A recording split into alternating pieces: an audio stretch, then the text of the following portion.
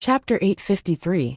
The barrenness of the North Sea made the sects more willing to gather the scarce resources. This way, the sects would be able to concentrate their advantages and increase their strength to the greatest extent possible. Jinling had a legacy of 10,000 years, but this kind of legacy could not be compared to the likes of the Profound Sky sect.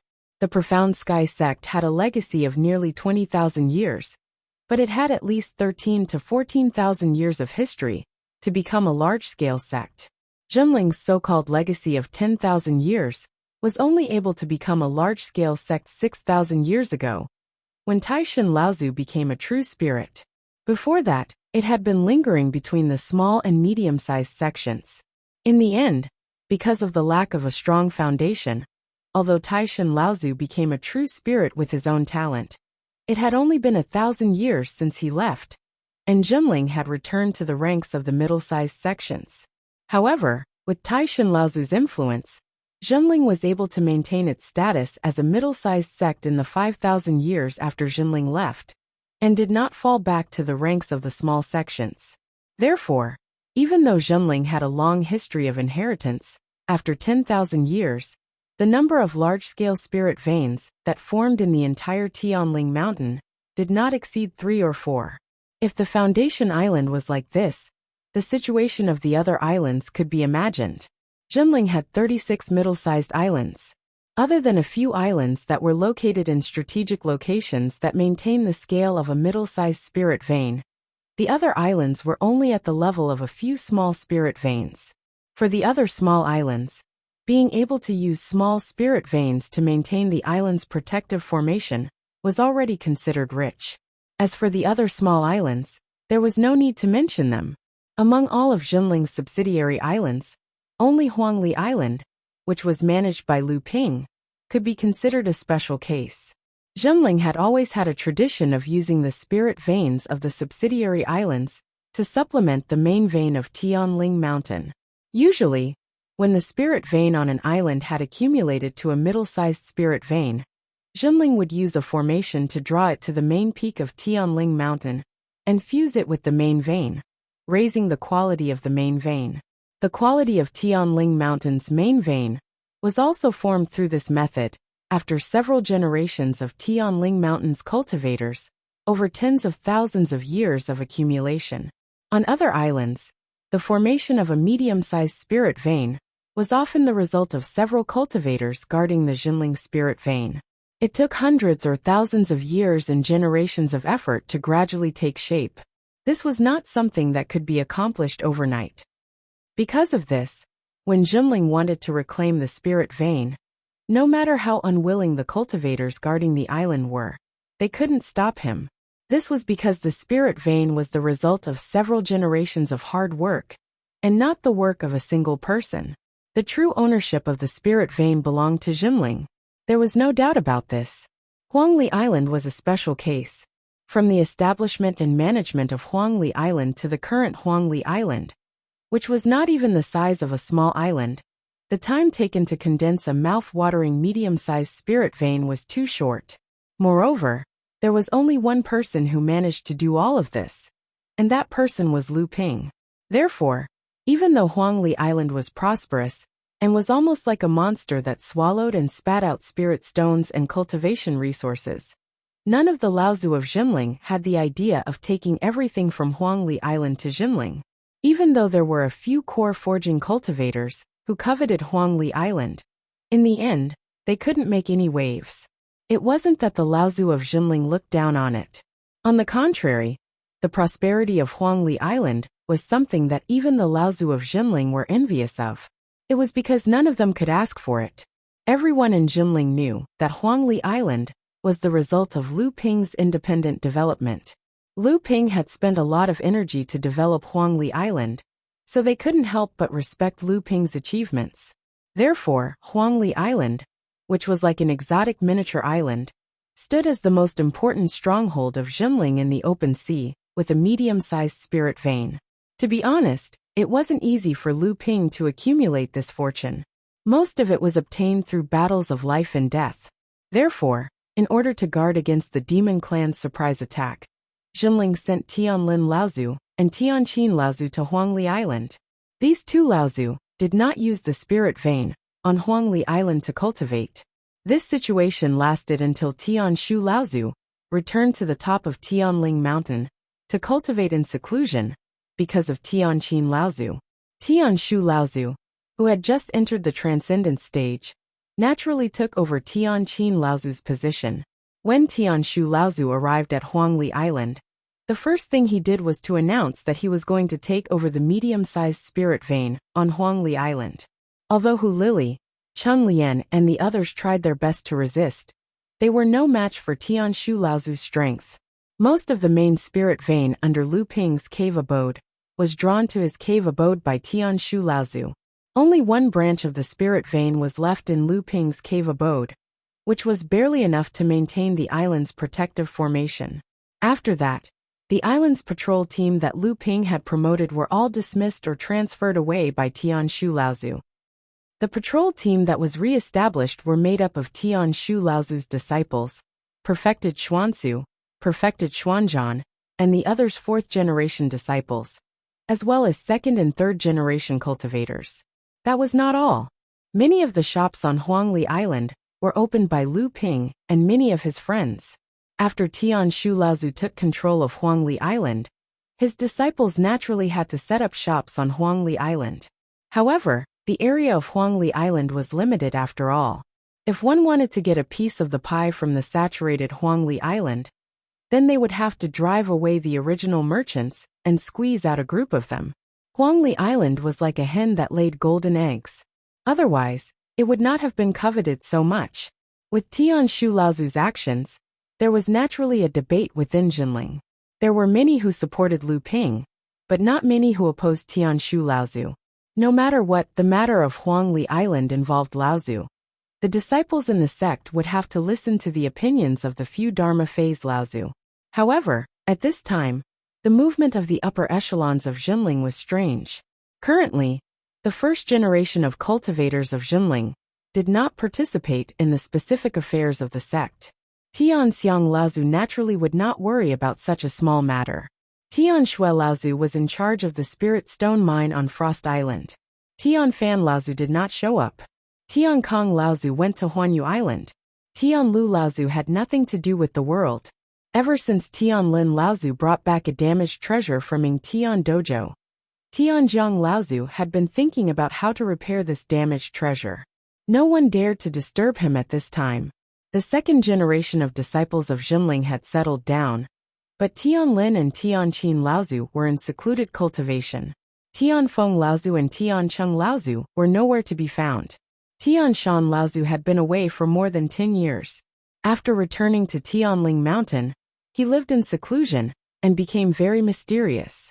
This huge Jinling was now supported by Lu Tianling Laozu, who was the sect master. At this time, many people finally understood that Tianshu Laozu had chosen a good time. There were only 2 Laozu left in Jinling, and these 2 Laozu had never been on good terms. Some well-informed cultivators used the information they had heard from the old cultivator of Jinling about the grudges between the two. In a short period of time, the news of the internal instability of Jinling had spread all over the place. However, Lu Tianling Laozu was the sect master of Jinling. He had been impartial all these years and had managed to make Jinling prosper. The prestige of the sect master had allowed Lu Tianling Laozu to gain the upper hand. Originally, Tianshu Laozu was no match for the current Lu Tianling Laozu, be it in terms of strength or influence. However, Tianshu Laozu had chosen Huangli Island, which was a controversial topic within Jinling. Moreover, he had grasped the crux of the problem. Whether or not Huangli Island still needed to be in Lu Ping's hands was the problem. Everyone knew that Lu Ping was the last disciple of the sect master of Jinling, and he was also the disciple she was most proud of.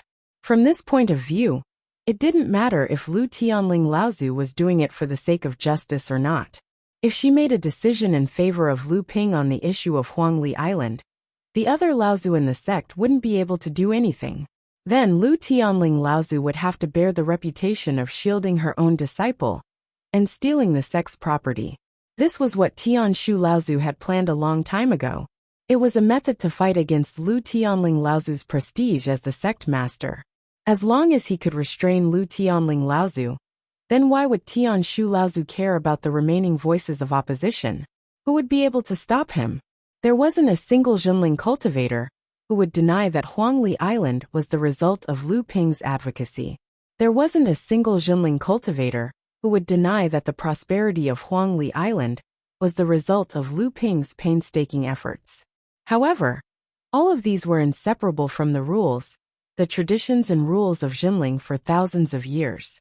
It was true that Huangli Island was developed by Lu Ping alone, but this couldn't be a reason for Lu Ping to occupy Huangli Island, let alone become his private property. Not to mention, without Jinling's support, without the sect's strong support when the demon beasts besieged Huangli Island, and without the three Laozus coming to Huangli Island to hold the fort and deter the demon beasts in the North Sea, how could Huangli Island still be as stable as a mountain when it was isolated in the sea? Of course, the sect naturally had to compensate Lu Ping in other aspects when they took over Huangli Island. This was the right thing to do, and Jinling would naturally not treat those who contributed to the sect unfairly. In fact, Tianshu Laozu's plan was carried out very smoothly. On Huangli Island, Tianshu Laozu easily took complete control of Huangli Island. Other than Lu Ping's lover, Xian Chen's disciple, Xian Hu, who fought to the death, none of Lu Ping's scoundrels who opposed the change of Huangli Island's guardian jumped out to make things difficult for him. This made Tianshu Laozu secretly proud of the success of his plan. But at the same time, he also felt slightly uneasy in his heart. From the beginning to the end, Lu Tianling Laozu didn't say a single word about Huangli Island. It was as if he had been watching coldly as the foundation his disciple built was easily taken over by Tianshu Laozu. This also made it so that Tianshu Laozu didn't fall into the trap of protecting his own disciple and dividing the sect's public property. As for the third-generation disciples who supported Lu Ping, they didn't show up. This made Tianshu Laozu feel that he seemed to have forgotten something. He didn't forget that when Jinling was still a core forging sage, Xianshu Laozu, because of Yin Xuanqu's transvestite bloodline, he was ordered to capture him. It was under Lu Ping's leadership that a dozen or so third-generation disciples didn't hesitate to go against the sect's orders to stop him from capturing Yin Xianqiu. In the end, Lu Ping even fought with him to cover Yin Xuanqu's escape from the North Sea. It was that battle that allowed Lu Ping to step on Sage Xianqiu's shoulders and build his reputation as the water sword deity. At this time, Tianshu Laozu was shocked. He finally knew where the uneasiness in his heart came from. It was from the dozen or so third-generation disciples who had stopped him from capturing Yin Xianqiu. Now among the third-generation disciples of Jinling, who had the potential to advance to the Dharma stage in the future, about half of them were gathered among the dozen or so disciples from back then. He had won now, but who among Jinling's future disciples would be able to beat him? Chapter 854. Grand Elder Tianshu suddenly felt like he was riding a tiger, unable to back down. What was originally thought to be a heaven-sent opportunity now seemed to be a trap. However, it was also a trap. Lu Tianling Laozu could choose not to jump into it, but Tianshu Laozu had already fallen into it. This was because the trap he had set was to force Lu Ping to leave Huangli Island. Under the situation where Lu Tianling didn't take the bait, he didn't have the face to return the Huangli Island spirit vein that he had already occupied. He could only walk to the end.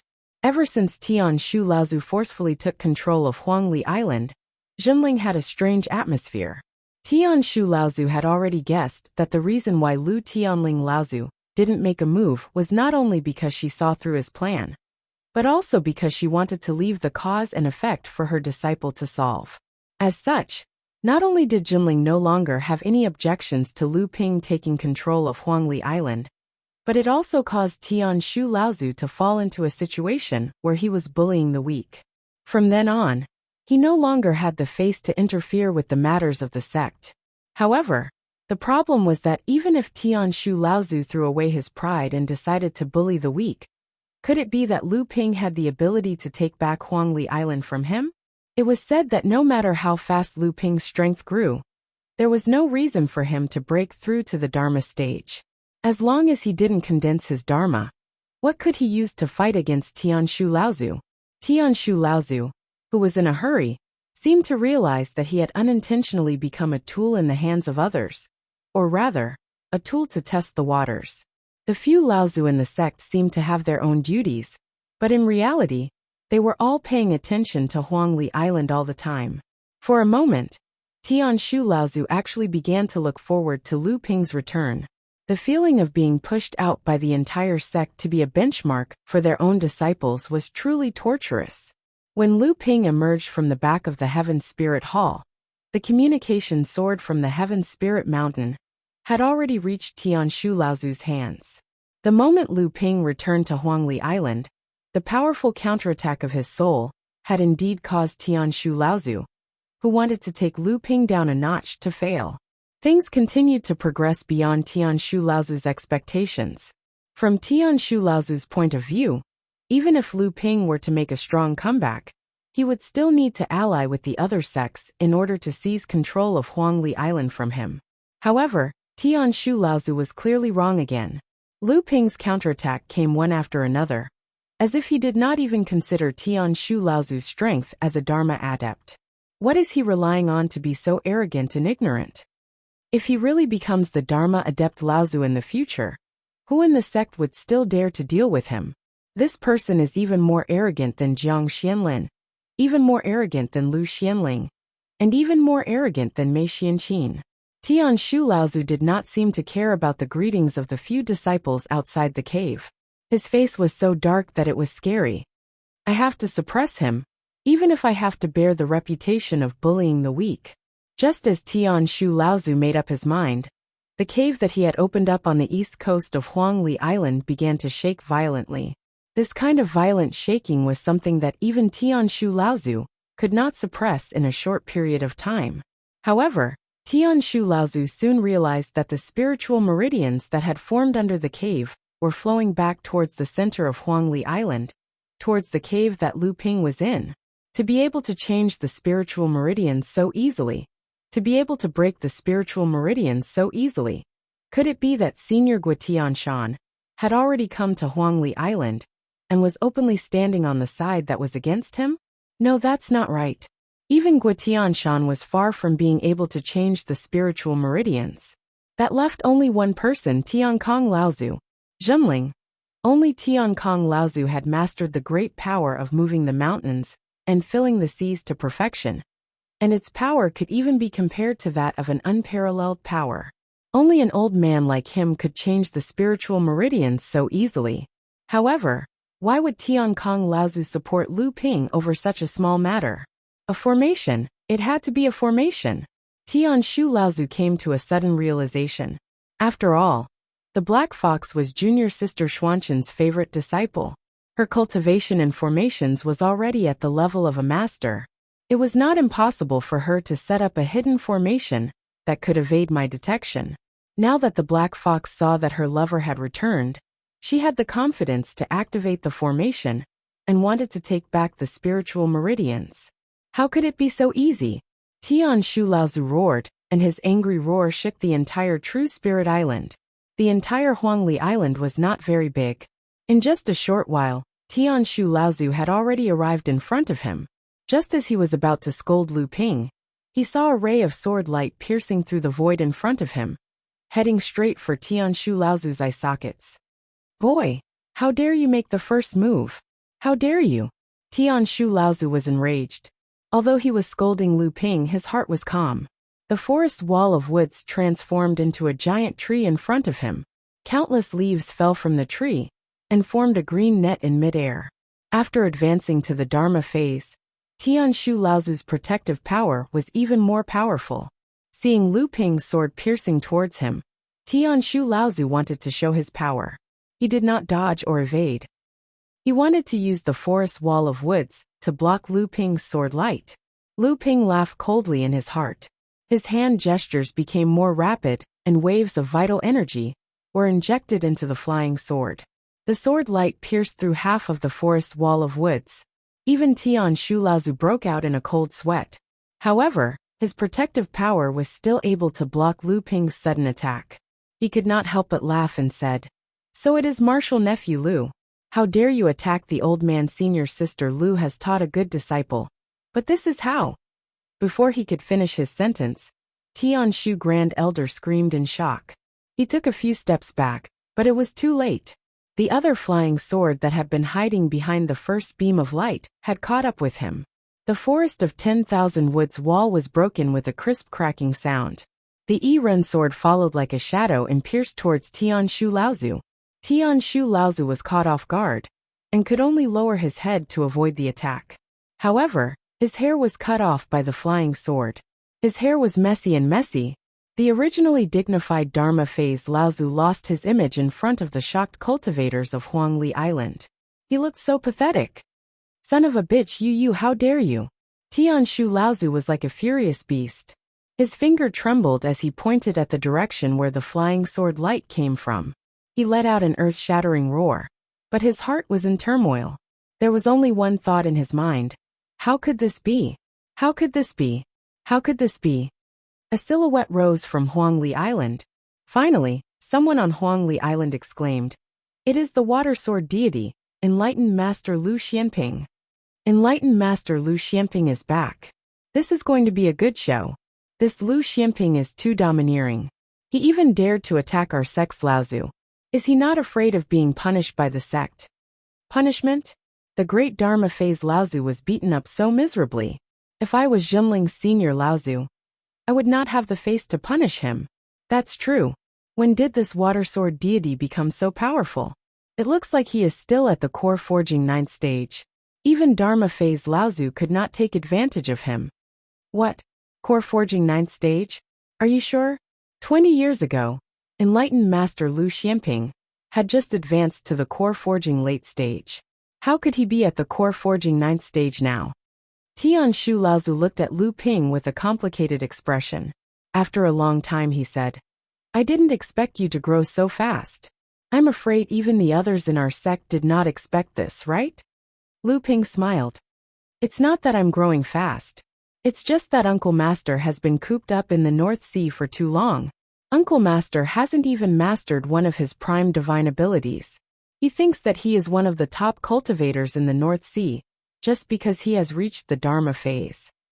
He doesn't know that there are many cultivators like me who can fight against Dharma phase Laozu." Perhaps, Tianshu Laozu held a slingshot in his hand. "But in today's battle, there must be a conclusion between us. Otherwise, we would be letting down those who set up this trap." Lu Ping sneered and said, "You're wrong again, junior martial uncle. From the beginning to the end, you were the one who took the initiative. Who was the one who secretly plotted for you, or forced you to do something? A man will do what he did, and if he made a mistake, then he made a mistake. Why do you keep pushing all the blame to others?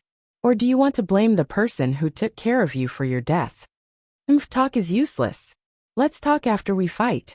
It was the same slingshot, and the same green ball of light formed on the leather cushion because of the beast tendon.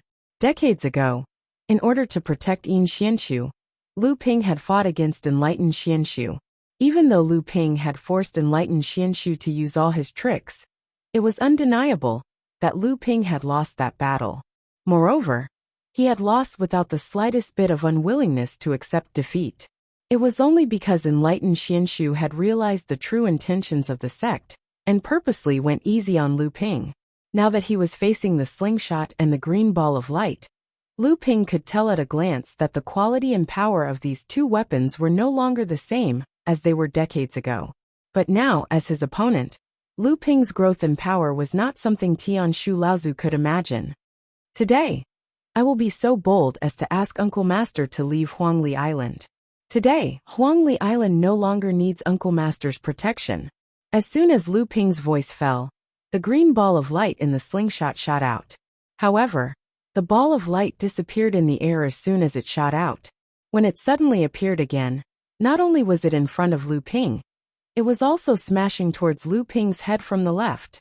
However, just as the ball of light appeared in front of Lu Ping, a golden light seemed to have calculated the position of the ball of light.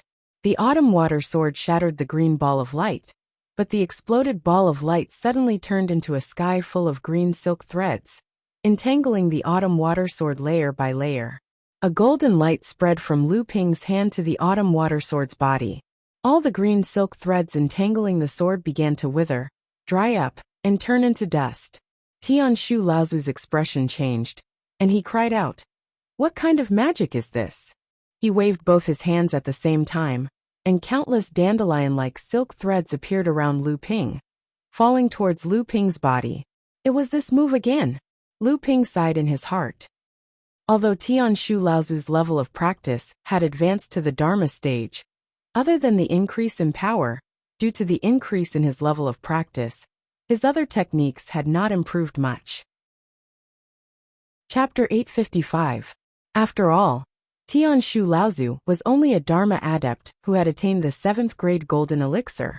If he had not had a fortuitous encounter in his early years, how could he have attained the Dharma stage so quickly, to the point where he was almost on par with Jinling's 3 truths and 4 spirits? However, the Dharma power that he had attained in the end could not be compared to the Dharma power that the 3 truths and 4 spirits had attained. Although he could not be said to be at the bottom of the early Dharma adepts, he was still one of the weaker ones. Dharma power was different from a practitioner's talent. At the beginning of a practitioner's training, those who were not very talented could still be saved through various methods. However, if the quality of the Dharma power that they attained when they entered the Dharma stage was not high enough, then it would not only affect their future progress in training, but it would also affect the Dharma power of other Dharma adepts of the same level. Lu Ping could tell that this Tianshu Laozu's training method was definitely the same as Tianshu Laozu's. It was the same forest wall of 10,000 trees, and the same profusion of fallen petals. This was especially so for the profusion of fallen petals. If Tianshu Laozu had used it, Lu Ping would have no choice but to retreat. However, now that Tianshu Laozu had used it, it was instantly destroyed by Lu Ping's flying sword and the meteoric power shield of 1,000 poisons. Lu Ping's calm expression had now become so arrogant and insufferably arrogant in the eyes of Tianshu Laozu. This was blatant mockery. Tianshu Laozu suddenly slapped his chest, and a green rock flew out from the space in his heart. This was Tianshu Laozu's Dharma power. The rock raised its head to the sky and let out a shrill cry. It flapped its wings in the sky, and countless feathers once again floated down. It was the same blossoming petals of fallen petals. But when Grand Ancestor Tianshu cast out his avatar, the power of the blossoming petals of fallen petals was more than doubled.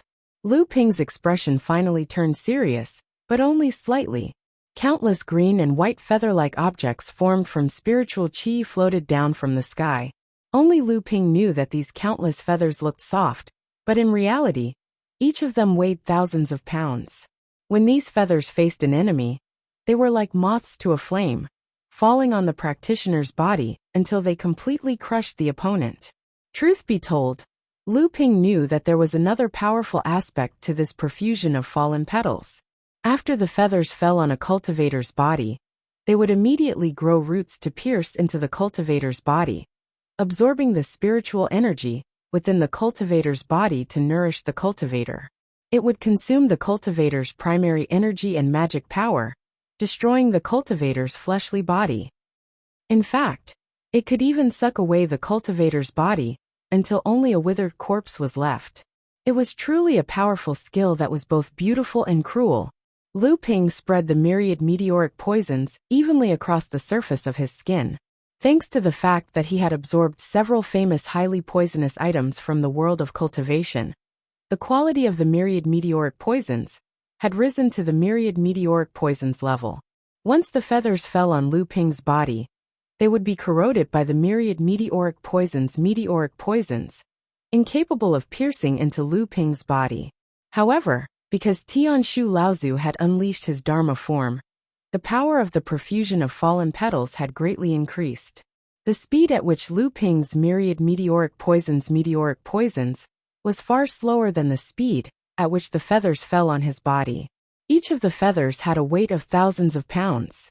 If it were not for the fact that Lu Ping had paid attention to the improvement of his fleshly body since a long time ago, and had swallowed a lot of pills that were used to improve the quality of his fleshly body, perhaps he would not have been able to withstand the power of this skill. For a moment, Tian Shu Laozu had the upper hand. However, he could not bring himself to feel proud at all. All he could do was coldly say, "Since you are senior sister Tian Ling's disciple, I will not punish you for disrespecting your elders.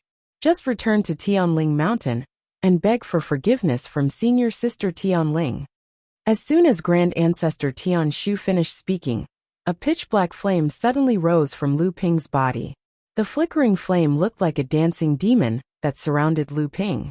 From afar, Lu Ping looked like a demonic cultivator hiding in a black fog. Ha ha ha, ha ha ha, ha ha ha. While Tian Shu Laozu was in a daze, the black flame suddenly spread upwards. One by one, the feathers that were falling towards Lu Ping turned into a spiritual flame in the sky. Tian Shu Laozu turned pale with fright. This myriad fallen petals' divine power used a cultivator's true energy as a guide, condensing the spiritual energy of heaven and earth to form this scene of endless falling petals.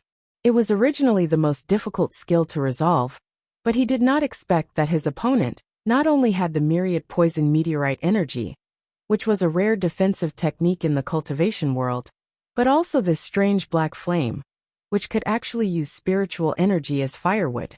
The thicker the spiritual energy, the more intense the burning would be. Tian Shu Laozu could clearly feel that the true energy that was attached to the petals was rapidly dissipating due to the burning of this strange black flame. This black flame was a strange item that Lu Ping had obtained in his early years, called the dark prism poisonous flame.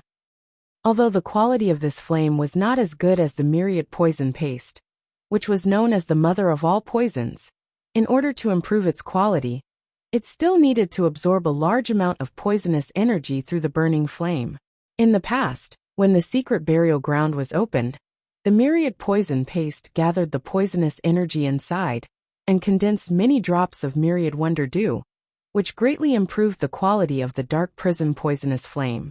Both the myriad poison paste and the dark prism poisonous flame could be regarded as the nemesis of Tian Shu Laozu's myriad fallen petals divine power. Naturally, the myriad poison paste was the best at restraining it. However, the myriad poison meteorite energy was extremely difficult to control, while the myriad poison meteorite energy was only a defensive technique. It was more than enough to defend, but not enough to attack. Although the quality of the dark prism poisonous flame was slightly inferior to the myriad poison paste, it was much easier to control than the latter. Moreover, the dark prism poisonous flame was originally a violent fire seed, so it was most convenient for Lu Ping to use it to neutralize Tian Shu Laozu's divine power. Just as Lu Ping and Tian Shu Laozu were fighting, a few rays of light rose from the cave dwelling that Tian Shu Laozu had opened on the east coast of Huangli Island. They flew toward Lu Ping's cave dwelling with a murderous aura. Among the rays of light, Yuan Xuanzhan took the lead, his eyes shining with excitement. He had been waiting for this moment for far too long. Previously, because Tian Shu Laozu was worried about his reputation, he did not want to lose control of Lu Ping's cave dwelling and the island's protective formation. But this time, Lu Xianping actually dared to openly provoke Tian Shu Laozu. This gave Yuan Xuanzhan a reason to take back control of Huangli Island in one fell swoop. Of course, this was only an excuse Yuan Xuanzhan could use to suppress Lu Ping. It could also be used to cover up the thrill of revenge hidden deep in Yuan Xuanzhan's heart, after being repeatedly humiliated by Lu Ping. Lu Ping's rise was too fast, so fast that Yuan Xuanzhan, who was also a third-generation disciple, felt despair. He knew that if he wanted to take revenge on Lu Xianping, he would never be able to surpass him no matter how hard he worked. As for the Yuan family, it was just a cultivation family that depended on Jinling. In the past, the Yuan family could be said to be a fence-sitter, waiting for the right price between Jinling and Xianling sect. But now, the Yuan family could only obediently rely on Jinling's whims to survive. Especially when Lu Ping went missing in the Beast Tide, his teacher, Reverend Lu Xianling, caused havoc in the Yuan family. He single-handedly beat the Yuan family's core forging perfected masters into hiding in the family's ancestral hall, not daring to show their faces. Wasn't that also a warning to Jinling? Otherwise, why didn't Reverend Xianshu, who was also a second-generation disciple of the Yuan family, and had always been at odds with Reverend Lu Xianling to help the Yuan family? Yuan Xuanzhan had already thought it through. The Yuan family was ultimately not presentable. If they wanted to become a giant, they could only rely on Jinling and rely on the sect's resources to rise. But if they wanted to deal with Lu Xianping, they would have to rely on a righteous cause. They would also need the help of Jinling's higher-ups, Laozu. Only then would they be able to suppress Lu Xuanping's arrogance. Yuan Xuanzhan had some foresight. He knew that with Lu Ping's strength and influence in Jinling, he was almost invincible among those below the Dharma adept level. Even if there were people who could match him, they would definitely not stand up and challenge the sect leader's disciple. Moreover, this water sword deity was Jinling's third Grandmaster Alchemist. Who would offend a Grandmaster Alchemist for no reason, let alone a Grandmaster Alchemist? Coincidentally, at this time, his uncle had come out of seclusion and become Jinling's second Dharma adept, Laozu. His uncle had always been at odds with Jinling's sect leader, and this immediately gave Yuan Xuanzhan hope. As expected, Tianshu Laozu, who was opposed to Jinling's centralization of power, took advantage of Tianqin Laozu's time to come out of seclusion to take charge of Huangli Island. The biggest disagreement between Tianshu Laozu and Tianling Laozu was because they had a major disagreement on the development of Jinling. Nearly 100 years ago, Reverend Lu Xianling, who was in charge of Jinling sect's affairs, had a fierce conflict with Reverend Xianshu. However, at that time, Reverend Xianshu seized the opportunity and pushed Reverend Lu Xianling down from his position as the sect's deacon. Lu Tianling Laozu was a supporter of Jinling's centralization of power. He believed that only by concentrating Jinling's power in the hands of the sect leader, Jinling's limited resources could be used to quickly cultivate disciples with potential and increase Jinling's strength. At the same time, in the face of the approaching Mara's disaster, only the sect leader could gather enough power to resist Mara's disaster and quickly take measures according to the development of the situation. This way, Jinling's strongest power could be used to minimize the losses. Tianshu Laozu, on the other hand, was a supporter of Jinling's balance of power. At the same time, he was also a supporter of Jinling's tens of thousands of years of inheritance. What he valued more was the balance and restriction of power in Jinling's inheritance and development. He believed that the establishment of a sect leader would greatly damage Jinling's inheritance system. Without restriction and supervision, a sect leader with great power could easily cause the formation of unfair events. Huangli Island was the embodiment of this unfairness. As the last disciple of the sect leader, how could a cultivator, who had only cultivated for a little more than 100 years, be able to accumulate such a large foundation in the isolated Huangli Island? Did he rely on his own strength? Huangli Island had a large amount of resources for training. The small Huangli Island spirit vein had reached the middle rank. Even most of the medium-sized islands couldn't catch up. Why didn't the sect take back the spirit vein? Was it because he was the sect leader's disciple? Chapter 856. Yuan Xuanzhan took the lead, followed by two more rays of light. These two rays of light belonged to Tianshu Laozu's two disciples, both of whom were at the core forging stage. Behind them were two more rays of light. These two rays of light looked very solid. Obviously, they were stronger than the first three rays of light, but for some reason, they were lagging behind Yuan Xuanzhan's group. One of the last two rays of light was none other than Taoist Master Xuanzu, whom Lu Ping was familiar with. Taoist Master Xuanzu was Tianshu Laozu's eldest disciple, and also a disciple that Tianshu Laozu valued as his successor. She was also a well-known cultivator among the third-generation disciples of Jinling. Although she was slightly inferior to Taoist Master Xiantian, she was still one of Jinling's direct disciples. Otherwise, she would not have been one of the 7 people who accompanied Tianqin Laozu to the Fantasy Spirit City auction. However, Taoist Master Xuanzu's heart was very tangled at this time. He was now at the peak of the 7th stage of the core forging stage, and his status in Jinling was even higher than some of the second-generation cultivators in the late core forging stage. He knew some of the secrets of Jinling's higher-ups, and he had some guesses and analysis about his teacher's current situation. Moreover, he had been in contact with Lu Ping for a period of time. He knew that this little junior brother of theirs, who had less than 100 years of cultivation time than them, was really not easy to deal with.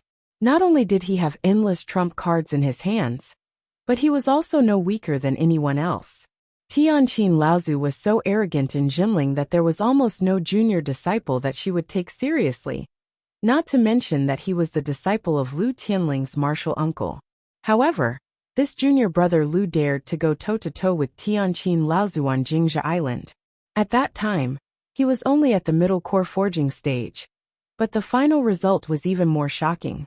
The two had clashed several times, and it seemed that in the end, Lu Ping had the upper hand, which finally made Tianqin Laozu look at him in a different light. From enlightened Master Xian Su's point of view, a person like Lu Ping would never act rashly in a fit of anger. He would only act calmly after planning. This time, Lu Ping had challenged his teacher, Tianshu Laozu, the moment he returned to Huangli Island. This junior brother Lu must have a trump card that no one knew about. Even if he couldn't turn defeat into victory, he could at least make it so that no one could do anything to the other. However, one should not forget that Tianshu Laozu was still a Dharma adept after all. If they really reached a point where neither of them could do anything to the other, even if neither of them suffered any losses, Tianshu Laozu would still lose. The North Sea practitioners would not say that Lu Ping was taking advantage of Jinling. They would only say that a dignified Dharma adept could not handle a junior practitioner in the core forging stage. Needless to say, after this battle, Lu Xuanping's name as the Aquasword deity would definitely become even more famous in Jinling. Beside enlightened Master Xian Su was another second-generation adept of Jinling, enlightened Master Xian Chang. He was already at the 9th level of the core forging stage, and was once in charge of Jinling's criminal law. He could be considered a second-generation adept of Jinling. Like enlightened Master Tianshu, he was also an opponent of Jinling's centralization of power. In the past, he was also one of the masterminds behind enlightened Master Lu Xuanling's downfall from his position as a deacon. At this moment, enlightened Master Xian Chang's face was filled with worry. His worry stemmed from an unintentional warning from Fornax Laozu. Enlightened Master Xian Chang was like enlightened Master Xian Shu before he entered the Dharma stage. He could be said to be one of the few people who were second only to Jinling's 3 truths and 4 spirits. It was just that enlightened Master Xian Shu's luck was much better than the others. He was only a few decades behind the 3 truths and 4 spirits before he successfully entered the Dharma stage. Enlightened Master Xian Chang, on the other hand, did not have the same luck as enlightened Master Xian Shu. He could only practice step by step. As such, it was extremely difficult to condense a golden core of the 7th grade and above. It was even more difficult to condense a Dharma power. After enlightened Master Xian Chang had come out of seclusion to guard Huangli Island, enlightened Master Xian Chang had once gone to consult Fornax Laozu to see if there was any way to help him smelt a heaven-level spirit object and condense a golden core of the 7th grade. This way, he would be able to fight for his Dharma power in the future. At that time, Fornax Laozu had hinted to enlightened Master Xian Chang not to get involved in the affairs of Huangli Island. In his words, he had hinted that whether or not he could smelt a heaven-level spirit object and condense a golden core of the 7th grade depended on enlightened Master Lu Xianping. However, at that time, enlightened Master Xian Chang did not care. He was only overjoyed because Fornax Laozu had said that he still had hope of advancing to the Dharma stage. As for the method to condense a golden core of the 7th grade, other than finding a suitable heaven-level spirit object, it was nothing more than a secret pill. Since enlightened Master Lu Xianping could make it, then Uncle Master Fornax and junior sister Tianqin could naturally do it as well. Could it be that these 2 experienced alchemists could not compare to enlightened Master Lu Xianping? However, he had no choice but to regret it now. He had been a part of the upper echelons of Jinling for many years. Although because of the expansion of the number of Dharma adepts in Jinling, he had lost the right to participate in many of the decisions of Jinling. However, His hundreds of years of knowledge and experience allowed him to finally see that Huangli Island was actually a trap. A trap that Lu Tianling Laozu had dug for senior brother Tian Shu in order to completely control Jinling and unify all the opposing voices in Jinling. This pair of master and disciple, one in the light and one in the dark, cooperated with each other and had a tacit understanding. Senior brother Tian Shu had probably already realized this the moment he started to fight for control of Huangli Island. However, at that time, he had no choice but to jump into this trap. Moreover, senior brother Tian Shu did not believe that this trap could really bury him. Why? Because of her disciple Lu Xianping? Tian Shu Laozu's cold smile was still deeply engraved in enlightened Master Xian Chang's mind. However, the scene in front of him was still vivid in his mind. The cunning and astute Lu Tianling really did rely on her disciple. What a good Lu Tianling! What a good water sword immortal! Yuan Xuanzhan's escape light suddenly stopped, and then the other escape lights also stopped. Enlightened Master Xian Chang did not understand what was going on. When he looked up, he saw that in front of the door of Lu Ping's cave, there was a burly, bald man looking at them with a mocking expression. Enlightened Master Xian Chang scanned the man with his divine sense and was stunned. The person in front of him was actually a peak core forging cultivator. Without waiting for enlightened Master Xian Chang's reminder, Yuan Xuanzhan, who was in front of him, stepped forward and shouted, "Who are you? How dare you block the way again?" The bald man stared at Yuan Xuanzhan in amusement for a while, then said, "It's really funny. The few of you want to barge into my master's cave residence, yet you still ask who I am indiscriminately. Are you out of your mind?" This bald man was naturally the lone killer Lei Laolu, Lei Di from the Central Plains. Lu Ping naturally knew that enlightened Master Xian Chang wasn't the only one guarding Huangli Island. There were bound to be other disciples under his command. Hence, he left sixth brother Lei behind to guard the cave dwelling to prevent Tian Shu grand ancestors, disciples from stealing the cave dwelling, when he was busy fighting with Tian Shu grand ancestor. Only now did Yuan Xuanzhan notice that the person in front of him was actually a peak core forging cultivator. A murderous aura rushed towards him. He didn't know how many people this person had killed, but Yuan Xuanzhan, who had already advanced to the middle stage of core forging, knew that he was definitely not this person's opponent. He wanted to say a few tough words, but he was overwhelmed by the murderous aura. At this time, enlightened Master Xian Su suddenly took a step forward and stood in front of Yuan Xuanzhan. "You must be joking. With your cultivation, how could you have reached the point of becoming someone's slave?" Lei Laolu smiled bitterly and pointed at the group fighting in the sky. "Didn't he even dare to fight with Dharma Xiang Laozu? What's so strange about me acknowledging him as my master?" Although enlightened Master Xian Su was unwilling, she still said, "Please step aside. This is my Zhenling's matter. This cave must be taken back. Although you are strong, this is my Zhenling's territory. If there is a conflict, even junior brother Xianping may not be able to protect you." Hee. Lei Laolu sneered disdainfully and did not say anything. He looked at Yuan Xuanzhan and the others with undisguised ridicule. It was obvious that he was mocking them for overestimating themselves. It wasn't just enlightened Master Xian Su who was furious. Behind her, enlightened Master Xianchang was also slightly angered. This was Jinling's territory. How dare an outsider behave atrociously here? Yuan Xuanzhan was the first to lose his cool. Although he was only a mid-core forging cultivator, he knew that the person in front of him was clearly not a Jinling cultivator. As long as he could provoke a melee, no matter how strong this person was, Jinling would never side with an outsider. Perhaps he could even accuse Lu Xianping of colluding with an external enemy. As the saying goes, evil breeds courage. Yuan Xuanzhan stretched out his hand and pushed Lei Laolu. "How dare you? Jinling is not a place where you can behave atrociously." Enlightened Master Xian Su was shocked. Just as she was about to stop him, Yuan Xuanzhan had already made his move. A giant spiritual palm formed in front of him and slammed towards Lei Laolu.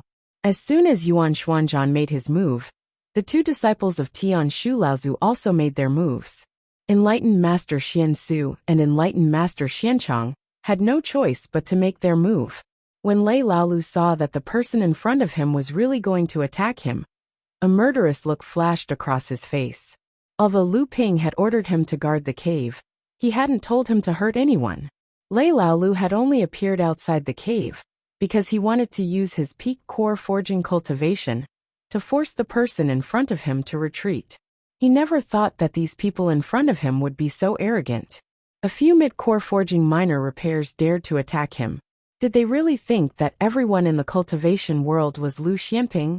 Yuan Xuanzhan was secretly pleased with himself when he heard Enlightened Master Xianchong and Enlightened Master Xuanzu cry out, "Watch out!" A gust of cold wind blew past Yuan Xuanzhan's ear. Before he could understand what was going on, he felt his body tighten. The true essence in his blood vessels was completely sealed. Yuan Xuanzhan was scared out of his wits. When he looked up to see what was going on, his vision went black. Then he felt a sharp pain, followed by a feeling of being in the clouds. After that, he didn't know anything else. Chapter 857. Let him go. Enlightened Master Xuanzu pointed her natal magic treasure at sixth brother Lei. She looked at Yuan Xuanzhan, who had been captured by sixth brother Lei, as if she would fight to the death at the slightest disagreement. At this moment, Taoist Xianchong took a step forward and said, "Fellow Taoist, if you're really Martial Nephew Lu's subordinate, then you should naturally know that if anything happens to the person you captured, then I'm afraid it'll be difficult for Martial Nephew Lu to explain it to him." Although the two of them refused to compromise, sixth brother Lei's ability to capture Yuan Xuanzhan so easily despite the two of them working together was enough to make the two of them gasp. They knew that even if they joined forces, they would still be no match for the person in front of them. However, they couldn't show any weakness at this moment. They could only brace themselves and hold on. Sixth brother Lei smiled innocently and said, "Don't worry, enlightened masters. This kid wants to drag the two of you down with him, but I'm not a reckless person. However, shouldn't the two of you look up at the sky now?" "What?" Enlightened Master Xuanzu and Enlightened Master Xianchong looked at the smiling sixth brother Lei and had a bad feeling. When they looked up, they didn't know when the battle between the two had ended. Speaking of which, Tian Shu Laozu's heart palpitated when he saw Lu Ping's strange dark prism poison fire so easily dispelled his ability. However, he couldn't think of anything else now, and Lu Ping wouldn't give him any more time to think. Tian Shu Laozu's rock swooped down, a pair of sharp claws reaching out from his abdomen and grabbing at Lu Ping. Tian Shu Laozu actually attacked with his Dharma avatar. This was out of Lu Ping's expectations. Although Dharma avatars were powerful, they were most likely to be injured if they were displayed in front of the opponent like this, unless it was a critical moment.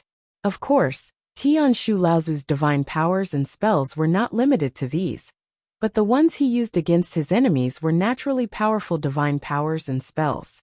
However, these spells were easily neutralized by Lu Ping, and Tian Shu Laozu himself had not been able to find out the depth of the person in front of him. For a moment, he was at a loss of what to do, and so he directly commanded his Dharma power to attack. This was also because Tian Shu Laozu had just entered the Dharma stage and had not done much research on the techniques of the Dharma stage.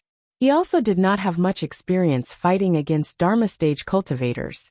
The rock's sharp claws plunged straight into the dark prism poison fire. The strange flames climbed up and burned the rock's golden claws. Tian Shu Laozu's face turned pale, and it was obvious that he was in great pain. The rock Dharma form also let out a shrill cry, but its sharp claws were not actually damaged by the poisonous fire, and it continued to claw at Lu Ping's head. Dang! Dang! Two sounds of metal clashing rang out, and the rock circled back into the sky. Lu Ping's My Lady Autumn Dew sword was pulled back. Even though Lu Ping's inner yuan was thick and strong, he was still shaken by the rock's claws. An evil wind came from above, and as the rock circled above Lu Ping's head, its golden beak suddenly pecked at Lu Ping. Lu Ping snorted coldly, and his right hand's middle finger and index finger stretched out. He drew 9 circles at the pecking beak above his head, and streaks of bluish-purple water lines appeared out of thin air above Lu Ping's head. They formed a noose, and coincidentally, the rock's extended beak was caught in it. Lu Ping's right hand suddenly made a pulling motion, and the noose formed by the 9 water lines suddenly tightened, binding the rock's beak tightly. In Lu Ping's hands, the art of water control had already reached the acme of perfection. The rock had no choice but to flap its wings, and a hurricane surged out, attacking Lu Ping's head. At the same time, cracks appeared in the surrounding space, and strange vines reached out, wrapping around Lu Ping's body. Countless sword rays that looked like fish scales formed a cocoon around Lu Ping. The surrounding vines and grasses were all killed by the water seep sword skill. A black flag suddenly jumped out of the sword cocoon and gently waved at the Dharma form rock. Waves of water formed huge water ropes in the sky, wrapping around the rock's wings. Although the rock could easily break the water ropes that wrapped around its body, more and more water ropes wrapped around it. In just a moment, the Dharma form rock was swaying in the air. At that moment, he suddenly heard Tian Shu Laozu mumbling something.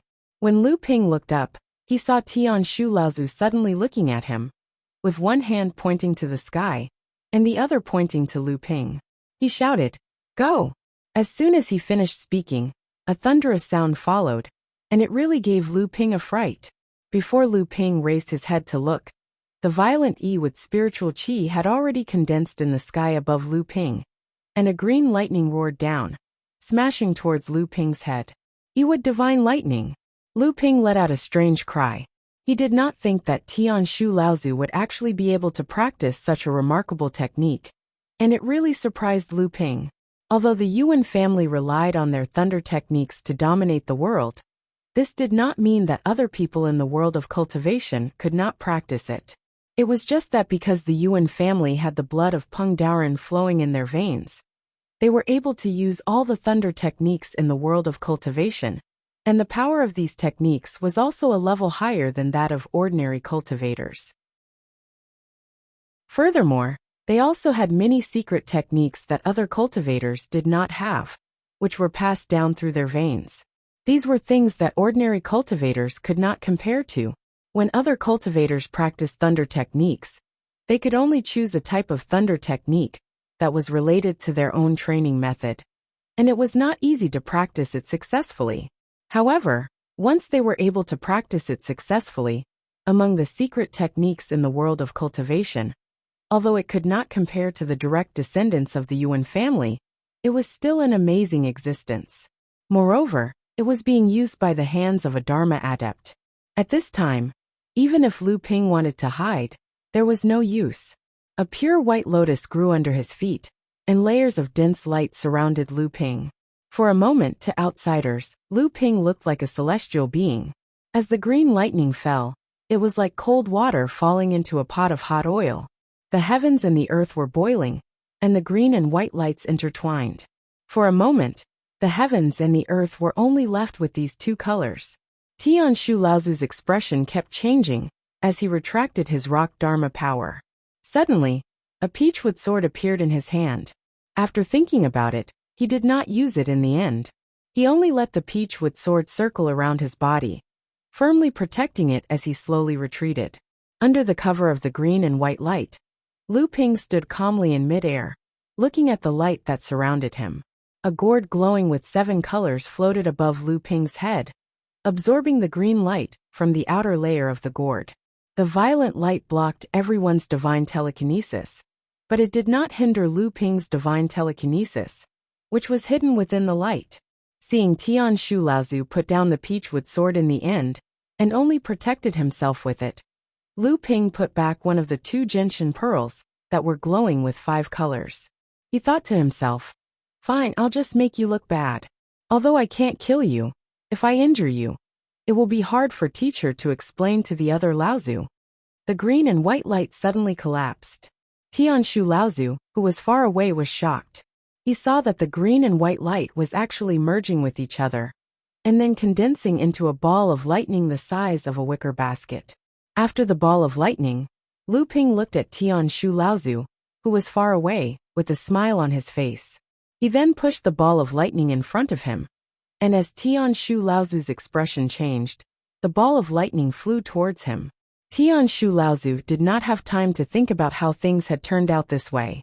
The peachwood sword in front of him sent out 99 rays of sword light in a row. Every ray of sword light gave off a sliver of lightning, and then surrounded the sword light to weave into peach blossoms that flickered with lightning. The 99 lightning peach blossoms set off each other, and actually formed a huge lightning peach tree above Tian Shu Laozu's head. The peach tree shook, and countless leaves and petals fell from the tree. It was like a hanging curtain protecting Tian Shu Laozu.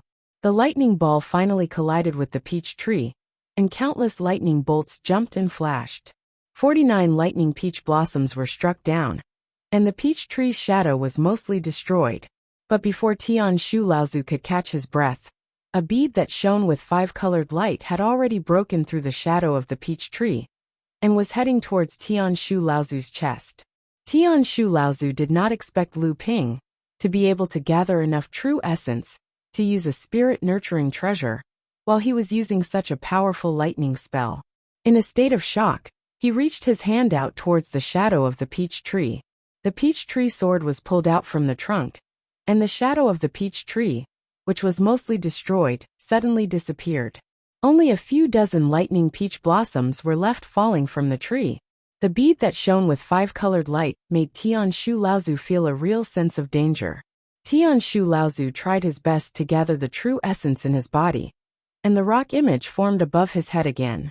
The peachwood sword was thrown into the air by Tian Shu Laozu, and it fused with the rock's beak. Bolts of lightning suddenly gathered in the rock's mouth, and then shot towards the 5-colored gentian bead.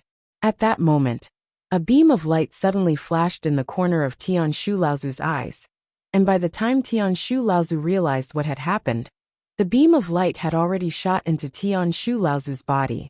Tian Shu Laozu's body suddenly froze, and the true essence in his body could not be used for a moment. Even though Tian Shu Laozu was able to break free in a split second, the 5-colored gentian bead took the opportunity to knock away the peachwood sword and broke through the rock image's lightning.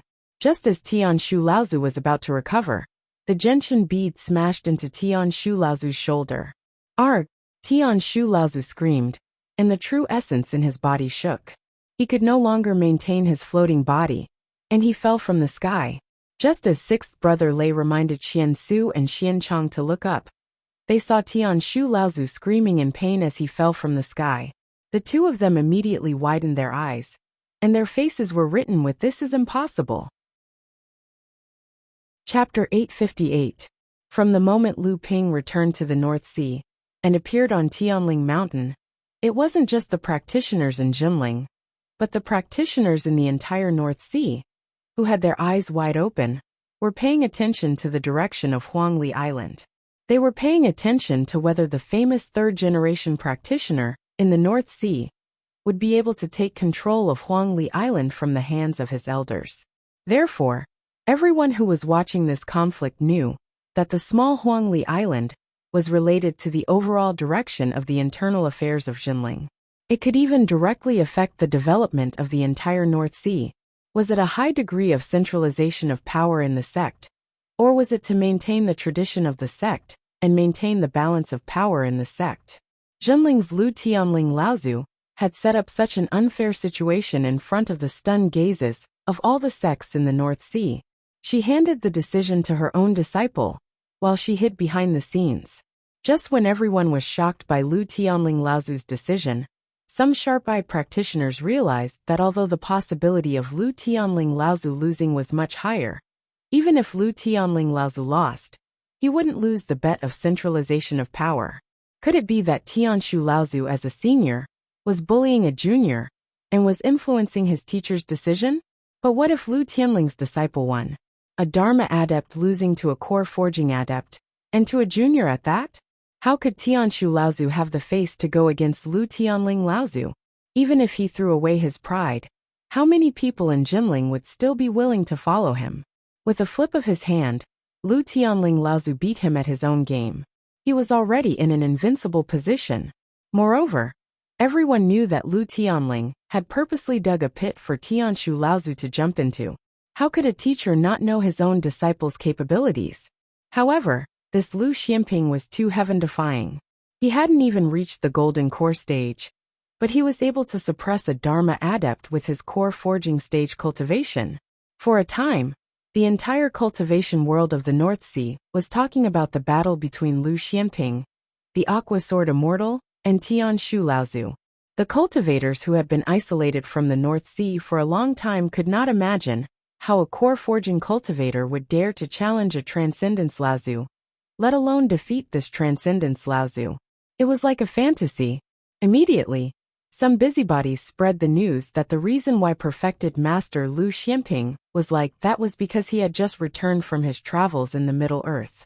The Middle Earth was the holy land of the cultivation world, and even the Eastern Sea cultivation world was inferior to it.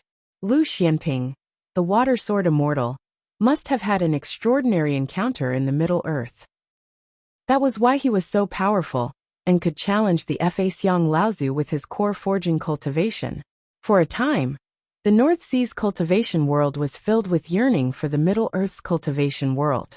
Ever since the destruction of Fei Ling's sect, the North Sea's cultivation world, and the Middle Earth's cultivation world, had lost direct contact for 4,000 years. In these 4,000 years, only the top disciples of the big sects in the North Sea had been lucky enough to travel to the Middle Earth through the East Sea. They brought back bits and pieces of news about the Middle Earth's cultivation world, or some recent news about the Middle Earth's cultivation world from the East Sea's cultivation world. However, when it came to understanding the Middle Earth's cultivation world, even Jinling, who had built a stronghold in the Yingshan mountain range, was not so arrogant. The fact that Lu Ping had defeated Tian Shu Laozu in a head-on battle had also caused a huge uproar in Jinling. Although Tian Shu Laozu had been beaten to the ground by Lu Ping's Gentian Pearl, and had lost all his face, he knew that Lu Ping had shown him mercy. Otherwise, he would have been severely injured at the very least. The two enlightened masters Xian Su and Xian Chong helped him up from the ground. The pale-faced Tian Shu Laozu circulated the essential vitality in his body, and realized that he was not seriously injured. He cast a resentful and complicated gaze at Lu Ping, who was in the sky, and said in a low voice, "Let's go." They did not even bother to pack up the cave abode on the east coast. The group left Huangli Island in a hurry. Lu Ping did not stop them. Tian Shu Laozu's hurried departure immediately caused a commotion on Huangli Island. After a while, many of the patrolling cultivators on Huangli Island left. After a while, some of the cultivators who ran shops on the island also saw that the situation was not good, and packed up their belongings to run away. These people were the ones who had begged Tian Shu Laozu and his disciples to do business on Huangli Island after Tian Shu Laozu took control of Huangli Island. Some of them even used Tian Shu Laozu's deterrence to force many of the old shops on Huangli Island to leave. Now that the change of ownership of Huangli Island was a foregone conclusion, these cultivators who were worried about Lu Ping's revenge did not dare to stay any longer. One by one, they put down their errands and businesses and left Huangli Island. Lu Ping returned to his cave abode. From afar, he saw Sixth Brother Lei standing at the entrance of his cave abode with Yuan Xuanzhan in his hand. Lu Ping smiled and walked towards Sixth Brother Lei. Yuan Xuanzhan had plotted against Lu Ping several times in the past, especially when he almost kidnapped Hu Lili in the open sea, causing him to die in the beast tide. Although Lu Ping did not have any direct evidence, and Lu Tianling Laozu had also caused trouble in the Yuan family, it did not mean that Lu Ping was willing to let him go. It was just that Lu Ping had a lot of things to do, and the complicated relationships in the sect. On top of that, Lu Tianling Laozu had just ascended to the position of sect master. Lu Ping did not want to affect his master's plan to take control of the sect, so he had been tolerating it. However, now that Lu Ping had reached this stage, when he looked back at the Yuan family, he really looked like a clown. Even with Tian Shu Laozu's support, if Lu Ping insisted on destroying the Yuan family, not many people could stop him. What a joke! Now that Lu Ping was a force in Jinling, who could defeat a Dharma adept, who in the North Sea cultivation world would dare to treat him as a core forging adept? After this battle, Lu Ping's status in Jinling would definitely rise. Although he might not be able to be on the same level as Tian Cheng, Tian Shan, and Tian Feng Laozu, due to his seniority, any decision made in Jinling would probably not be able to bypass Lu Ping. This was the status that came with power. And Lu Tianling Laozu, as the sect master, would definitely have more control over the sect because of his disciple. Once Tianlin Laozu passed his first Dharma tribulation and reached the mid-Dharma stage, Zhenling would officially enter the era where the second generation of disciples would take over Zhenling. Sixth brother Lei looked at Lu Ping and laughed. Now that you mention it, it's funny. The North Sea cultivation world is really like a bunch of country bumpkins who have never seen the world. When they saw that you defeated a Dharma adept, they were even more shocked than if they had seen a ghost. Lu Ping smiled and said, "The North Sea has been isolated for a long time. At most, they have only had some contact with the East Sea cultivation world. Not many people know that there are different levels of Dharma adepts of the same level. My uncle Master Tian Shu is just one of the weaker early Dharma adepts. Defeating him is nothing to brag about." Sixth brother Lei pointed at Lu Ping and laughed. "You're being unreasonable. You're a guy who even dares to fight a mid-Dharma adept. Even Fan Yuqing died at your hands. Naturally, you wouldn't care about early Dharma adepts. What I find strange is that in a place as barren as the North Sea, there's something strange about you." Lu Ping smiled and said, "Brother Lei, don't be so pretentious. With Brother Lei's strength, even in the big sects in the Central Plains, you're one of the strongest direct disciples. Even in the 5 Holy Lands, with Brother Lei's assassination skills, you might be able to fight against the direct disciples. But now you're laughing at me." Sixth brother Lei stopped joking and said seriously, "You've made your uncle master suffer such a huge loss and lost so much face in the cultivation world. Yet you let him go. Aren't you afraid that he'll seek revenge in the future? You must know that it's easy to dodge a spear in the open, but hard to defend against a stab in the dark. Although you're powerful, you're still not at the peak of the cultivation world. There are plenty of people who can defeat you." Lu Ping shook his head and said, "Brother Lei, I can't kill him. My fight with Uncle Master Tian Shu is only about the inheritance of the sect and the way to expand. It's not a fight to the death. If I really kill him, the Zhenling sect will definitely fall into internal strife. The Laozu, especially the first Laozu, will definitely interfere. When that happens, all of Master's plans will be for naught. What's more, this person had the chance to kill me in the past, but in the end, he didn't take the opportunity to settle this personal grudge.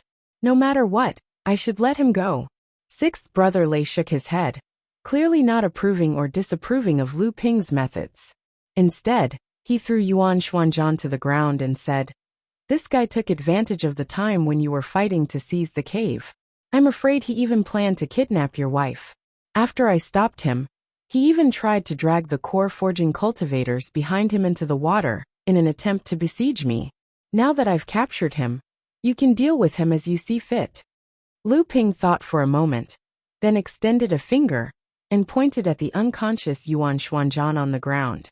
A golden mist instantly entered Yuan Xuanzhan's chest. The intense pain woke Yuan Xuanzhan from his coma. He felt as if his body was being bitten by countless things, causing him to roll on the ground. What did you do to me?" The intense pain did not affect Yuan Xuanzhan's rationality. "Have you heard of the myriad poison serum?" When Lu Ping's words entered Yuan Xuanzhan's ears, it was as if a devil was teasing him. "Haha, you're willing to use such a precious thing to kill me?" Amidst his shrill and hoarse roar, Yuan Xuanzhan finally made his meaning clear. Sixth brother Lei revealed a trace of admiration and said, "You have some tough bones." Lu Ping did not show the slightest expression on his face towards Yuan Xuanzhan, who had been tortured like a ghost by the myriad poison meteorite qi. Instead, he continued in a cold voice, "Do you know of the 8 Scenic Restaurant?" The pain in Yuan Xuanzhan's body had already subsided, although he did not know why Lu Ping was still alive after injecting the myriad poison serum into his body. When he heard Lu Ping's words, he suddenly raised his head and said, "You're not going to kill me?" Lu Ping ignored his astonishment and said, "The golden mist I injected into your core space is not the myriad poison serum, but the myriad poison meteorite qi that I refined. You come from the Yuan family, so you must have some knowledge. You should know that your life is in my hands. Unless your cultivation surpasses mine in the future, your life is in my hands. Even a great cultivator cannot save you. Chapter 859. Why don't you just kill me? Yuan Xuanzhan finally stood up in front of Lu Ping. By now, he had calmed down and was staring at Lu Ping with a pair of dark eyes. Lu Ping shook his head. Lung Qian might not be Master's favorite, but she's still my senior sister. You're her Dao companion, so I won't kill you. In the future, you'll be on duty in the Baiying Tower. What big words. The Baiying Tower is a great treasure that Tianlin Laozu found outside. You Lu Xianping can send me there with a single word. Do you really think that Jinling belongs to your family? Lu Ping sneered.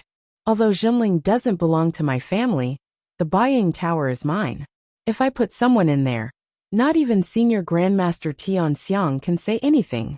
Yuan Xuanzhan stared at Lu Ping dumbfounded.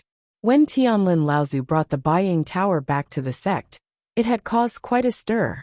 The Baiying Tower was a treasure between a treasure and a heavenly grotto heaven. In terms of quality, it might not be as good as a true heavenly grotto heaven treasure, but it only had two real functions. One was to suppress, like a prison, to imprison opponents in the tower. The other was a trial. The 8 scenic tower could create different illusions by placing different spiritual treasures. Moreover, these illusions were extremely realistic, as if they were different worlds. It could also evolve into different beasts and birds of prey according to the grade of the spiritual treasures. It was an excellent place for disciples to train. This was especially true for the second function. The sect would nurture some disciples to be used, but none of them had any knowledge or experience. They only knew how to follow the instructions, so how could they have any future? Those divine abilities and magical arts could only be mastered through life and death battles. However, if these disciples were to be sent out to train, it was unknown how many losses they would suffer each time. If these disciples could train in the 8 scenic tower before being sent out, it would be extremely beneficial to their growth and training. Only the great sects with deep foundations would have a place like the Baiying Tower. Jinling had once tried to refine a similar treasure, but the method to refine such treasures was usually forbidden by the great sections. Jinling had no way of obtaining it.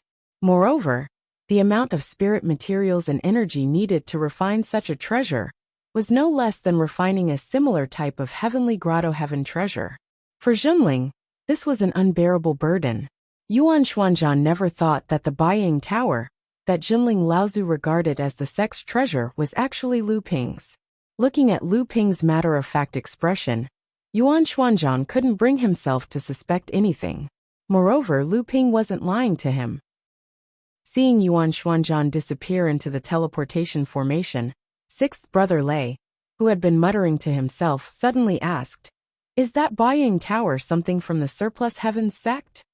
Lu Ping curiously looked at sixth brother Lei and asked, "How did brother Lei know?" Sixth brother Lei chuckled and didn't say anything. Lu Ping knew that he didn't want to say something, so he didn't ask him again. At this time, sixth brother Lei opened his mouth and said, "You want him to be a guard?" When sixth brother Lei revealed the origins of the Baiying Tower, Lu Ping already knew that sixth brother Lei knew many of its secrets. Thus, he wasn't surprised to hear sixth brother Lei mention the Baiying Tower's guard. Lu Ping nodded and said, "His cultivation is at the 5th layer of core forging, so he can be a guard on the 5th layer." Sixth brother Lei said doubtfully, "It seems that the Baiying Tower has already been brought back to Jinling. Didn't the Laozu arrange for guards on each layer to be responsible for the disciples' trials, and to suppress the cultivators imprisoned in the tower? Aren't you afraid of offending the Laozu by arranging for him to be there?" Lu Ping glanced at sixth brother Lei and said, "Keep your thoughts to yourself. Since I'm making an example out of Yuan Xuanzhan, it's not just for one person. This time I'm just a pawn. But after suppressing Tian Shu, it means that I can also be a pawn in the sect. I'll demote Yuan Xuanzhan to 8 Scenic Pavilion, and the sect's grand ancestor will definitely give in." Sixth brother Lei gave a thumbs up and said, "You're awesome. You've established your prestige in front of your Laozu." Lu Ping chuckled and said, "What else can I do? This time, it was the Laozu who used me as a spear. No matter what, I have to compensate them. Besides, I've already refined the stone tablet on the 8th layer of the Baiying Tower. so the final decision of the guard arrangement lies with me. Sixth brother Lei looked at Lu Ping walking towards the cave dwelling and murmured, I knew you were a cunning brat. The two entered the cave dwelling and saw Hu Lili and Linglong chatting passionately. Linglong's wine cauldron had already stopped spinning. The mid-sized spirit vein that Tianshu Laozu had previously moved to the east coast had now been reversed by Linglong's wine cauldron. It had been drawn back and suppressed under the cave dwelling to prevent it from flowing away. Lu Ping nodded at Hu Lili and said, Since the spirit vein has been taken back, you still have to take care of the formation. Let's go according to the original distribution. The mini cultivators on Huangli Island had yet to recover from the shocking battle above Huangli Island when they suddenly heard a muffled rumbling sound coming from the ground below Huangli Island. Just when everyone was at a loss, a cultivator with a keen divine sense suddenly exclaimed, The spiritual energy is rising again.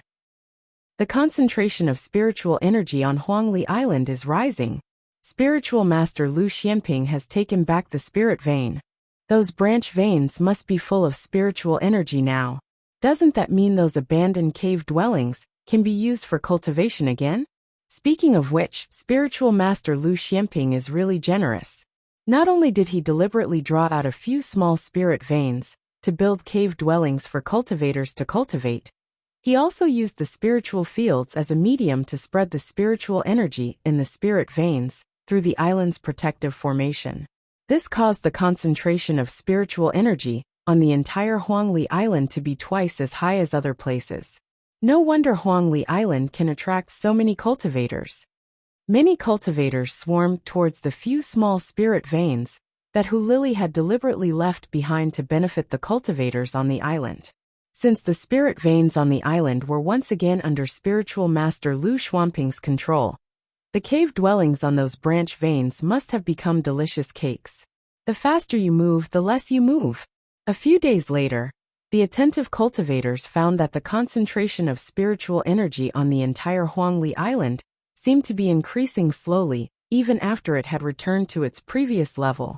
Just when many cultivators were secretly wondering about it, news came from the disciples stationed at Jinling Island that the concentration of spiritual energy on Huangli Island would double from the original basis. Furthermore, they would also draw out a few branch veins from the spirit veins on the west coast to build cave dwellings for cultivators to rent. When the news came, all the cultivators on Huangli Island rushed to spread the news. The number of people coming and going on Huangli Island suddenly increased by 20%. If it wasn't for the fact that the area of Huangli Island was really limited, and the fact that the spiritual energy gathering area on the island had been used by the outer disciples of Jinling sect to plant various spiritual grains and herbs, instead of being used to expand the market area of Huangli Island, the number of people on Huangli Island might be even more terrifying. In the cave dwelling, Hu Lili said worriedly, Are we being a little too extravagant? Ever since the spirit veins on the island gathered into a middle-sized spirit vein, we've been searching everywhere for years, but we've only hidden a small spirit vein secretly without being discovered by Uncle Tianshu.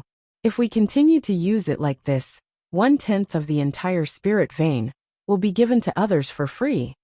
Lu Ping smiled and said, How can we give it to others for free?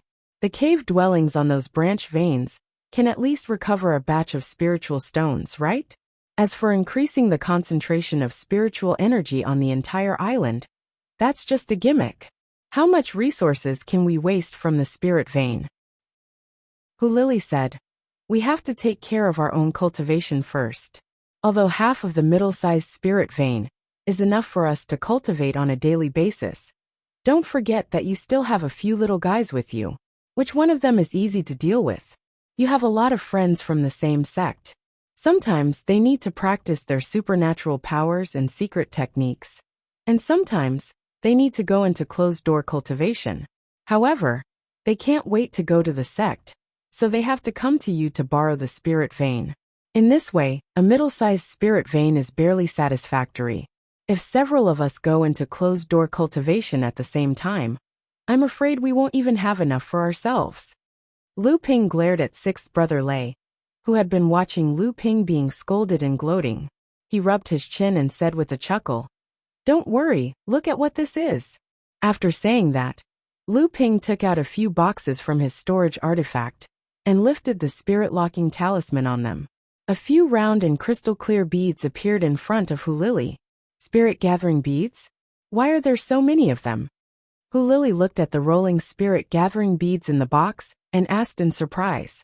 There were 9 small-sized spirit-gathering beads in the box. They were the 4 that Lu Ping had obtained from the Fist Valley in Yingshan Mountain Range, and the 3 that he had obtained from Sangyu at the Underground Trade Fair in Tianxian Ancient City. In addition, Linglong had also condensed some of the small-sized spirit-gathering beads into 2 small-sized spirit-gathering beads. Other than the 9 spirit-gathering beads, there were also 5 small-sized spirit-gathering beads. These were the leftover beads that Linglong had used to fuse with the small-sized spirit-gathering beads. Hu Lili happily kept these spirit-gathering beads and said, "That's great. With this, Huangli Island can have 2 middle-sized spirit veins. The remaining small-sized spirit veins can be rented out again. At the same time, it can also increase the density of the spiritual energy in the entire Huangli Island and attract more cultivators." Hu Lili set up a formation in the center of the cave abode and placed the 9 small-sized spirit-gathering beads in different positions on the formation plate. Dense spiritual energy quickly filled the cave abode. This was a spirit fusion formation that could accelerate the speed at which the spirit-gathering beads were transformed into spirit veins. Under normal circumstances, it would take a year to catalyze a spirit-gathering bead into a spirit vein. However, with the support of the spirit fusion formation, it would only take 3 months for the transformation to be completed. Of course, the spirit fusion formation could not be casually set up. One could tell just by looking at the dozens of high-grade spirit stones embedded around the formation plate.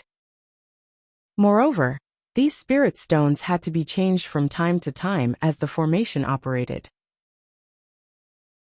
Chapter 860. The spiritual qi concentration on Huangli Island continued to rise. News of the quality of the spirit veins on the island also spread. The number of cultivators traveling between Huangli Island and the North Sea increased again. Many cultivators began to try to obtain the right to live on Huangli Island for a long time. If not for the limited area of Huangli Island, the daily flow of people on Huangli Island would have already exceeded 5,000. The most obvious change was on a highland on the west coast, where the patrolling disciples of Zhenling sect had once again opened up a few more cave abodes. 5 mini-energy veins were drawn out from the main energy vein on the island to supply the energy needs of these cave abodes. The pace of construction on Huangli Island did not stop.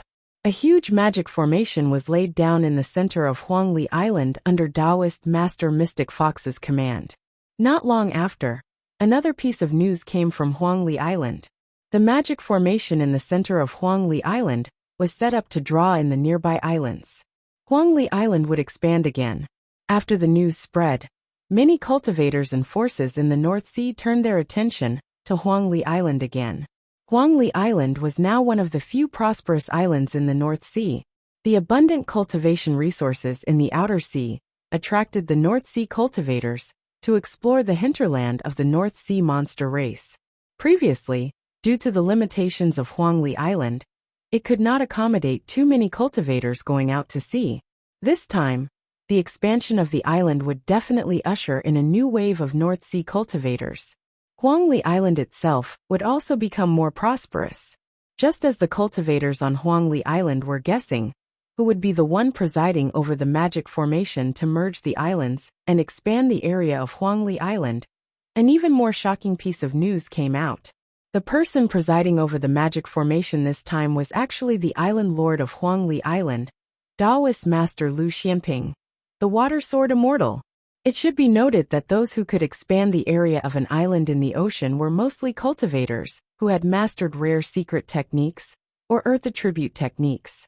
There were very few cultivators who practiced earth attribute techniques in the ocean to begin with.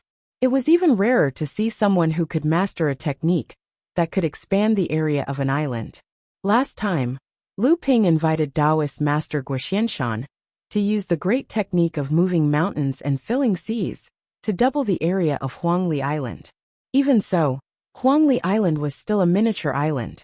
This time, the spirit veins on Huangli Island had grown to the level of 2 mid-sized spirit veins. Trying to nurture a single mid-sized spirit vein on a small island was already too much to bear, resulting in a lot of wastage. This was also the reason why Tian Shu Laozu insisted on taking back the spirit veins. Now that the 2 medium-sized spirit veins were gradually taking shape, it was even more urgent to expand the area of Huangli Island. Moreover, this time, Huangli Island had to be expanded into a small island to be able to bear the burden of the 2 medium-sized spirit veins.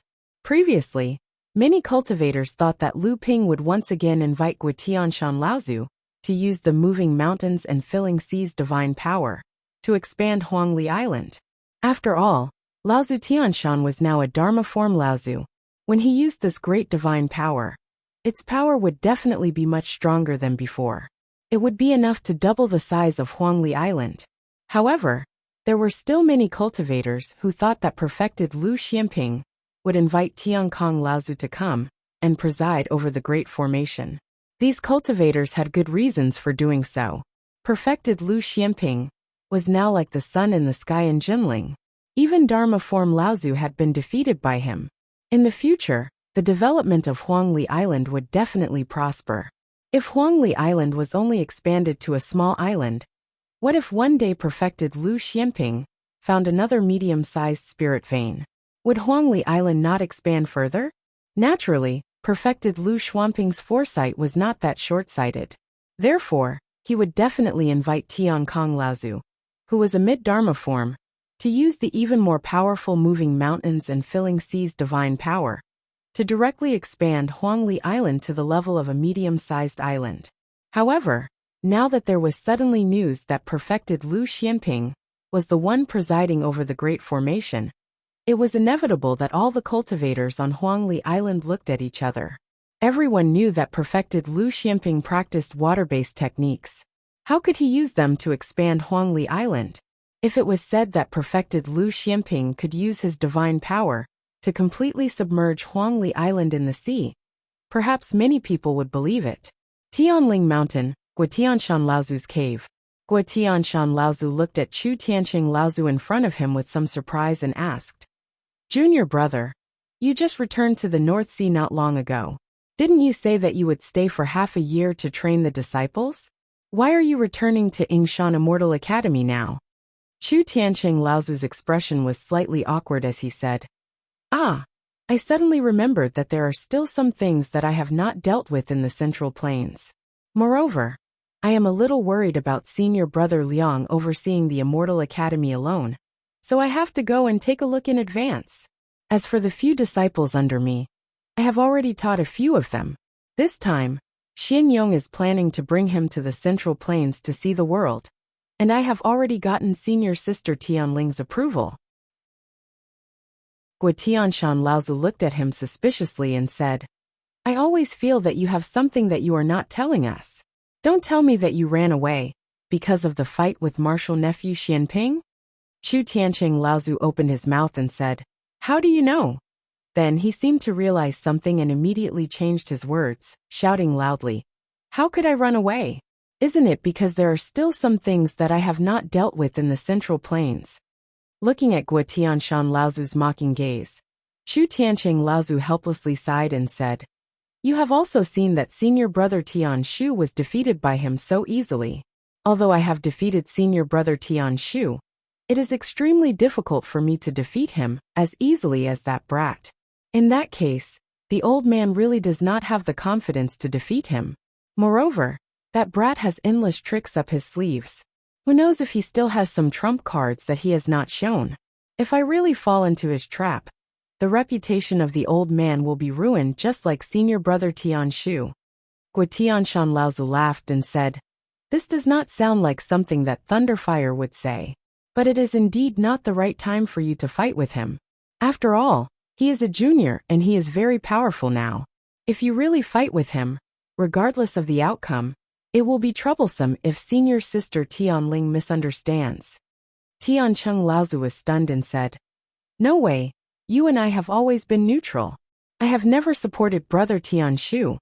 Senior Sister Tian Ling believes you, but others may not, especially those who oppose the establishment of a sect leader. Tiancheng Laozu said solemnly, no way. At this point they still want to fight?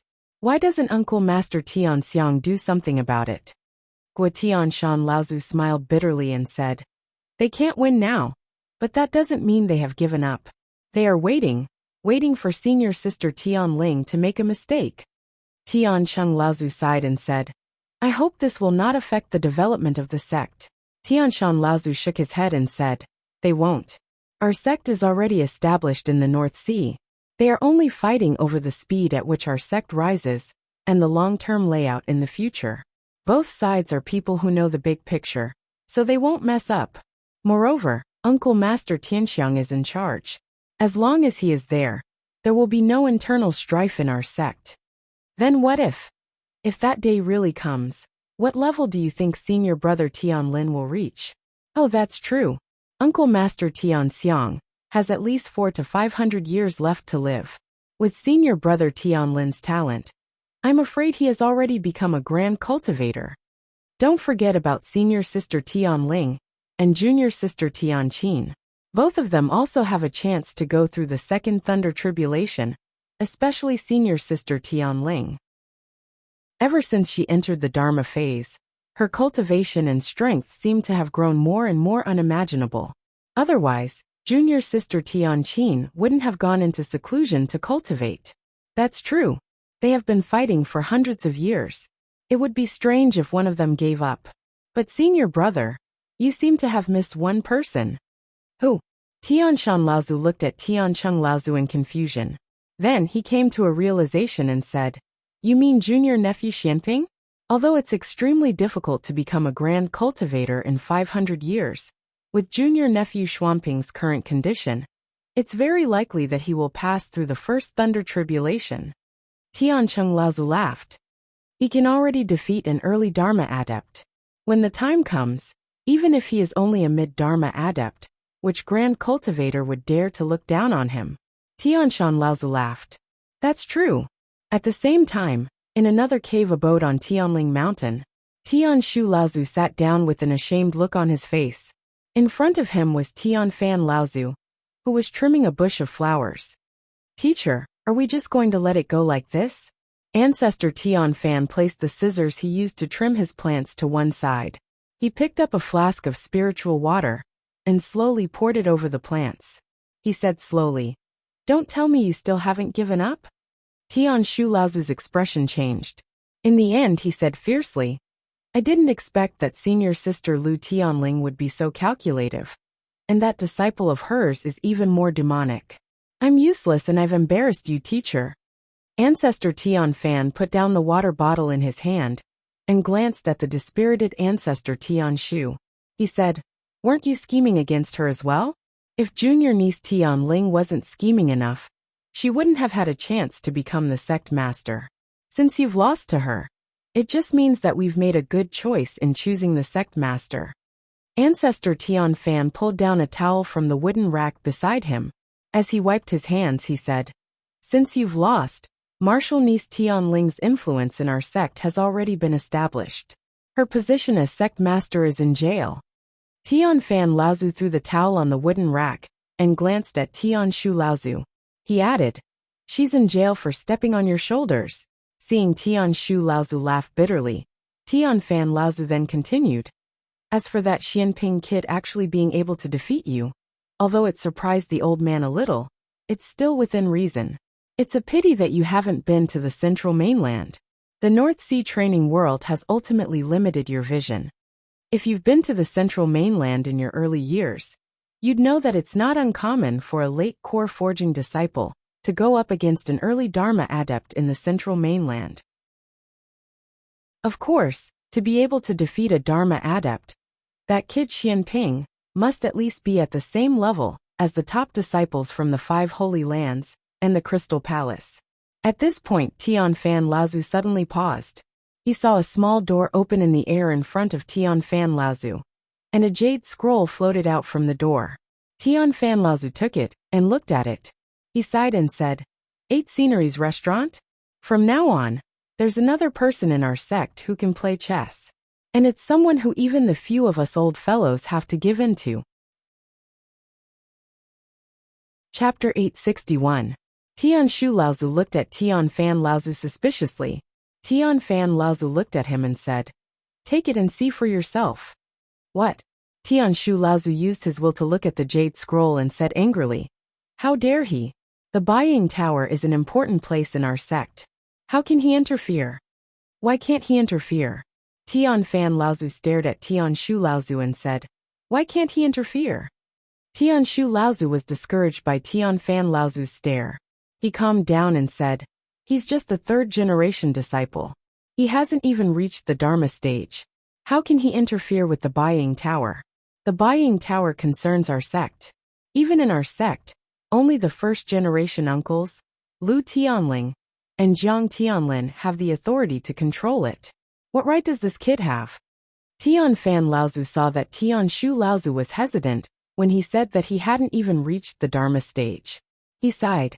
Although this disciple in front of him was the most outstanding disciple in his sect, it would be hard for him to improve his skills in the future. Tian Fan Laozu said in a low voice, "What right? Defeating you is the right." Tian Shu Laozu's face changed, but Tian Fan Laozu's words still reached his ears.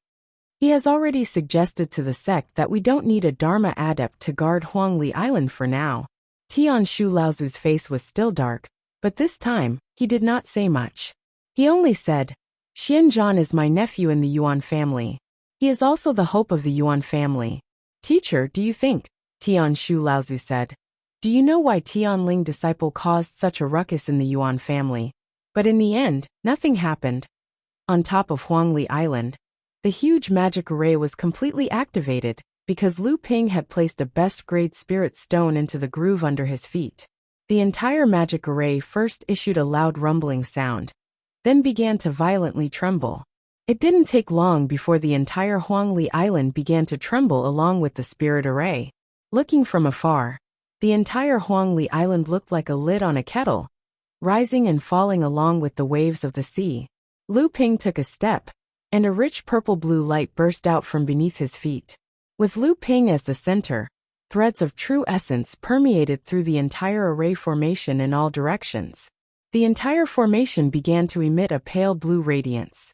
As the radiance flickered, the entire Huangli Island seemed to have transformed into a huge blue gemstone. How is perfected Lu Xianping planning to expand Huangli Island? At this time, in the sky above Huangli Island, there were at least 100 adepts who had obtained residency rights on Huangli Island, observing Lu Ping's technique. It was just that no matter how hard they tried, they could not understand what kind of remarkable power Lu Ping was going to use. Because of Lu Ping's technique, Huangli Island had closed its market and the teleportation portals. Hence, there were only 100 or so people who had obtained residency rights on Huangli Island. Most of these people had passed Jinling's inspection, and most of them belonged to Jinling's outer sect disciples, affiliated clans, powers, and a portion of non-affiliated adepts. Expanding the surface area of an island was a top-notch remarkable technique. Even a normal Dharma adept would find it difficult to use it. Hence, the people on the island naturally did not want to miss out on such a grand occasion. Just as Lu Ping was activating the entire magic array, causing the entire Huangli Island to shake, a black flag suddenly rose above Lu Ping's head. The black water-controlling flag expanded with the wind until it was at least 10 feet long and 9 feet wide. The huge flag fluttered in the wind. One after another, black ripples spread out from the surface of the water-controlling flag, spreading out towards the sea around Huangli Island. As the ripples entered the sea, the surface of the sea was instantly set off layer after layer of waves. These waves piled up higher and higher, and finally retreated towards the sea with Huangli Island as the center, creating huge waves that grew taller and taller. As the seawater flowed in all directions, the surface of Huangli Island, that was close to the sea, was completely exposed. The waves were pushed away by the ripples of the water-controlling flag for nearly 3 miles, causing the surface area of Huangli Island to increase by 6 miles in an instant. What is perfected Lu doing now? Is he going to drain all the seawater around Huangli Island? But once he stops the technique, won't the seawater that he drained flow back into the island?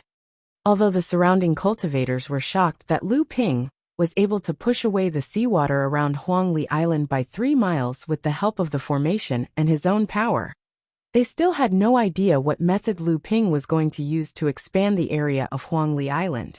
However, many of them looked at the huge flag fluttering in the wind above Lu Ping's head and said enviously, "This flag is obviously just a spiritual magical treasure, but I never expected it to have such power." Just when everyone was feeling puzzled, a huge 9th-grade lotus suddenly bloomed under Lu Ping's feet.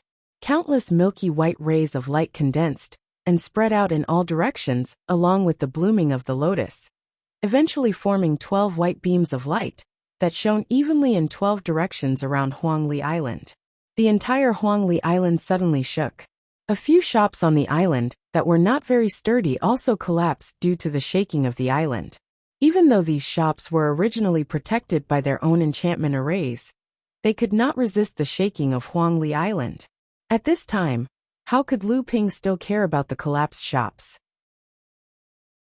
This was the critical moment for him to perform the Great Sea and mulberry fields, and also the moment for him to demonstrate his power to the entire cultivation world of the North Sea.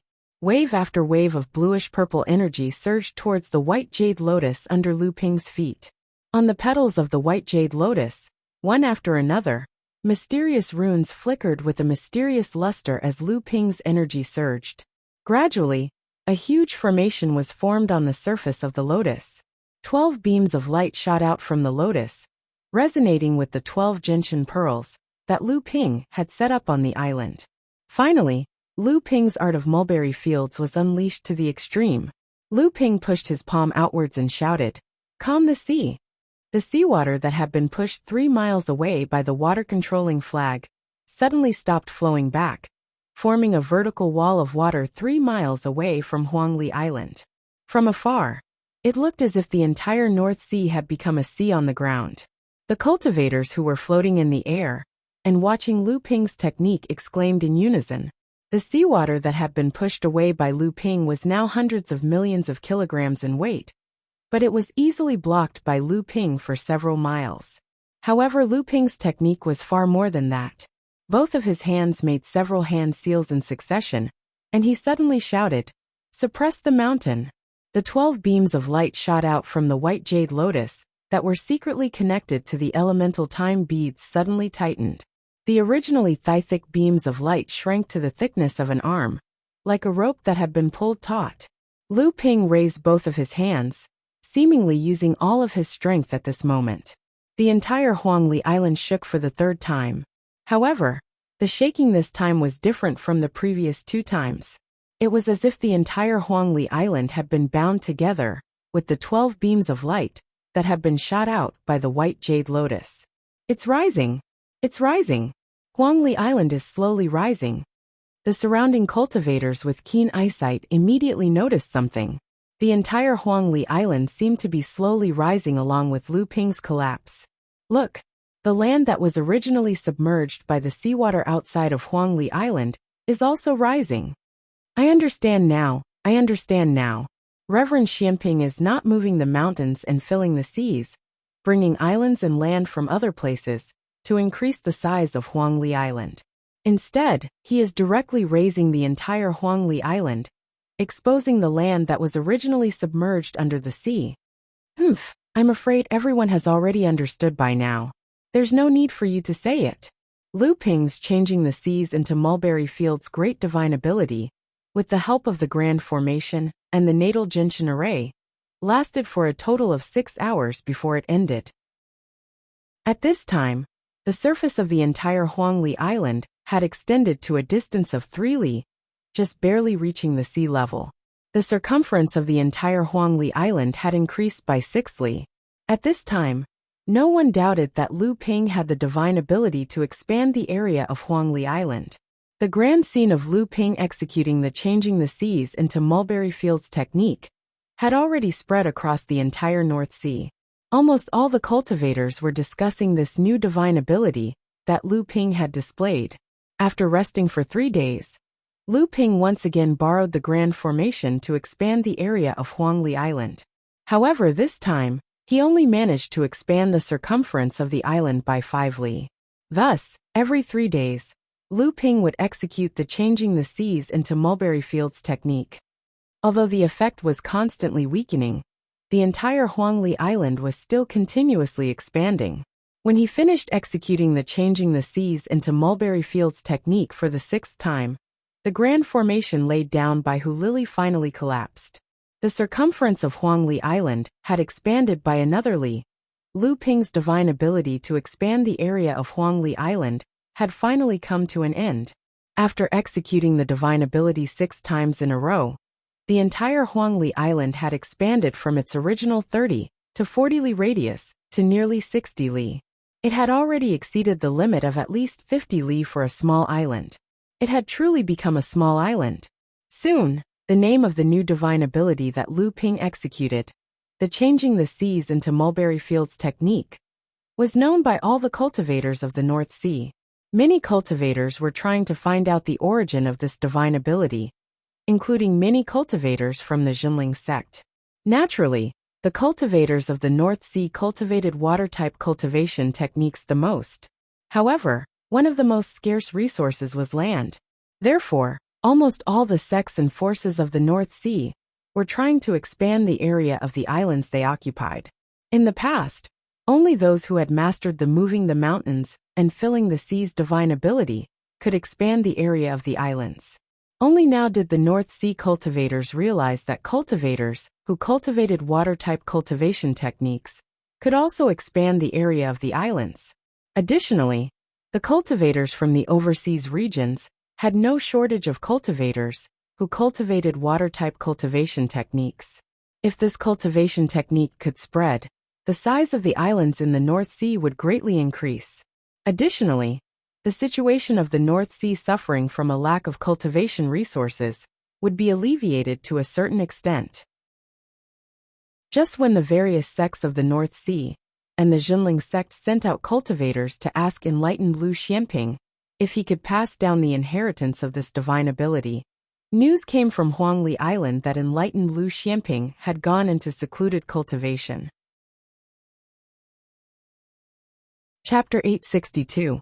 The Nachuan Cauldron, the Silver Spirit Flame, the Clearwood Jade Fruit, and an incense burner that was quietly burning with calming soul incense.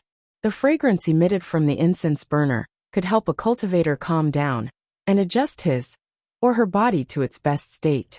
After nearly a month of Lu Ping's vast seas of mulberry field scripture, Huangli Island had successfully expanded into a small island.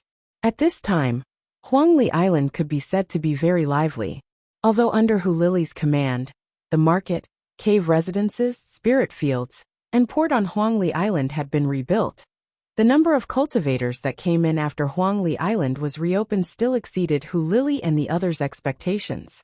However, this now did not affect Lu Ping, who was in the secret chamber of the cave residences. The Clearwood Jade Fruit had been in Lu Ping's possession for decades. In order to maximize the effect of this spirit fruit, Lu Ping had not refined it into the Clearwood Jade Pill. At this time, Lu Ping's cultivation had successfully advanced to the 9th stage of the core forging stage. This was the time when the Clearwood Jade Pill could be used to its greatest effect. Moreover, on Huangli Island, Lu Ping did not have to worry about anyone coming to disturb him. Although the Lushwood Pure Jade pellets were avatar-level medicinal pellets, 1 Lushwood Pure Jade fruit could only be used to concoct 3 Lushwood Pure Jade pellets, which was different from the usual amount of 10 medicinal pellets in a cauldron. Hence, Lu Ping hoped to concoct all 3 Lushwood Pure Jade pellets. If it was before, it would be a little difficult for Lu Ping to completely refine the Clearwood Jade fruit into 3 elixirs. However, after Lu Ping obtained the Silver Spirit Flame, it made Lu Ping much more confident. Although the Silver Spirit Flame of the mid-grade heaven level made the process of refining elixirs twice as long, and the alchemist's inner yuan was greatly consumed compared to other heaven and earth spirit flames, its delicate and gentle fire also greatly increased the success rate of refining elixirs. At this time, The secret room was already filled with the fragrance of pills. He had been operating the pill furnace and adjusting the temperature of the spirit flames for several days straight. His divine sense was constantly paying attention to the situation inside the pill furnace. If it was any other alchemist, this method of alchemy would simply be a form of torture. However, for Lu Ping, other than the prolonged alchemy time and some mental exhaustion, everything else was not a problem. At this time, it was the last moment before the pills came out of the cauldron. The 3 Ashwood clear jade pills had already begun the final process of condensing in the cauldron. Outside the cave, Hu Lili was accompanying an old man, waiting for Lu Ping to come out of seclusion. The old man took Hu Lili's spiritual tea and took a sip. He said, "Lass, your spiritual tea is the best. My family's spiritual tea is like washing a pot of water." Hu Lili smiled and said, "This spiritual tea is usually Brother Xian Ping's favorite. I rarely drink it, so there's still quite a lot left. Since you like it, I'll make a bag for you later." The old man's eyes lit up and he said, "That's great. The old man has never been pretentious with you. I've long heard that the spiritual tea here is the best in our sect. It really does live up to its reputation." As soon as the old man finished speaking, a thick fragrance of elixirs had already filled the entire cave. The old man's eyes lit up, and his nose sniffed slightly. He said, "Wow, it's a Dharma-level elixir, and it looks like it's of a very high level. Finally, it's time to condense the elixir. It's just that this alchemy process is taking too long." If it weren't for the fragrance, the old man would have thought that this kid was purposely hiding from the old man. Hu Lili knew that the old man in front of her was an expert in alchemy. Just by the smell of the elixir, he could understand a lot about Lu Ping's alchemy process. She smiled and said, "You really are an expert in alchemy in our sect. It looks like you're about to become our sect's 4th alchemy grandmaster. If that's the case, I wouldn't dare to neglect you." The old man had an uncertain expression on his face. He said, "In front of your little lover, the old man wouldn't dare to be arrogant. He is our sect's true alchemy grandmaster. His position in the sect is much higher than mine." Just then, the smell of elixirs in the cave changed slightly. The old man grunted, as if he was suspicious of something. He turned around and looked in the direction of Lu Ping's secret room. Hu Lili was worried about Lu Ping. Seeing the old man like this, she quickly asked, "Uncle Xianyue, is there something wrong?" Xianyue Zhenren was one of the oldest alchemy grandmasters in Jinling. He wasn't a disciple of Tianqin Laozu, but his alchemy skills were just below Tianqin Laozu's. In fact, he was even better than Tianqin Laozu's other disciples. Among the several alchemy grandmasters in Jinling, besides Lu Ping and Xianyue Zhenren, the others were all disciples or grand disciples of Tianqin Laozu. However, it was undeniable that whether it was Xianyue Zhenren or Lu Ping himself, both had received careful guidance from Tianqin Laozu. Tianqin Laozu spared no effort in guiding the younger generation.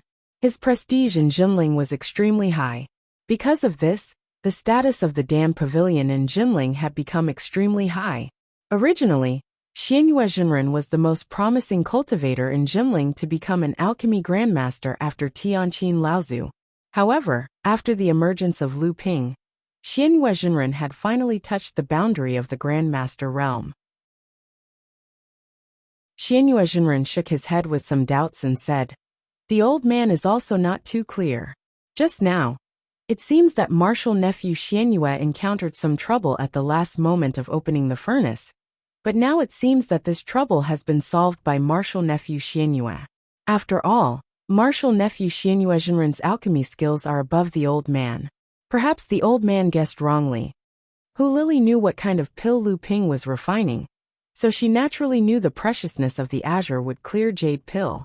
Only when the azure wood clear jade fruit was completely refined into 3 azure wood clear jade pills would the cultivator be able to display the best effect after taking it. Inside the secret chamber, Lu Ping's taut heartstrings finally relaxed a little. He had almost failed at the last step. Lu Ping had never thought that he would actually encounter such a rare and strange situation, like a spiritual chi furnace explosion. Spiritual chi furnace explosion. In layman's terms, was when there was an excess of spiritual qi in the alchemy furnace, causing the medicinal efficacies of the pills in the alchemy furnace to expand until they were unable to condense and finally exploded. This kind of spiritual qi furnace explosion not only lost the pills in the alchemy furnace, but also because the power of the furnace explosion was too great, the alchemy furnace itself would also suffer serious damage, and even the alchemy master himself would be affected. Usually, when an alchemy master was refining pills, they would often worry about the concentration of spiritual qi in the alchemy furnace being insufficient. In order to smoothly refine pills, they would not hesitate to crush high-grade spirit stones, or even best-grade spirit stones, with the help of the spiritual qi released by the explosion of spirit stones, to make up for the lack of spiritual qi in the alchemy furnace. The spiritual explosion secret technique that Lu Ping had mastered for alchemy was to deal with this kind of sudden situation. However, the spiritual qi furnace explosion was the exact opposite. It was because there was too much spiritual qi in the alchemy furnace, which was a rare occurrence in the process of refining pills. The reason why Lu Ping had encountered such a situation this time was because the spirit meridian in the secret chamber had suddenly merged and condensed. Hu Lili had set up a spirit fusion spell that could shorten the process of the 9 spirit gathering pearls merging into the spirit meridian. Just as Lu Ping was at the final stage of condensing the spirit meridian, 2 of the spirit gathering pearls in the spirit meridian had coincidentally merged into the spirit meridian at the same time, causing the concentration of spiritual qi in the spirit meridian to increase by 2 levels. The spirit meridian in the spirit meridian, which was placed in the middle of the spirit meridian, was so concentrated that it could explode at any time. If Lu Ping had not sensed that something was wrong at the first moment, and opened the alchemy furnace to release the excess spiritual qi, used his divine will to prevent the spirit meridian from escaping, and boldly used the spiritual explosion secret technique to maintain the balance of spiritual qi in the alchemy furnace, these 3 ebony jade pills that would make even Dharma adepts jealous would have turned into a pile of ashes. Lu Ping carefully placed the 3 ebony jade pills into the jade essence bottle. Only then did Lu Ping heave a sigh of relief. When he left the secret chamber, he saw Venerable Xianyue and Hu Lili waiting in the cave. Lu Ping paused and felt a little suspicious. However, he quickly smiled and said, "So it's Uncle Xianyue, you are a rare guest." Venerable Xianyue saw Lu Ping's expression and smiled. Old man is not a rare guest, but an uninvited guest. The Elixir Pavilion has some matters to trouble nephew Xianyue. What's wrong? Did you encounter something wrong when you opened the alchemy furnace just now? Lu Ping looked at Venerable Xianyue in surprise. To be able to sense the situation just now and accurately determine that the alchemy furnace was opened, it meant that Venerable Xianyue's alchemy skills were at least at the level of a half-step grandmaster. Of course, if he was a real grandmaster, he would probably say that Lu Ping had encountered a spiritual qi furnace explosion. In that case, Venerable Xianyue was obviously not a grandmaster. However, Lu Ping still congratulated him. "Uncle, you are only 1 step away from the grandmaster level. Congratulations." After saying this, Lu Ping smiled bitterly and said, "Speaking of which, it's really rare. I actually encountered a spiritual qi furnace explosion." Enlightened Master Xian Yu looked at Lu Ping strangely. Then he chuckled and said, "Other alchemists are afraid that the cauldron won't have enough spiritual energy, so they keep throwing crushed spirit stones into the cauldron. But martial nephew, your cauldron is filled with so much spiritual energy that it's about to explode. Hee. I've long heard that Huangli Island is about to become a paradise. If this news spreads out, your Huangli Island will be in the limelight again." The 2 of them chatted for a while. Hu Lili used Huangli Island as an excuse to leave first. Venerable Xianyue then said, "This time, I hope that nephew can preside over the Elixir Pavilion's alchemy exam and serve as the chief examiner." Lu Ping was surprised and said, "How can this be?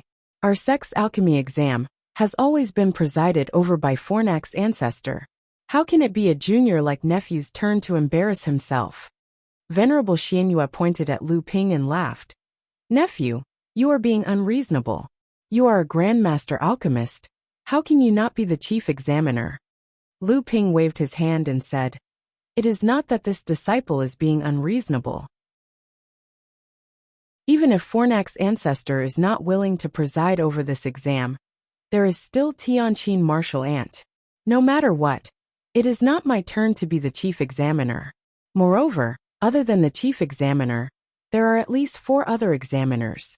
Presumably, Martial Ant and the other alchemy grandmasters are all examiners. This disciple is a junior after all. If I become the chief examiner, it would be too childish. It is better not to be the chief examiner. Chapter 863. Taoist Master Xian Yu sternly said, Martial nephew, don't even think about evading. Not to mention that Tianqin is in closed-door cultivation. The main examiner was appointed by Master Tianlu. Even if Martial nephew were to be the main examiner, would anyone have any objections? The Pill Pavilion's examination does not look at one's qualifications, but rather one's alchemy skills. With your status as a Grandmaster Alchemist, who in the Pill Pavilion would dare say no? Taoist Xian Yu happily took a bag of spirit tea cultivated by Lu Ping and left Huangli Island. In the end, Lu Ping couldn't shirk the appointment of the main examiner. Lu Ping pondered for a moment, then shook his hand and released the 3 spirits. As soon as he returned to Huangli Island, Lu Ping wouldn't restrain his spirit pets. Debao was already nowhere to be found. It was said that he was going to hold an underground auction on Huangli Island. Debao was famous on Huangli Island. He had followed Lu Ping through life and death many times, so he didn't lack treasures. However, after decades of development, the cultivators on Huangli Island were no longer limited to blood condensation and early core forging cultivators.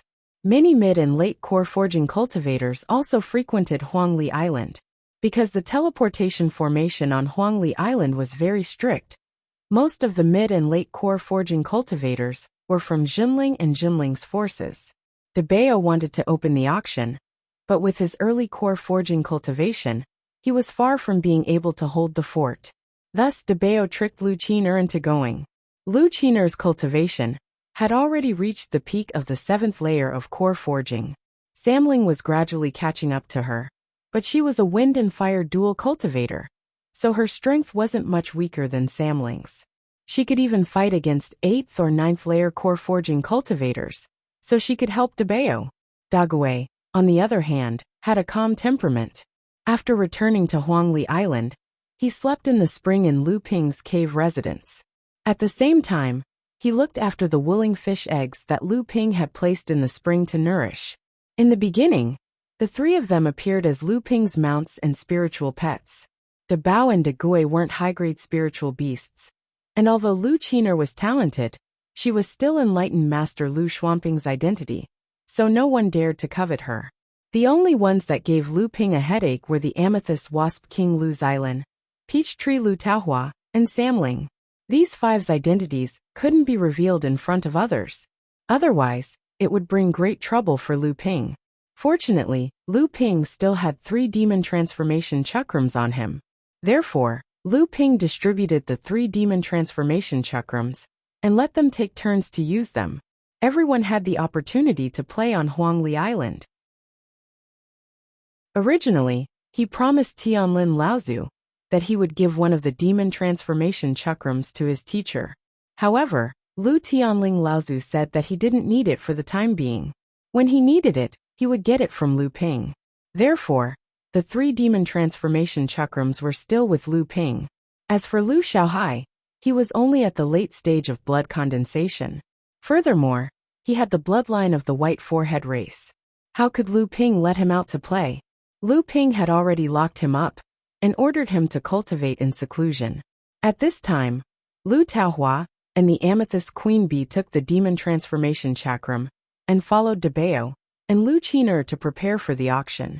Although Lu Ping still had a demon transformation chakram, Samling didn't want to be separated, so he had been playing in the golden house.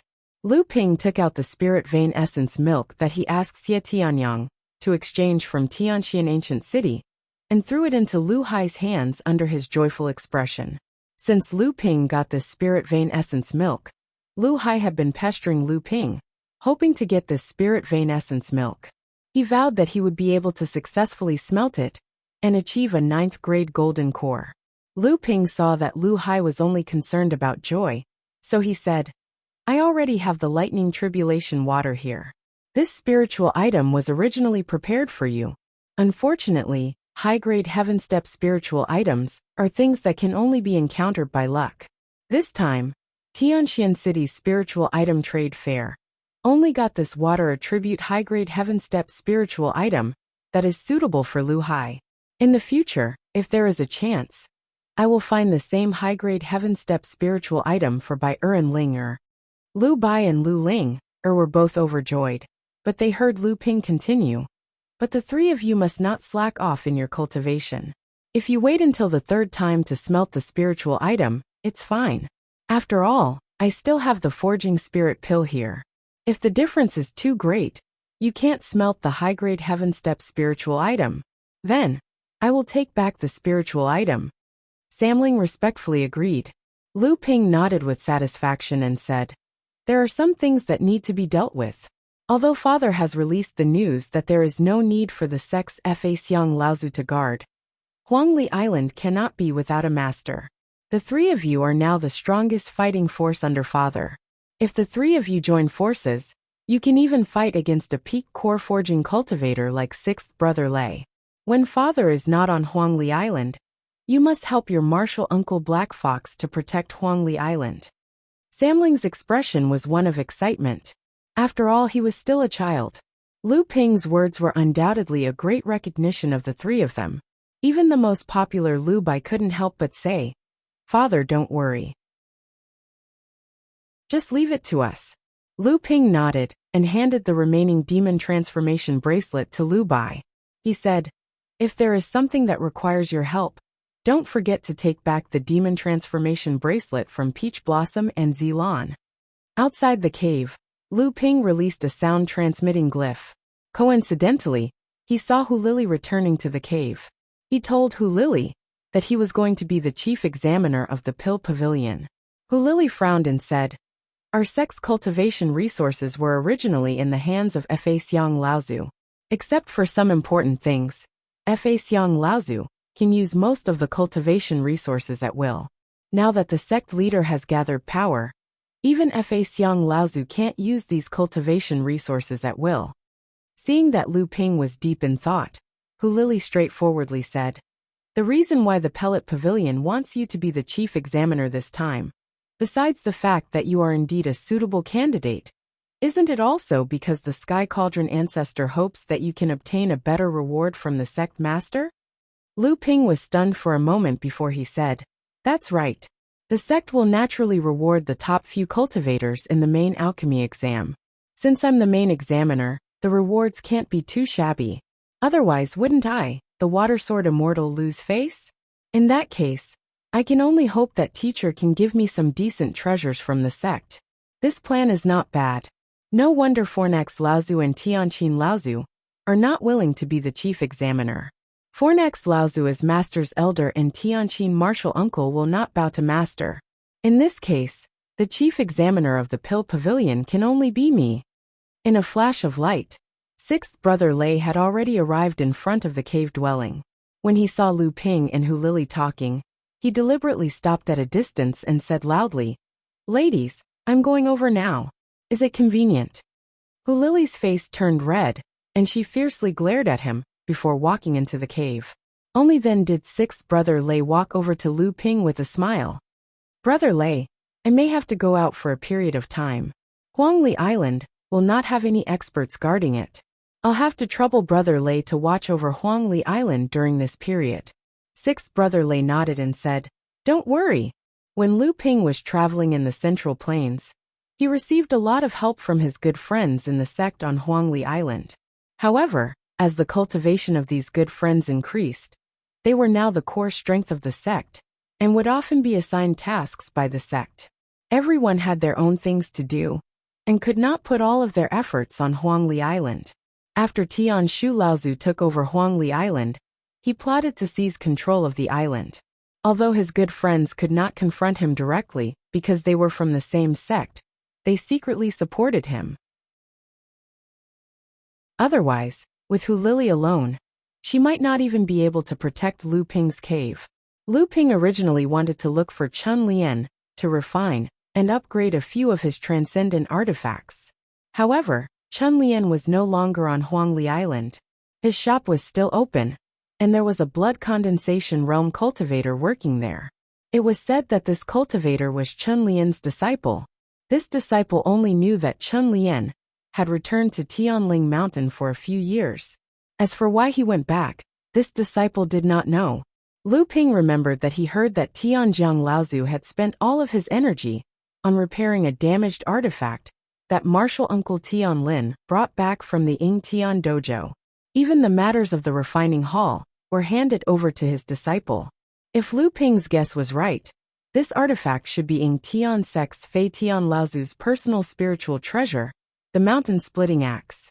This was a spiritual treasure that had gone through 2 lightning tribulations. It could be said to be Jinling's biggest gain in the Ying Tian dojo. One had to know that Lu Ping had heard from his teacher that in the whole of Jinling, there was only one spiritual treasure that had gone through 2 calamities, which was in the hands of Tianxiang Laozu. It was passed down from Tianshan Laozu, and was the true treasure of Jinling. The other 3 spiritual treasures that had gone through 1 calamity were in the hands of Tian Fan, Tian Shui, and Tianling Laozu respectively. Even the other mid-Dharma stage Laozu, Tian Kong Laozu, did not have a spiritual treasure. After obtaining the mountain-splitting axe this time, even though the spiritual treasure itself was severely damaged, it still attracted the attention of the few Laozu of the sect. Tianxiang Laozu even requested Tianjiang Laozu to repair the spiritual treasure at all costs. Of course, they did not know that Lu Ping had obtained Fei Tian Laozu's pure yang soul. Compared to the pure yang soul, this mountain-splitting axe was far inferior. Chun Lian had been called to the weapon refining hall for many years, and had not returned to Huangli Island. Obviously it was because of this mountain-splitting axe. Moreover, Tianjiang Laozu had brought Chun Lian along while he was repairing this treasure. It could be seen that Chun Lian's craftsmanship had reached a higher level, and had entered the eyes of Tianjiang Laozu. Without a choice, Lu Ping could only return to Tianling Mountain and go to the weapon refining hall to look for Chun Lian. However, just as Lu Ping came out from the teleportation device, he heard from his teacher that he did not know whether to laugh or cry. Chu Tianqing Laozu seemed to have some urgent matters to attend to, and had brought his disciple, Xianyong Junren, back to the Central Plains in a hurry. Chapter 864. Lu Tianling Laozu was chatting with spiritual master Xian Sun in the hall of Zhonghuahua. Lu Ping could only wait in the hall. So, although the scale of Mara's appearance on Frost Island is not small, it is not a critical moment. The sects should still be able to deal with it. Lu Tianling Laozu pondered for a moment before asking spiritual master Xian Sun who was beside him. Spiritual master Xian Sun was currently a peak core forging cultivator with a 7th grade golden core. After Tian Shu Laozu, Zhenling was the 2nd generation disciple with the highest chance of becoming a Dharma adept. Before this, among Zhenling's 2nd generation disciples, there was spiritual master Xian Su who also had a high chance of becoming a Dharma adept. Lu Ping had seen this spiritual master Xian Su on Jingzha Island before. Unfortunately, this spiritual master Xian Su did not manage to break through at the last moment, after merging with a heaven-rank low-grade spirit object. He only managed to form a 6th grade golden core, and lost the qualification to become a Dharma adept. Spiritual master Xian Sun nodded and said, "That is indeed what Martial Aunt Tian Shui said. She said that although the calamity of Mara has already descended, up until now, the calamity of Mara in the North Sea cultivation world is not as big as the previous calamity of Mara. Martial Aunt Tian Shui means that although the situation is a little strange, we must not let our guard down." Lu Tianling Laozu said, "Martial Aunt Tian Shui is right. In that case, send 20 of our sect's 3rd generation disciples who have advanced to the core forging stage to listen to Martial Ant Tian Shue's orders. They will also be able to be useful when the calamity of Mara fully erupts in the future. Taoist Master Xian Sun smiled and said, Sect Head Senior Sister has thought things through thoroughly. Junior Brother will handle this matter as soon as I go down.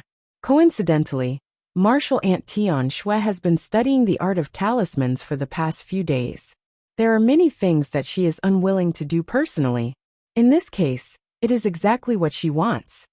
When Lu Ping heard that Tian Shui Laozu was studying the art of talismans on Frost Island, he immediately recalled the talisman inheritance that he had obtained from the Yingtian dojo. Inside the inheritance, it recorded the complete inheritance of the 7-colored restriction-breaking talisman. To Tian Shui Laozu, the #1 expert in the art of Jinling talismans, this was a great attraction. It could be assumed that Tian Shui Laozu was currently studying that inheritance.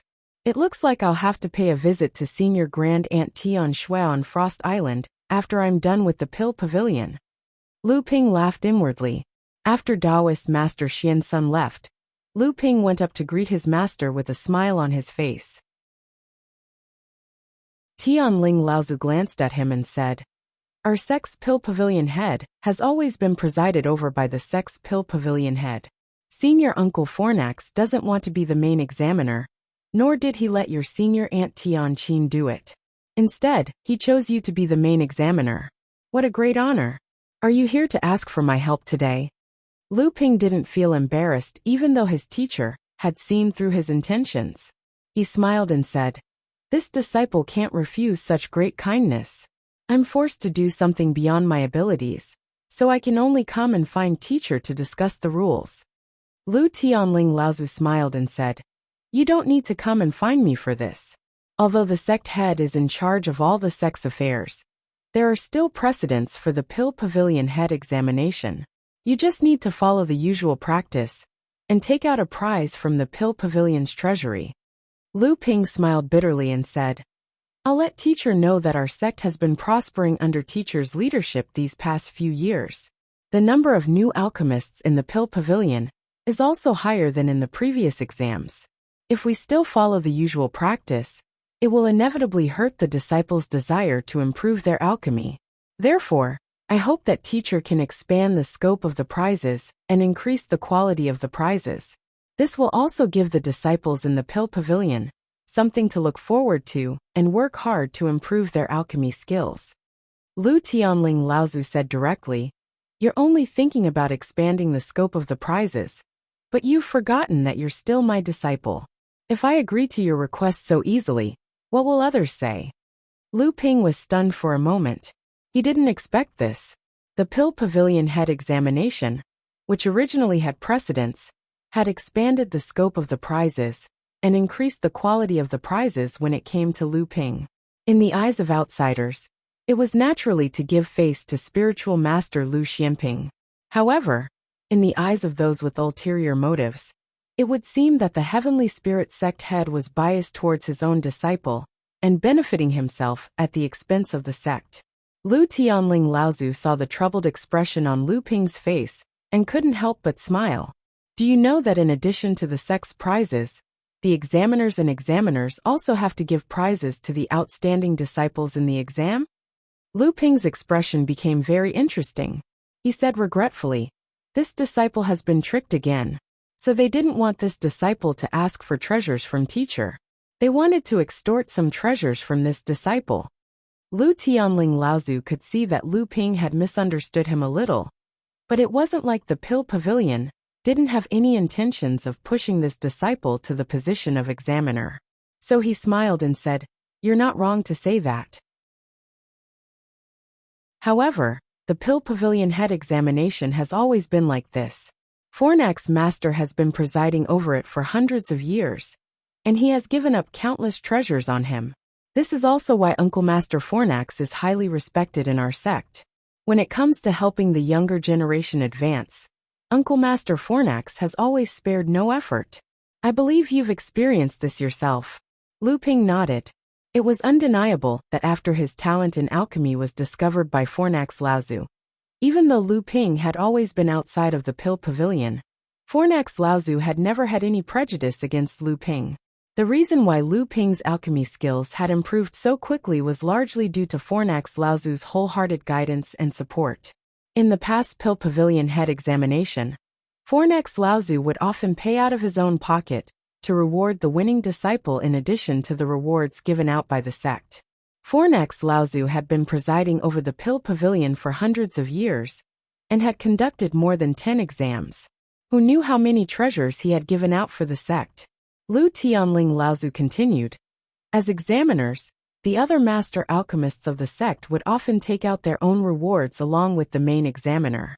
Generally speaking, the quality of the rewards would naturally be lower than the main examiners, but of course it wouldn't be too low. After all, the main examiner's reward was given to the first-place disciple, so the other examiner's rewards would also be given to the second, third, and fourth-ranked disciples according to their quality. If the rewards were too low, then they would lose a lot of face. Lu Ping had already gradually figured out what was going on from Lu Tianling Laozu's words. This time, he was the main examiner. Even though it was Fornax Laozu who had personally appointed him, there might still be people scheming behind his back. Although Lu Ping could not avoid losing money once, as long as the rewards he took out were of high quality, the other examiners would also have to follow suit and lose money. Lu Ping was still very confident in his own net worth. Things that were of high quality in the eyes of others might not necessarily be that important to Lu Ping. However, if others were to take out rewards that were not that much lower than his own, then he would definitely feel the pinch. After receiving his teacher's instructions, Lu Ping walked out of the palace of Zhonghua in a refreshed manner and headed straight for the Pill Pavilion. At this time, the news that Lu Ping had been personally appointed by Fornax Laozu to be the main examiner of the Pill Pavilion had already spread throughout the entire Pill Pavilion. Even the entire Jinling was talking about it. This time, the Pill Pavilion's examination could be said to be the biggest in Jinling's history. Not only was the number of participants the highest, but the level of the alchemists was also the highest. It was said that there were already a few alchemists who planned to refine pills for the core forging stage during the examination, establishing their status as master alchemists in one fell swoop. One had to know that currently, the entire Jinling only had 3 Grandmaster Alchemists and 5 Master Alchemists. For the currently rising Jinling, every additional Master Alchemist was a joyous event worthy of celebration. Currently, the entire Pill Pavilion was talking about the rewards for the examination. This examination had the highest number of participants, so did it mean that the scope of the rewards for the entire examination would be expanded? Did it mean that the individual rewards would also be increased? These were the main points of discussion in the Pill Pavilion. Of course, many cultivators in the Pill Pavilion were optimistic about this. They believed that Fornax Laozu had personally appointed enlightened Master Lu Xianping as the main examiner in order to obtain more rewards from Lu Tianling. After all, enlightened Master Lu was the last disciple of Lu Tianling Laozu, so it was only natural for him to favor enlightened Master Lu more. However, there were also cultivators who disapproved of this. They believed that Lu Tianling was now at a critical moment in his control of the sect. Many cultivators in the entire sect were paying attention, and Lu Laozu would definitely treat all the affairs of the sect equally. There was no reason for him to be biased. They believed that enlightened Master Lu would eventually choose to dilute the amount of individual rewards on top of the fixed rewards to expand the scope of the rewards. Not long after, Lu Ping announced in the Pill Pavilion that the total amount of rewards for this examination would increase due to the expansion of the scope of the rewards, but the total amount of individual rewards would not change much. The only difference was that the original reward for the sect would be expanded from the top 5 to the top 10, while the amount of rewards for the 6th to 10th place would be the same. When the news came, although the cultivators in Jinling were somewhat disappointed, it was still reasonable. After all, although Jinling was very prosperous now, it was still very tight on various aspects. It was not easy for enlightened Master Lu Xianping to obtain these rewards. At the same time, it could be seen that the sect leader was indeed selfless, treating even his youngest disciple equally. However, there was immediately another news from the Pill Pavilion. It was said that although the rewards for this examination were mediocre, the master examiners wanted to use this examination to motivate the alchemists in the sect. Therefore, the individual rewards for the examiners would definitely be extremely generous.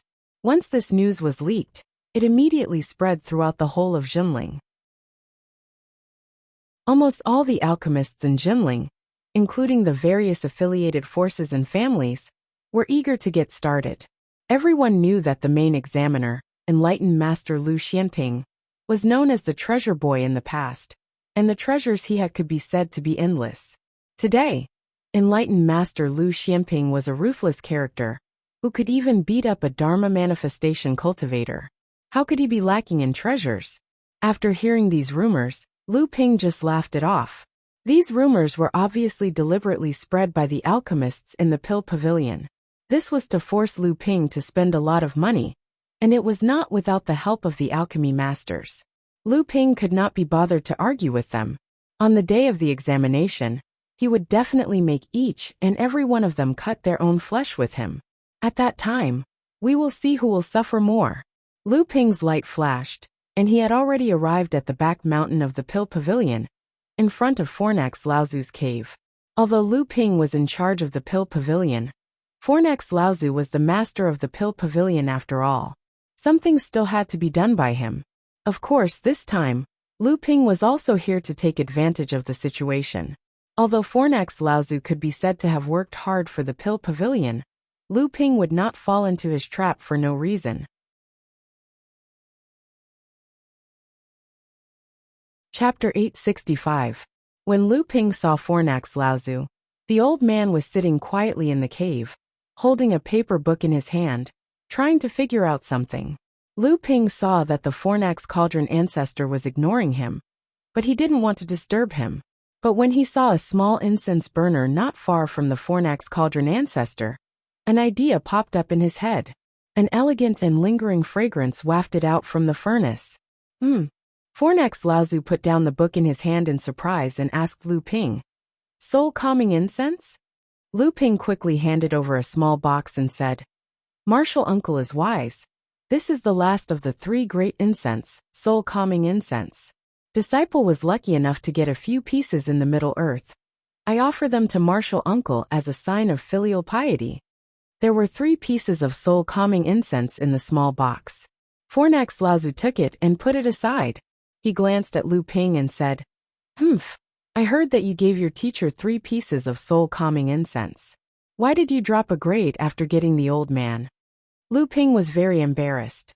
He didn't know how this matter was known to the person in front of him, so he quickly said, "Disciple only got a few pieces of soul-calming incense in the Middle Earth. Soul-calming incense is even rarer than soul-calming incense. Disciple had no choice. I can't just give one." He didn't know that after Lu Ping gave Lu Tianling Laozu 3 pieces of soul-calming incense and 3 pieces of soul-calming incense, it caused a small storm among the Jinling Laozu. After Lu Tianling received the soul-calming incense, he happily lit a small piece of soul-calming incense in the hall of Zhonghua. However, he didn't expect Chu Tianqing Laozu to return to the Middle Earth because of his battle with Lu Ping. He was in a hurry to bid farewell to Lu Tianling Laozu and just barged into the hall of Zhonghua. Elder Chu Tianqing was, after all, a Dharma adept.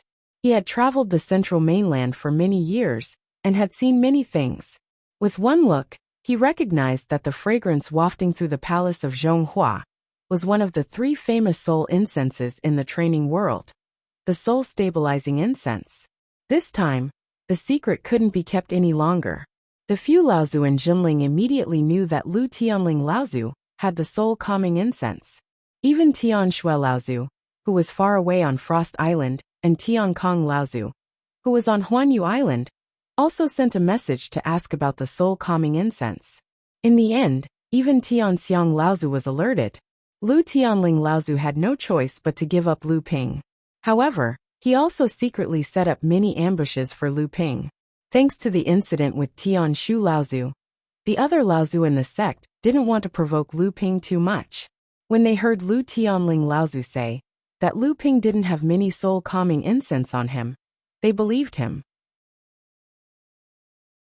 After all, it was already very lucky for them to have a few of these rare treasures. If they knew that Lu Ping not only had dozens of soul-calming incense on him, but he also had a few lush soul-calming trees in the House of Gold, even Lu Tianling Laozu himself might not be able to hold himself back.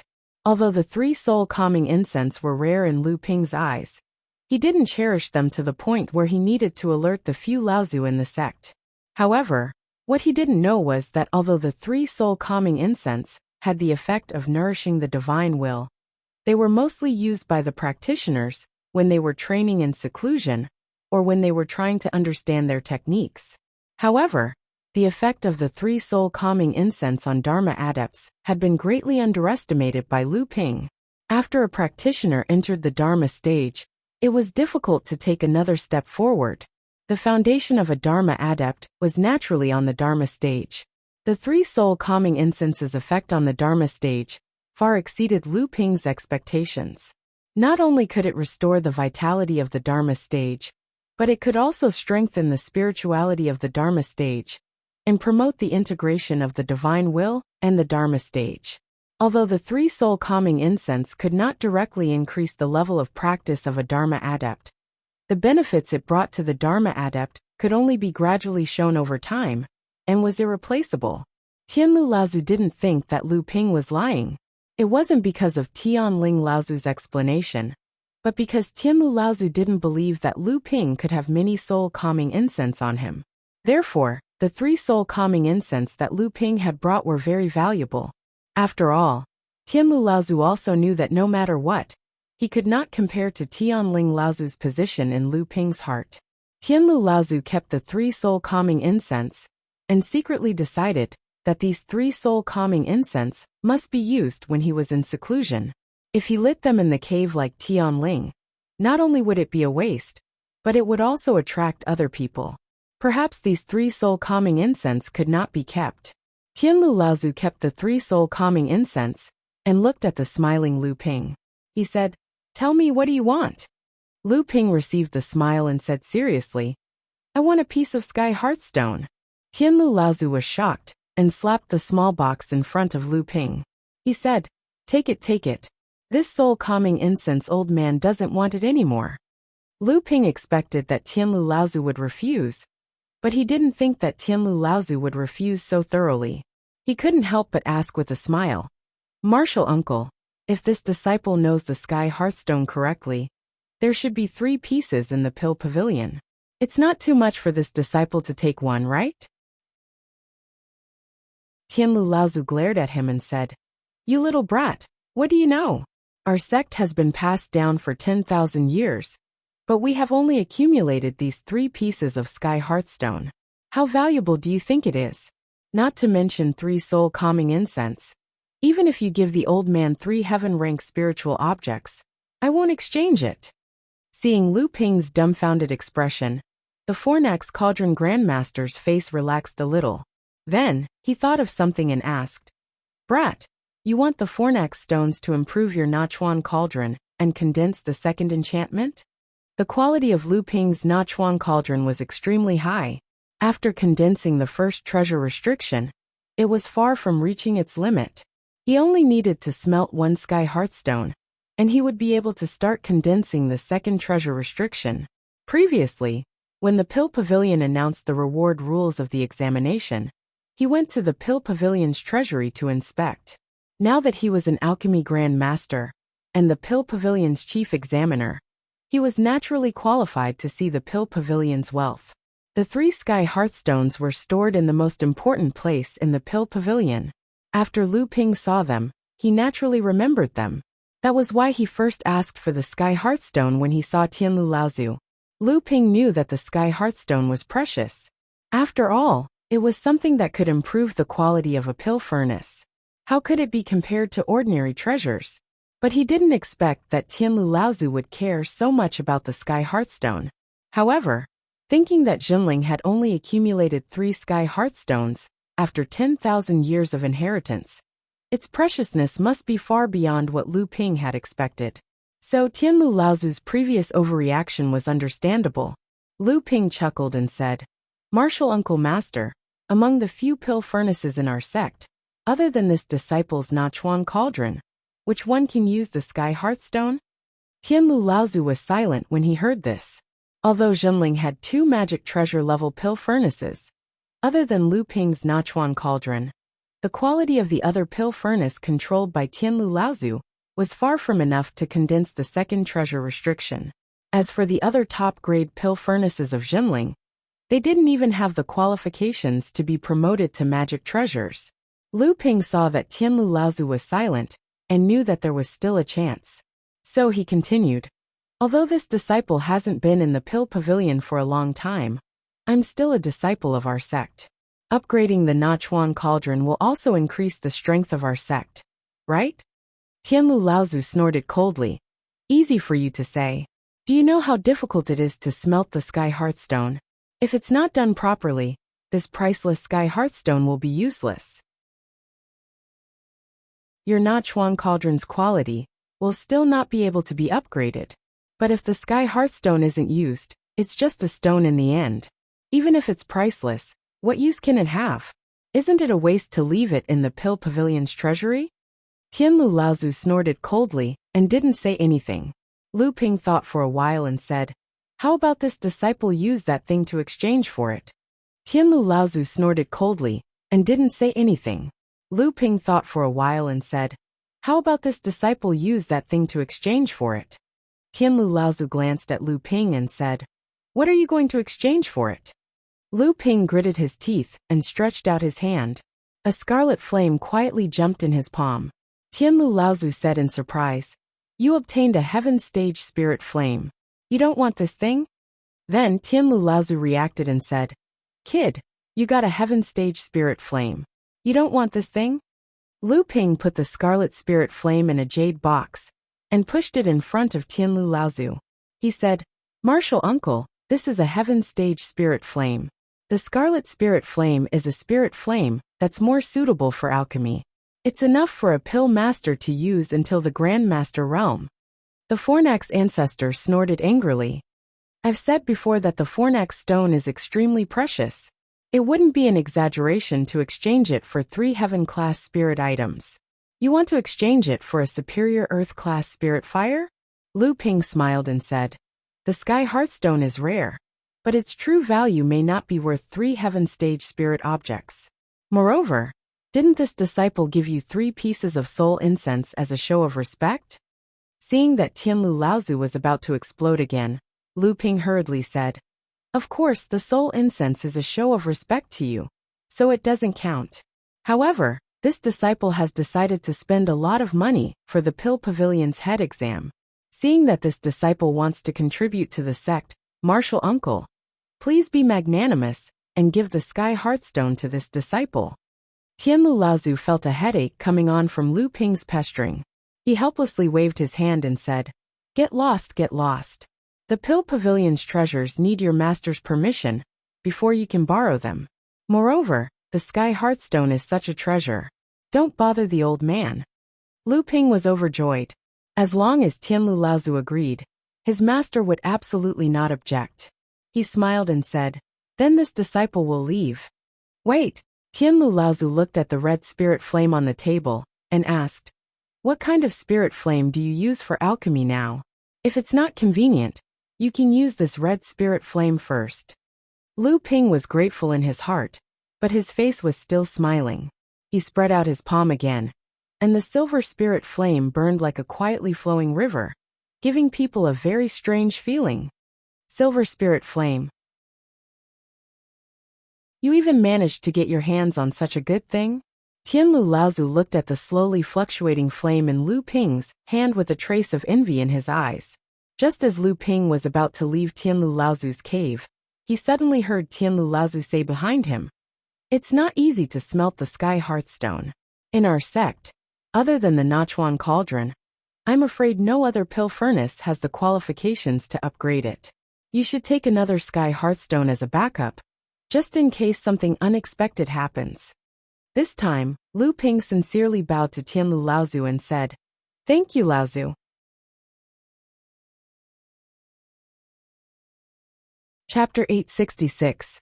Truth be told, Jinling had an even more precious pill furnace. It was the mountain and river cauldron that Tianlin Laozu had snatched from Ming Tian Dojo. It was a pill furnace with 3 enchantments. Its status in Jinling was comparable to the only two tribulation spirit treasures in Jinling.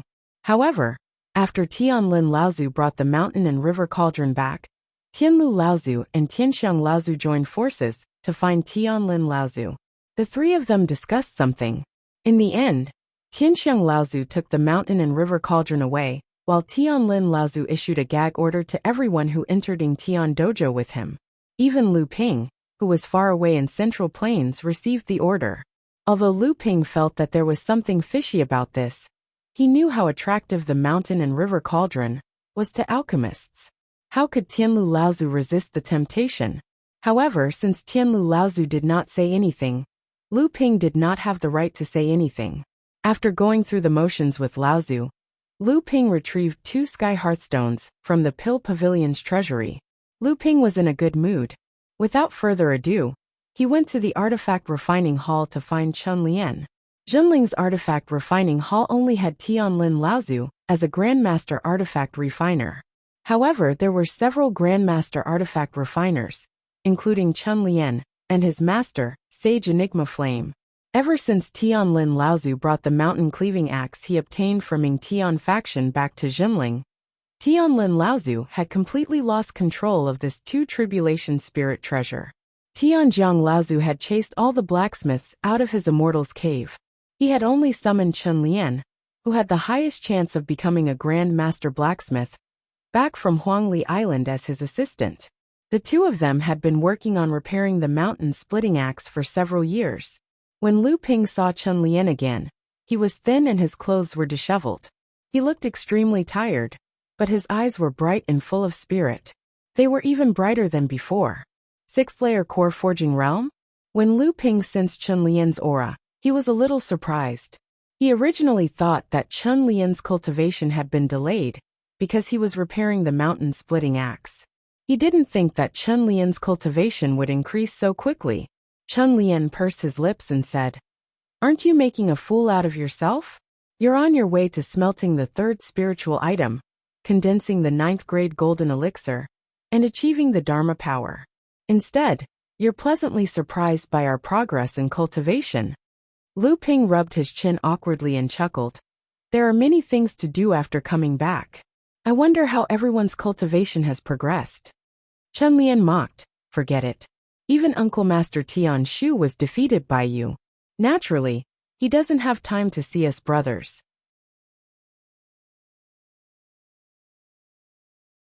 However, the incident on Huangli Island is also a shame. Because Uncle Master Tian Shu appeared, we couldn't go against him directly. Our teachers and elders also warned us not to offend our superiors. Therefore, Senior Sister Black Fox has been shouldering all the responsibility on Huangli Island. "I'm sorry." Lu Ping waved his hand and said, "Why do you have to be like this? You've already done enough. Otherwise, I'm afraid that even my abode on Huangli Island would have been requisitioned by him." The 2 of them had a deep friendship, and there was no need to say anything else. Chun Lian said, "Among us brothers, other than junior brother Ji Xianxian, who has just broken through to the late core forging realm, and is currently in seclusion to consolidate his cultivation, senior brother Xian Yong, senior brother Xian Feng, junior sister Xian Ling, Xian Yu, and Xian Jian are all at the 6th layer of the core forging realm. Among them, Xian Yong, Xian Feng, and Xian Ling have already reached the bottleneck of the late core forging realm and are only a step away from it. Xian Yu, Xian Jian, and I have just advanced to the 6th layer of the core forging realm. We still need some time to accumulate our strength." Lu Ping nodded his head, but in his heart he thought, they are definitely not the only ones who are stuck at the bottleneck of the 6th layer of the core forging realm. The batch of earth-rank spiritual items that I exchanged from the mysterious Sky Ancient City has finally been settled. However, these items still need to be passed through the sect. I can't let myself suffer a loss. Chun Lian saw that Lu Ping's mind was elsewhere, and couldn't help but ask in a bad mood, "Why are you looking for me? I'm very busy here. Right now, Ancestor Tianzheng's temper is very bad. If I'm negligent, I'll definitely be scolded.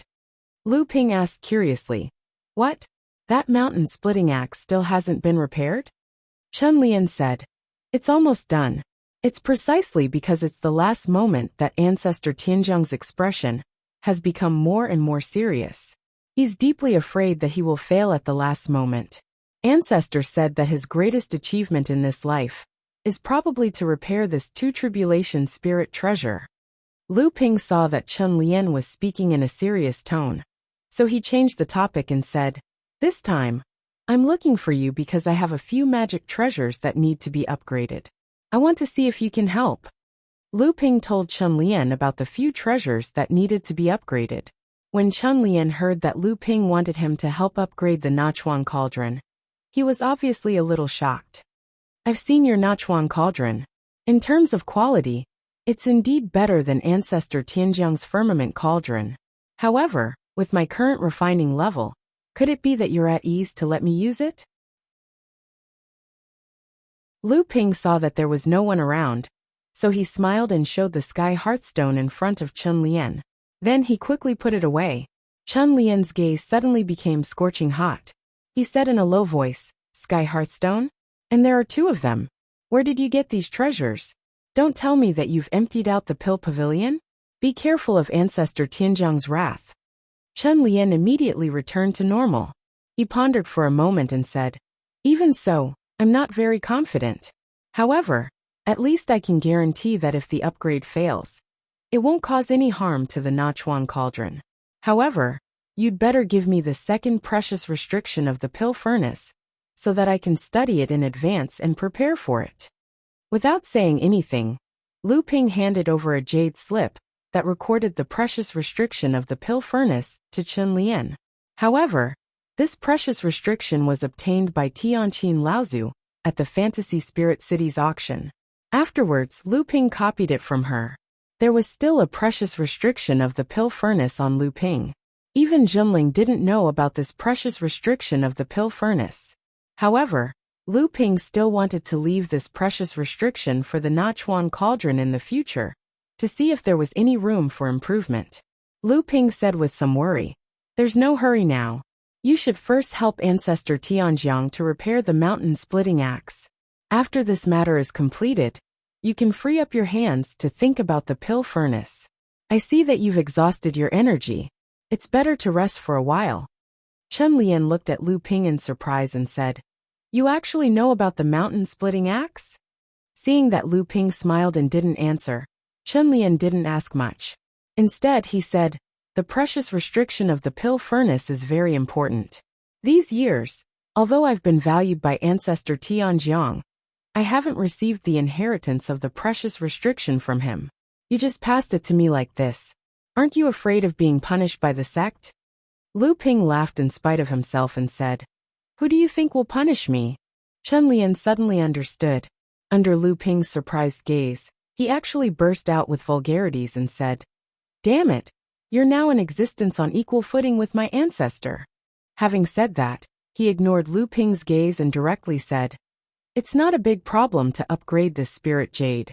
I didn't expect that you would even be able to find such a rare object like the frightening spirit branch and condense the fourth precious restriction in one go. The nether water sword is a bit more difficult.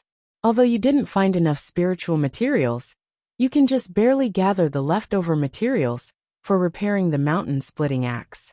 However, the inheritance of the invisible sword technique is not complete. Without the last 3 spirit nurturing level invisible restrictions, even if you upgrade the nether water sword, you won't be able to upgrade it to a spirit nurturing artifact. As for the water controlling flag, I'm afraid that it'll be even more difficult. The one who has the deepest understanding of this artifact is Ancestor. Once the matter of the mountain splitting axe has come to an end, you should personally pay him a visit.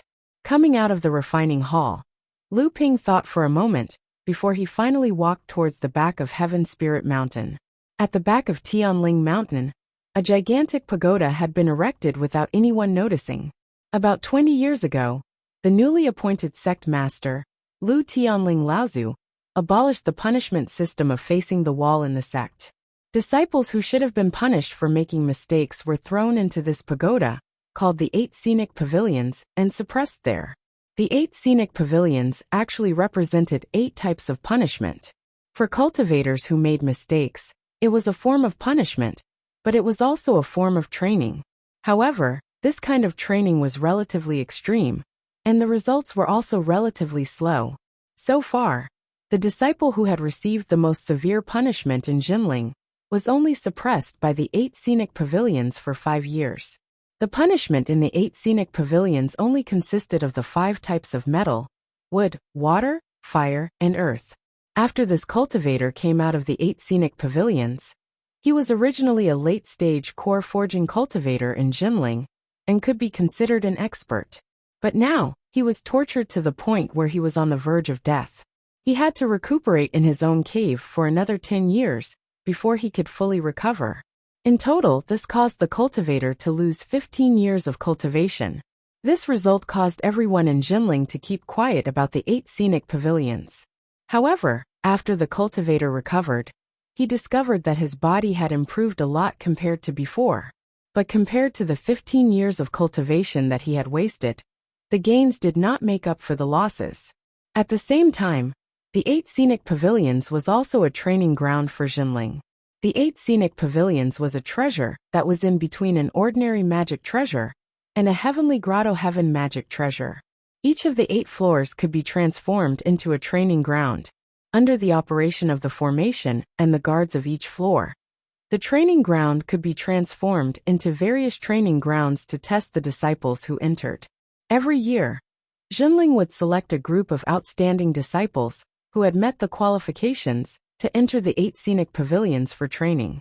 These disciples were all in the blood condensation realm. Moreover, Jinling would also allocate some cultivation resources to the various training grounds as a reward for the disciples who passed the training. Originally, every floor of the 8 Scenic Pavilions would have a heaven and earth spiritual item that acted as the eye of the formation. At the same time, it was closely related to the training grounds of the 8 Scenic Pavilions. However, when Lu Ping handed the 8 Scenic Pavilions to Tian Lin Laozu, he had already stored away the heaven and earth spiritual items inside.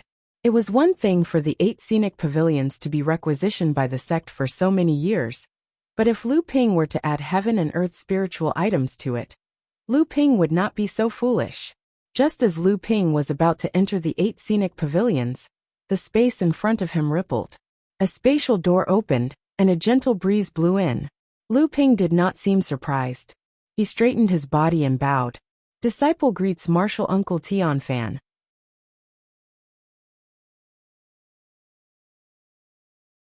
Chapter 867. Tian Fan Laozu's appearance caused Lu Ping to stop in his tracks. You don't seem surprised by the old man's arrival. Yes, Patriarch Tian Fan and Lu Ping only exchanged a single word before falling silent. The two of them immediately fell into silence. After a while, Tian Fan Laozu sighed and said, Old man thanks you for Tian Shu. Lu Ping said, You're too kind, grand uncle. I've already tried my best. If there was someone else at the side, they would definitely be confused by the conversation between the two. However, Lu Ping knew that Tian Fan Laozu was thanking him because Lu Ping could have severely injured or even killed Tian Shu Laozu. All he needed was an excuse in a moment of desperation. However, Lu Ping had only knocked him down from the sky in the end. It could be said that he had spared his life, and at the same time, he had also shown everyone that his strength far surpassed Tian Shu Laozu's. Lu Ping said that he had already tried his best. In fact, he was saying that he was not willing to accept Tian Fan Laozu's favor. After all, this was a grudge between him and Tian Shu Laozu. At the same time, he was also trying to hide his own strength. Tian Fan Laozu also understood the meaning behind Lu Ping's words, but he did not say much about it. He only said to himself, The future of the sect depends on you guys. Now, including Senior Tianxiang, the first generation of cultivators, have already let go of the sect's control. We want to see how talented the second and third generation disciples are, and whether they can support Jinling's future. When Tianfan Laozu saw Lu Ping's thoughtful expression, he smiled and said, "In this sect, it doesn't matter if it's the sect master or the balance of power. It's all about the inheritance of the sect. In the end, it's for the sake of the sect's future." Lu Ping nodded, but he heard Patriarch Tianfan continue. "However, a sect can't have only one voice. There needs to be a restraining force. Only then can people have scruples and think about it. Only then can the plan be thorough, and the decision feasible. Don't you think so?"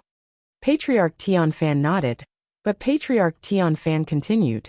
Lu Ping thought for a while and said, "If it's for the sake of the sect, I have nothing to say."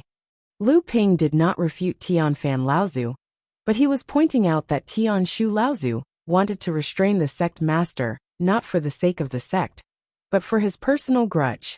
Tianfan Laozu sighed and said, "You're right. Tianshu does have a personal grudge." This was the first time Tianfan Laozu and Lu Ping had spoken so weakly. Tianfan Laozu was silent for a while. When he saw that Lu Ping did not say anything, he continued, "In a few days, the old man will go to the East Sea to guard Jingzha Island. I heard that you've established a force in the East Sea secret land. The old man will look for an opportunity to take care of it." Although Lu Ping was surprised by Tianfan Laozu's goodwill, he had no choice but to accept it. Otherwise he would really offend Tianfan Laozu. Therefore he could only say, "Thank you, Martial Granduncle." Tianfan Laozu turned around and left. Lu Ping stood there for a long time, thinking about something. After a while, he smiled nonchalantly and entered the Buying Tower with his head lowered. The Buying Tower itself was a rather unique treasure. Out of the entire Buying Tower's power, the quality of the Buying Tower itself only accounted for 1/3 of its power. Out of the remaining half, the quality of the heaven and earth treasures, placed on each floor, would affect 1/3 of its power. The other 1/3 depended on the strength of each floor's guardian. When Lu Ping entered the first floor of the Buying Tower, he saw a group of Blood Condensation Realm disciples training in the Illusion Realm. Late Blood Condensation Realm demonic beasts suddenly attacked them from all sorts of places, but they were all killed by the disciples. Lu Ping scanned the area with his divine sense, and knew that the guardian of this floor was only a core forging cultivator who had just entered the core forging realm. Floating in the middle of the array formation beside him was a metal elemental mid-grade mystic class spirit item. Lu Ping was slightly surprised. Without alerting the guardian of the first floor, he went straight to the second floor. The guardian of the second floor was a 3rd-level core forging realm cultivator. Lu Ping found him slightly familiar, as if he was his classmate back in Junling Side Hall. However, the two of them weren't familiar with each other. This person was using a secret technique to activate a mystic class heaven and earth treasure. It was also a mystic class heaven and earth treasure. The heaven and earth treasures were used to test a few late Blood Condensation Realm cultivators. When Lu Ping entered the 3rd floor, he couldn't help but stare blankly. With a sweep of his divine sense, he saw a few late Blood Condensation Realm cultivators working together to defend against a half-step core forging realm demonic beast. What surprised Lu Ping wasn't that these cultivators could defend against the demonic beast, but that the person in charge of defending the demonic beast was only a 6th-level Blood Condensation Realm cultivator. "Junior brother Du, it's coming. It's coming. Block it.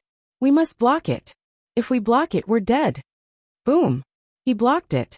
Junior brother Du blocked it. "Quick, kill it. Don't let it break free." A moment later, the monstrous beast's body slowly disappeared, leaving behind a few medium-grade spirit stones on the ground, which could be considered as a reward for the trial disciples.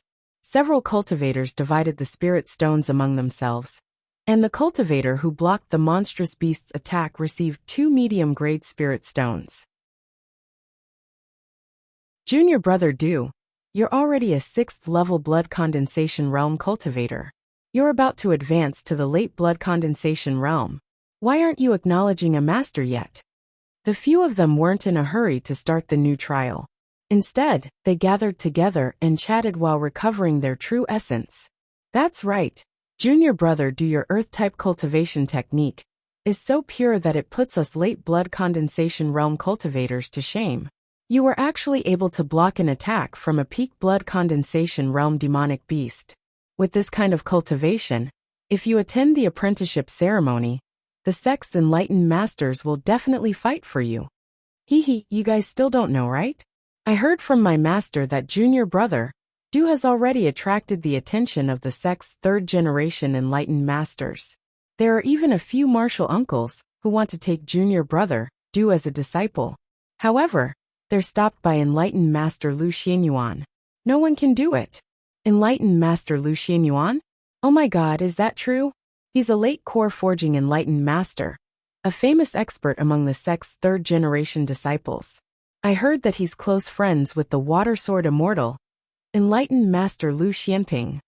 Junior brother Du, don't tell me that enlightened master Lu has taken a fancy to you and is preparing to take you as a disciple? That makes sense. Enlightened master Lu Xuanyuan's master is Guotianshan Laozu, and he already has an earth-type cultivation technique. Since you're also cultivating an earth-type cultivation technique, it'll be of great help to your future growth. But what's strange is, if that's the case, why doesn't enlightened master Lu Xianyuan take you as a disciple? Could it be that enlightened master Lu Xianyuan is going to be like enlightened master Lu Xianping, refusing to pass on his legacy to a disciple until now? Junior brother Du's expression was originally calm. Only when he heard the words water sword immortal, Lu Xianping, did his expression brighten a little. When Lu Xuanping's name was mentioned, the atmosphere of the group of disciples was clearly stirred up. Have you heard? That sword Azura went to Frost Island again. Really? That Wang Qi who wanted to become enlightened master Lu Xuanping's disciple, the one who once killed a core forging Azura, and is only one step away from entering the core forging realm? Didn't he always follow enlightened master sword demon Du Xianfeng around the North Sea to challenge others? Why did he go to Frost Island again? It's said that he's about to enter the core forging realm. This time, he didn't even pay a visit to enlightened master Lu Xianping when he returned to the North Sea. Other than him, it's said that there's another alchemist in the Pill Pavilion called Tianyu. He still hasn't taken enlightened master Lu Xianping as a disciple. Many people in the Pill Pavilion say that he also wants to become enlightened master Lu Xuanping's disciple. It's just that he hasn't admitted it himself. So it's just a guess. Junior brother Du, don't tell me you also want to become enlightened master Lu Xuanping's disciple. Ha ha ha. Lu Ping chuckled and waved his sleeve in the direction of the group. The scenery around them changed. A gust of evil wind blew, and a fierce tiger with white forehead and eyes that had reached the core forging realm jumped out of the forest with a roar. It stared at them like a tiger watching its prey. Oh no, why did the scene suddenly change? We haven't rested enough. Oh no, how did this happen? This tiger demon is actually at the core forging realm. No way, this is bad. When we go back, we must complain. This matter must be reported to Sect Master Laozu. He must punish those guards severely. A green light flashed in Lu Ping's eyes as he looked at the guard of the third floor. A third-level core forging realm cultivator was like an ant on a hot pan, circling around a pool of heaven and earth spirit water. He couldn't understand why a core forging realm demonic beast would appear on the third floor of the Eight Visions Tower, when there were clearly only upper mystic level spirit items. Lu Ping passed by the fourth floor and arrived at the fifth floor. This was the floor that Yuan Xuanzhan was guarding. The Eight Visions Tower's guards were extremely strange existences. Apart from the Eight Visions Tower's eighth floor, which was the true control center of the Eight Visions Tower, there was a stone tablet in the center of the formation that could be used by cultivators to refine. Moreover, these stone tablets were different from the Real Mansion guarding stone tablets. After refining them, the cultivator would only be able to control the situation on the floor the tablet was on. Not only would the cultivator be under the control of the Real Mansion guarding stone tablet, but the cultivator who refined each floor's stone tablet would also no longer be able to escape the Eight Views Pavilion's control. To be more precise, they would no longer be able to escape Lu Ping's control. Even if these cultivators left the Eight Visions Pagoda, their cultivation and spells would still be affected by the Eight Visions Pagoda. The power of the Eight Visions Pagoda would also depend on the cultivation of the guardians. Simply put, these guardians were equivalent to the slaves of the Eight Visions Pagoda. At present, the Eight Visions Tower had only condensed 8 treasures. Therefore, these cultivators who refined the stone tablets on each floor, no matter how talented they were, could only increase their cultivation to the 8th stage of the core forging stage. The spiritual objects placed inside would also not exceed the upper earth level. Once the Eight Visions Tower passed the first lightning tribulation, the spiritual objects inside could be placed at the lower earth level, and the guards on each floor could also have the possibility of condensing their Dharma power. In this way, the Eight Visions Tower became a 2-tribulation spiritual treasure. The spiritual objects could be placed at the middle earth level, and the guards on each floor could also have the possibility of advancing to the middle Dharma power. After the Eight Visions Tower passed the 3rd lightning tribulation, it became a pure yang-level spiritual treasure. Then, the guards would also have the opportunity to become great cultivators. However, even if these cultivators became great cultivators, no matter how powerful they were in front of others, as long as the Eight Visions Tower was activated, these people could only obediently return to be guards inside.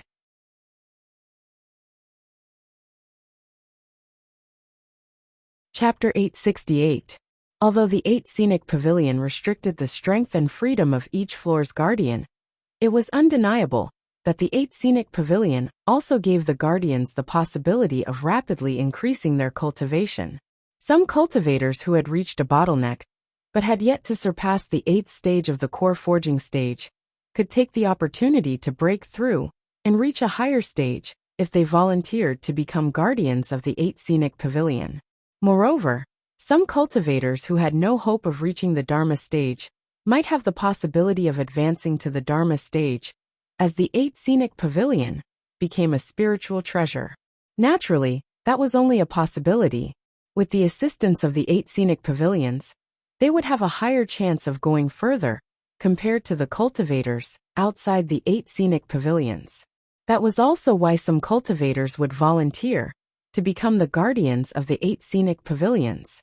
Truth be told, this was a mutually beneficial and win-win method that the sect had opened up for the cultivators who had lost their path to cultivation. However, this new method had been refined by Lu Ping. In other words, all cultivators who used this method would be restricted by Lu Ping in the future. This was also the reason why Tianlin Laozu had insisted on taking the 8 Scenic Pavilion from Lu Ping and placing it in the back mountain of Tianling Mountain. At least in name, this treasure had to be under the control of Jinling. This way, the risk of Lu Ping wielding this treasure would be minimized. With the cover of the sect, this power, which was highly likely to grow to an unimaginable level in the future, would not die prematurely. When Lu Ping arrived at the 5th floor, Yuan Xuanzhan was meditating with his eyes closed. His aura seemed to merge with the entire 8 Scenic Pavilion. Very quickly, he sensed Lu Ping's arrival. Lu Ping looked at Yuan Xuanzhan, who had also opened his eyes and was looking at him calmly. He nodded. Very good. You have refined the 5th floor's guardian stone tablet. Your cultivation has also been pushed to the peak of the 5th stage of the core forging stage. The 5th floor of the pavilion is now under your control. Yuan Xuanzhan's lips curled into a self-deprecating smile. Can I refuse? Lu Ping smiled and took out a stone. Everything around the pavilion seemed to become much heavier. Yuan Xuanzhan looked at the stone in Lu Ping's hand and narrowed his eyes. This is a magnetic absorbing stone? Lu Ping said. Yes, this is indeed a magnetic absorbing stone. It is a high-grade Earth-class Earth attribute spiritual object, and is also the guardian spirit of the 5th floor. From now on, you will use it to guard the 5th floor. Yuan Xuanzhan snorted coldly. You sure are generous. This magnetic absorbing stone is an extremely special existence among high-grade Earth-class spiritual objects. In order to conserve spiritual objects for our disciples to refine, the 8 Scenic Pavilion mostly uses mystic spiritual objects. You brought out such a large high-grade Earth-class spiritual object. Aren't you afraid that my sect's Laozu will rush in and snatch it? Lu Ping smiled. They won't rush in. I still have some use for this magnetic absorbing stone. It's just that this 8 scenic pavilion is only used to train blood condensation disciples. It's a waste. I'll use it here for now. I'll take it back in the future. Lu Ping left the 5th floor and went straight to the 8th floor where the guardian stone tablet was placed. He sent out a stream of dense true yuan towards the small pavilion. The entire 8 scenic pavilion lit up from the 1st floor up. The colorful light illuminated the entire back mountain of Tianling Mountain. At this time, of the 4 Laozu guarding Tianling Mountain, Tianxiang Laozu only glanced in the direction of the back mountain in surprise. Tianling Laozu frowned. Laozu Tianshan was a little surprised, while Laozu Tianshu was completely at a loss. Not long after, a disciple who was training in the 8 scenic pavilion rushed all the way to the 3rd floor. Out of curiosity, he walked up the stairs to the 4th floor. He didn't expect that the pavilion, which was filled with restrictions, would suddenly open. This disciple thought that it was another training ground set up by the sect. Naturally, he wouldn't miss this opportunity. In just the time it takes for a joss stick to burn, a peak blood condensation disciple with a body full of injuries appeared outside the 8 scenic pavilion. When someone rushed over after hearing the news, the disciple only managed to say a few words. 4th floor, core forging training ground. Then he completely fainted. The Pill Pavilion's examination finally began under the anticipation of Jinling and the various subordinate forces and clans. Those who could participate in this examination were all alchemists. Most of them were from the 3rd and 4th generation of Jinling. There were also alchemists from Jinling's subordinate forces, who hadn't reached the rank of Master Alchemist yet. There were more than 100 people in total. Among them, nearly 70 were alchemists nurtured by Jinling, and nearly 40 were alchemists from the subordinate forces. The examination was divided into 4 parts. The first part was to randomly choose a mid-stage blood condensation pill recipe from the questions given by Jinling. The second part was to randomly choose a pill recipe to concoct, but this time, it was a late-stage blood condensation pill. The third part was to randomly choose a pill recipe to concoct a half-step core forging pill. The spiritual herbs used for these 3 tests were provided by Jinling for free. Even alchemists who couldn't concoct late-stage blood condensation pills could use spiritual herbs to practice. However, when it came to concocting half-step core forging pills, alchemists who couldn't concoct late-stage blood condensation pills were disqualified. After all, Jinling's spiritual herbs weren't for nothing. Knowing that alchemists couldn't even concoct late-stage blood condensation pills, how could they allow alchemists to concoct half-step core forging pills? In the 4th round, the pill refiners had to choose a pill that they were good at, and the quality of the pill had to be at least at the late blood condensation realm. If the first 3 rounds were a comprehensive test, then the last round was a competition between the best pill refiners. The results of the 4 tests would be evaluated by an examiner consisting of Grandmaster alchemists from Jinling's subordinate forces. Based on this evaluation, the ranking of each alchemist would be determined. The top 10 alchemists would be awarded prizes from Jinling and the examiners themselves. Lu Ping couldn't help but curse in his heart when he saw the process of the exam. He felt that the entire process had nothing to do with him. In fact, when he thought about it, the examiners were all ordinary alchemists. The pills they concocted were all blood condensation realm pills. These pills were more than enough for the examiners to evaluate. Even if he said a few words, what could he do? Even if there were 1 or 2 disciples who managed to advance to Grandmaster level in this exam, they would only be beginners. Those who could become examiners were all immersed in refining core forging level pills for hundreds of years. In front of them, even an early core forging level pill could be evaluated by them. How could an alchemy grandmaster like him even need to make a move? Lu Ping carefully watched the entire exam. There were only 3 things he could do. First, before the exam, all the examiners, including the main examiner, would practice their alchemy skills in Pellet Pavilion. As a Grandmaster Alchemist and the main examiner, Lu Ping would naturally be the last to perform his alchemy skills. Lu Ping felt indignant in his heart. This was clearly an attempt to force him to abdicate.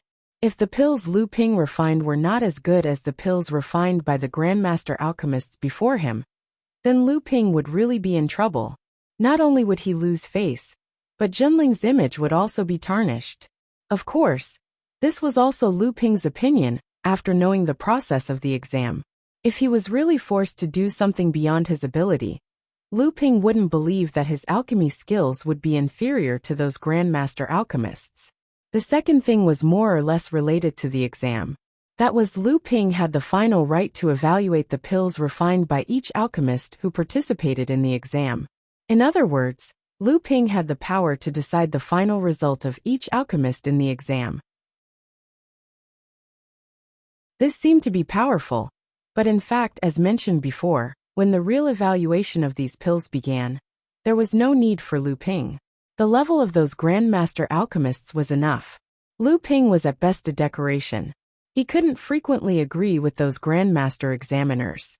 Otherwise, where would Lu Ping put his face as an alchemist Grandmaster? Of course, it was not that there was no opportunity for Lu Ping to perform. If during the process of alchemy, someone refined a pill of similar quality and quantity, at this time, Lu Ping, as the chief examiner, would have to step forward. However, such an opportunity was almost impossible in Lu Ping's opinion.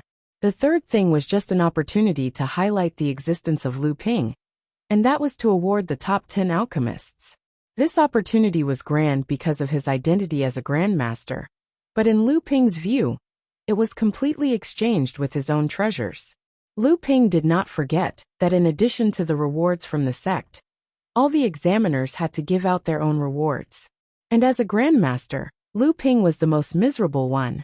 Now Lu Ping was in the square of the Pill Pavilion, watching many alchemists, as well as many cultivators from Jinling and various affiliated forces and families, who came to watch the exam, cheering because of Lu Ping's appearance. Especially the disciples of Jinling. They worshipped Lu Ping like an idol, which made Lu Ping feel at a loss. Lu Ping looked around and saw that there were a few seats in the east, west, and south of the square, all of which were reserved for the examiners. Among them, there were 3 seats in the south, and the most conspicuous one was the chief examiner of this exam, the alchemist Grandmaster Sage Lu Xianping. The square of the Pill Pavilion was evenly divided into 108 areas, and each area was occupied by an alchemist participating in the exam. Among them, about 80 alchemists had their own alchemy furnace, and the remaining alchemists would apply to Jinling. Jinling would provide alchemy furnaces from the underground pill room of the Pill Pavilion for them to use in the exam. However, these alchemy furnaces were all low-grade magic artifacts, and the alchemists participating in the exam mainly used low-grade magic artifacts. In the entire exam, including the chief examiner, Lu Ping, there were a total of 9 examiners. Lu Ping turned to look at his sides, and saw that on his left and right were Sage Xianyu and Sage Xianyan. Both of them were Grandmasters of Jinling. On the east side were Enlightened Master Xianjing, and 2 other master alchemists that Lu Ping didn't know. Lu Ping guessed that they were from one of Jinling sect's subsidiary forces. On the west side were Enlightened Master Xiandian, and another master alchemist from one of Jinling sect's subsidiary forces. And at the bottom was Enlightened Master Xianfang.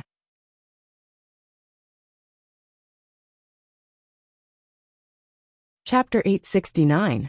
Lu Ping looked at the hundreds of alchemists in the square. 2/3 of them were using low-grade cauldrons, and less than 1/3 were using mid-grade cauldrons.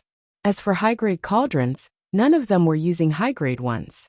In the North Sea, there was an unspoken rule that only Grandmaster alchemists could use high-grade pill furnaces. Moreover, most of the North Sea's Grandmaster alchemists only had a mid-grade pill furnace. If they wanted to refine high-grade pills, they would sometimes have to ask for help from forces that had high-grade pill furnaces. Fortunately, these Grandmaster alchemists had high statuses. Generally, as long as they asked for help, the major forces and families would rarely refuse. Even in the Pill Pavilion, Tianlu Laozu would sometimes agree to use Jinling's high-grade pill furnaces for those Grandmaster alchemists who were on good terms with him. Looking at this scene, Lu Ping could not help but lament the poverty of the North Sea's cultivation world. He thought back to the time when he participated in the Northern Alliance's alchemy conference in the East Sea. There were many blood condensation cultivators who had not even succeeded in refining core forging pills. Many of them used high-grade pill furnaces, and some even used top-grade pill furnaces. Although these people represented the major powers and clans behind them, at the very least, the subsidiary powers and clans of Zhenling's sect would not be able to provide high-grade pill furnaces for these cultivators to use in the Pill Pavilion's examination. Just as Lu Ping's imagination was running wild, the host of the alchemy conference, Spiritual Master Xian Dian, announced the start of the conference. Tianlu Laozu had 4 disciples: Xian Yan, Xian Jing, Tianqin and Xian Dian. Among these 4, except for Tianqin Laozu, who had surpassed his predecessors, the other 3 were all Grandmaster alchemists. Spiritual Master Xuandian was fine. He had only been a disciple of the Forsaken Sky Cauldron ancestor for a short period of time. His knowledge of the enmity between the Sky Zither ancestor and the Heavenly Spirit ancestor was very vague. On the other hand, Spiritual Master Xian Yan and Spiritual Master Xian Jing were hostile towards Lu Ping because of the matter between Tianling Laozu and Laozu. Especially in this Pill Pavilion's examination, Lu Ping was sitting at the head of the table. Moreover, he was one of the only 2 third-generation disciples among the 9 Grandmaster alchemists. This made Spiritual Master Xian Yan, who sat next to Lu Ping, and Spiritual Master Xian Jing, who sat to the east, felt very uncomfortable. But the 2 had no choice but to endure. Lu Ping's position as the pavilion head proctor was personally appointed by the Forsaken Heavenly Cauldron's cultivation base and alchemy skills. Even if the 2 were dissatisfied, they had to admit that they couldn't compare to Lu Ping in either. The only thing that the 2 of them criticized was Lu Ping's status as a third-generation disciple. But when they thought about Tianshu Laozu, they had no choice but to swallow their dissatisfaction. Before the Pill Pavilion's examination, the 9 examiners would come forward to practice their alchemy skills, also known as the Pill Exhibition. Although it was before the examination, it was indeed one of the highlights of the entire examination. At this time, a large number of cultivators from Zhenling and its affiliated forces had gathered outside the Pill Pavilion square. Among them, there were also many alchemists who had not participated in the examination. Most of them were Zhenling's second-generation disciples. Most of them had come for the Pill Exhibition before the examination. The first to go on stage was Zhenling's alchemy grandmaster. Among the third-generation disciples, he was second only to Grandmaster Lu Xianping, Taoist Master Xianfang. Taoist Master Xianfang took out a small bag from his waist. This was a storage bag specially used by Taoist Master Xianfang to store his alchemy furnace. Taoist Master Xianfang shook the storage bag, and a square alchemy furnace floated out of the bag. Dang! The 3 feet tall alchemy furnace fell on the square and made a crisp sound when it hit the bluestone on the ground. Lu Ping was very familiar with this alchemy furnace. It was the high-grade alchemy furnace that Lu Ping had used when he became an alchemy grandmaster. Later, because Lu Ping had a better Nachuan cauldron, he gave this alchemy furnace to the new alchemy grandmaster, Taoist Master Xianfang. Colored glass grass, ancient vine leaves, 1,000 clear branches. Lu Ping just looked at the 1,000-year spirit grass that Taoist Master Xianfang took out. He knew that he was going to refine the ancient glass pill, which was a commonly used pill in the middle stage of the core forging stage. After all these years, Taoist Master Xianfang's alchemy skills had also improved greatly. Although the ancient glass pill was not the best pill in the middle stage of the core forging stage, it was still the best pill to show the alchemy skills of an alchemy grandmaster. This kind of pill only took a short time to refine, at most half a day. In fact, this was to not affect the normal progress of the alchemy exam. It seemed that this alchemy exhibition was not peaceful, although it was to demonstrate alchemy skills to the younger generation, and the alchemy skills between the grandmasters were also secretly competing with each other. On the stage, Lu Ping could not help but show a trace of a sarcastic smile. If it was just putting the spirit grass into the alchemy furnace to refine the pill, the proportion of time in the whole alchemy process was not high. The real time-consuming part was the large amount of preparation work before the alchemy. For this alchemy exhibition, the preparation work was obviously completed by the alchemy grandmasters. What was shown in front of everyone was only the last refining process of the spirit grass into the furnace. As Taoist Master Xianfang snapped his fingers, an orange flame began to burn at the bottom of the high-grade alchemy furnace. The alchemy exhibition had officially begun. However, when Lu Ping looked at the orange flame of Taoist Master Xianfang, he showed a trace of surprise. A middle-grade earth-level small orange flame. Previously, Taoist Master Xianfang had only used a high-grade profound-level spirit fire. This was because after he became an alchemy grandmaster, Tianlu Laozu had specially rewarded him with a heaven and earth-level spirit fire. It seemed like enlightened Master Xianfang had gained a lot from his time in the Middle Earth. In terms of alchemy, the little orange fire was much stronger than the Earth-class mid-grade Xiantian spirit-burning fire Lu Ping had. However, after using a high-grade spirit stone, the profound sky spirit fire's grade would temporarily rise to a high-grade earth-level spirit fire. This was something that the small orange flame could not compare to. Following behind Taoist Master Xianfang was an alchemy grandmaster called Li Yinshan. He was a new alchemy grandmaster who had emerged from the forces under Jinling. In recent years, this grandmaster Li Yinshan had been in the limelight in the areas under Jinling's control. Of course, this was also because Taoist Master Xianfang and Lu Ping were in the Middle Earth. Grandmaster Li Yinshan also took out a high-grade alchemy furnace. However, this alchemy furnace was rusty and damaged. Even so, no matter if it was an alchemy grandmaster or an ordinary cultivator, none of them laughed at him. For a rogue cultivator like Grandmaster Li Yinshan, to be able to take out a high-grade alchemy furnace was already very impressive. Especially those alchemy grandmasters. Many of them even had looks of envy on their faces. A light red flame was burning in his palm. Lu Ping recognized that this was a high-grade earth-level spirit fire. It was called the lightning strike flame. Legend has it that this flame was formed when a spirit wood was struck by lightning and burned for many years. After Li Yinshan was Taoist Master Xiandian. As the last disciple of Fornax Laozu, Taoist Master Xiandian was a modest person. The heaven and earth-level spirit fire he used was also a mid-grade earth-level spirit fire. Next were two alchemy grandmasters from other forces. Their alchemy furnaces were both high-grade, but their spirit fires were only low-grade earth-level spirit fires.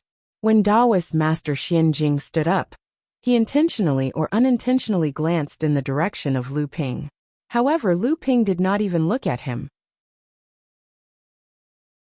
In the past, Taoist Master Xianjing used the spirit-stealing technique to steal 1/3 of the medicinal properties of the forging spirit pill that Tianling Laozu sent to the pill pavilion. This almost caused Liang Tianfeng Laozu to fail in refining the Tianfeng leaf.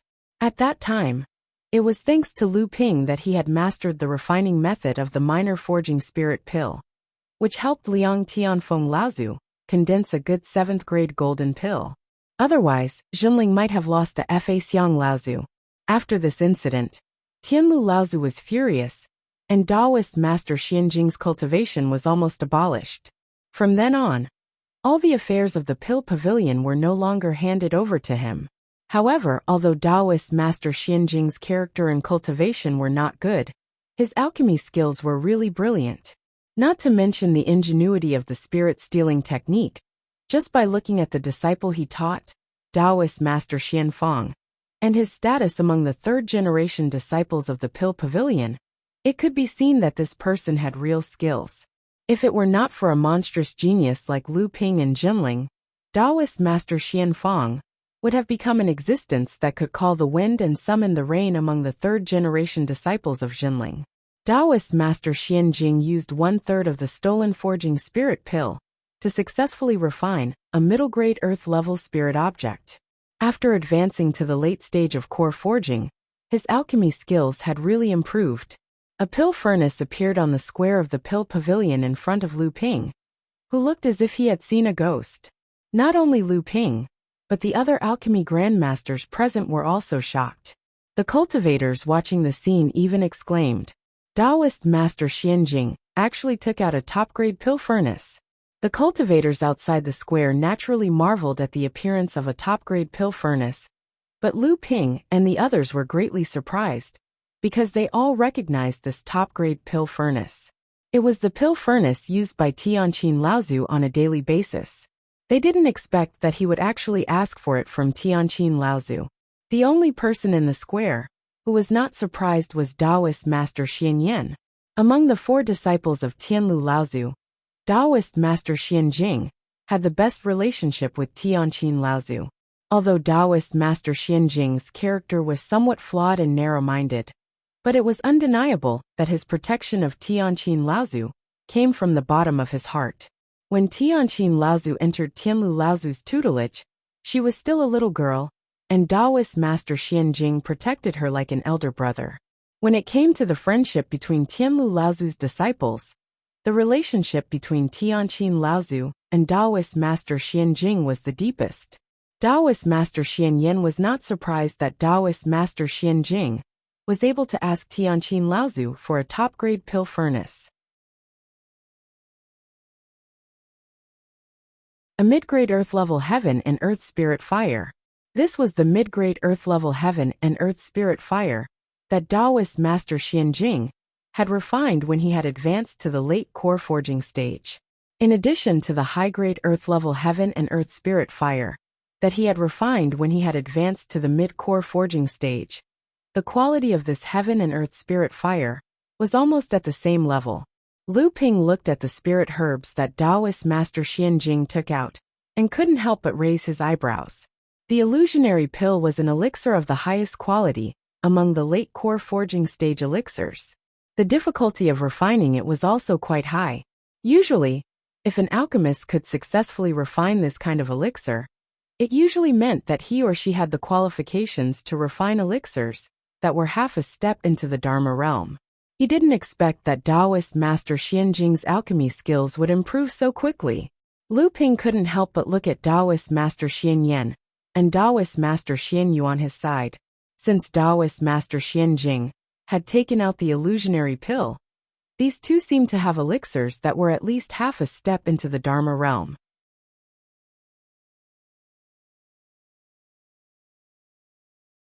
Chapter 870. In fact, there was another alchemy master in Jinling. That was Tianqin Laozu's 5th disciple, Chu Xianting. Moreover, Chu Xuanting's talent in alchemy was not inferior to immortal Xianfang's. She was also quite famous among the 3rd generation of Jinling's disciples. However, Chu Xianting grew up in the East Sea. After returning to the North Sea with Tianqin Laozu, she was not used to it. In desperation, Tianqin Laozu sent her to the Jingzha Island in the East Sea.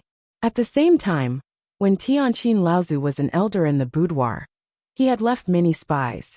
These connections were also handed over to Chu Xianting to manage. Just as Lu Ping expected, enlightened Master Xianyan's cauldron was also a top-grade cauldron. Moreover, it was the Lin Chuan cauldron that forefather Tian we used to exchange for the Na Chuan cauldron from Lu Ping. This made Lu Ping curse. According to immortal Xianyan's alchemy skills, he was not qualified to use a top-grade alchemy furnace. However, now that Tianqin Laozu had let go of everything, and Tianqin Laozu was in seclusion, most of the things in the elixir pavilion were managed by immortal Xianyan. It was normal for him to use this top-grade alchemy furnace.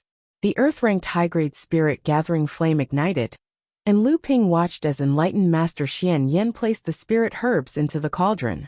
He was amused. After so many years, enlightened Master Xianyan had finally succeeded in concocting the spirit cleansing pellet. Although the spirit cleansing pill was an authentic late core forging realm elixir, this was because the spirit herbs used to refine the spirit cleansing pill were not 3,000 years old. However, it was undeniable that the difficulty of refining the spirit cleansing pill was comparable to refining elixirs of the half-step Dharma stage. Therefore, alchemists who could successfully refine the spirit cleansing pill often had the ability to refine elixirs of the half-step Dharma stage. This was a level higher than immortal Xianjing, who was only qualified to refine elixirs of the half-step Dharma stage. Even so, compared to immortal Xianyu, immortal Xianyan was still a lot inferior. When the firmament cauldron was taken out by immortal Xianyu, the entire square of the elixir pavilion burst into cheers. Heavenly Cauldron, Laozu's life treasure cauldron. Perhaps this was the only chance for most of the cultivators present to see a Dharma treasure furnace. Lu Ping frowned. He didn't expect Fornax Laozu to give the firmament cauldron to Taoist Xianyu. It seemed like Fornax Laozu had high expectations for Taoist Xianyu. However, as Reverend Xianyu smiled apologetically, the puzzled Lu Ping abruptly widened his eyes. A noun from a distant memory rushed into Lu Ping's mind and magnified in his eyes, turning into the word fuck. If the crimson flame burning in Reverend Xuanyue's hand was not the crimson spirit flame that Lu Ping had obtained from Fornax Laozu, what else could it be? The fresh divine sense imprint clearly told Lu Ping that this crimson spirit flame was without a doubt the same crimson spirit flame that Lu Ping gave to the Forsaken Sky Cauldron Grandmaster a few days ago. Taoist Xian, you seem to have expected that Lu Ping would be in a bad mood at this time. He hurriedly walked to the square, and under the fervent gazes of many cultivators, he started the firmament cauldron and began to refine the pill. Bell Cauldron Pill. The pill that Taoist Xianyu refined made Lu Ping a little surprised. In this kind of occasion, the alchemy grandmasters would definitely refine the pill that they were extremely confident in. Otherwise, if they failed, it would be too shameful. Taoist Xianyu refined Fornax Laozu's famous pill on the spot. This clearly showed that he was certain that he would succeed. If this was the case, his alchemy skills were indeed higher than Taoist Xianyan's. It was no wonder that Fornax Laozu would give him the firmament cauldron. Although the Bell Cauldron pill was only a half-step core forging pill, it was more difficult to refine than the spirit cleansing pill. Its reputation in the North Sea was like thunder to the ears. It was one of the best healing pills in the entire North Sea's cultivation world. When Taoist Xianyu's Bell Cauldron pill entered the cauldron, all the cultivators in the square began to focus their attention on Lu Ping, who was sitting at the head of the table. Originally, about 60% of the cultivators who came to watch the Elixir Conference had come because of Lu Ping, the Water Sword Deity, Alchemy Grandmaster, and defeated Dharma Laozu. They did not understand alchemy at all, and they did not understand the level of the alchemy skills displayed by the alchemy masters present. The number of alchemy masters who had truly seen Lu Ping display his alchemy skills at the Grandmaster level was less than 20%. The rest of the cultivators were the so-called dabblers, watching the show while watching the alchemy. However, for the people present, this Elixir Conference was already a worthwhile trip. In addition to the various types of spirit fires of heaven and earth, no one expected that this Elixir Conference would have 2 top-grade alchemy cauldrons and 1 Dharma stage alchemy cauldron. In addition, there were rumors that Taoist Lu Xianping also controlled a magic treasure alchemy cauldron, which meant that this Elixir Conference would have 2 Dharma stage alchemy cauldrons. Just this alone was enough for the cultivators present to boast in front of others in the future. How many magic treasure alchemy cauldrons were there in the entire North Sea? Before Jinling's Heaven Cauldron appeared, the only magic treasure alchemy cauldron known in the entire North Sea was Xianling Sect's Sea Boiling Cauldron.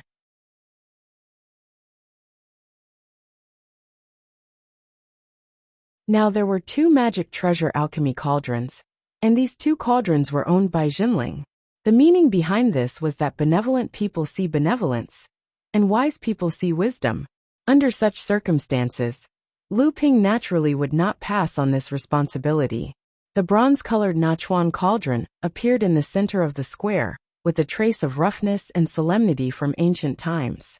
For a moment, even the Heaven Cauldron controlled by Taoist Xianyue was overshadowed by it. A real alchemist could sense the difference between the two. The alchemy cauldron also depended on the foundation.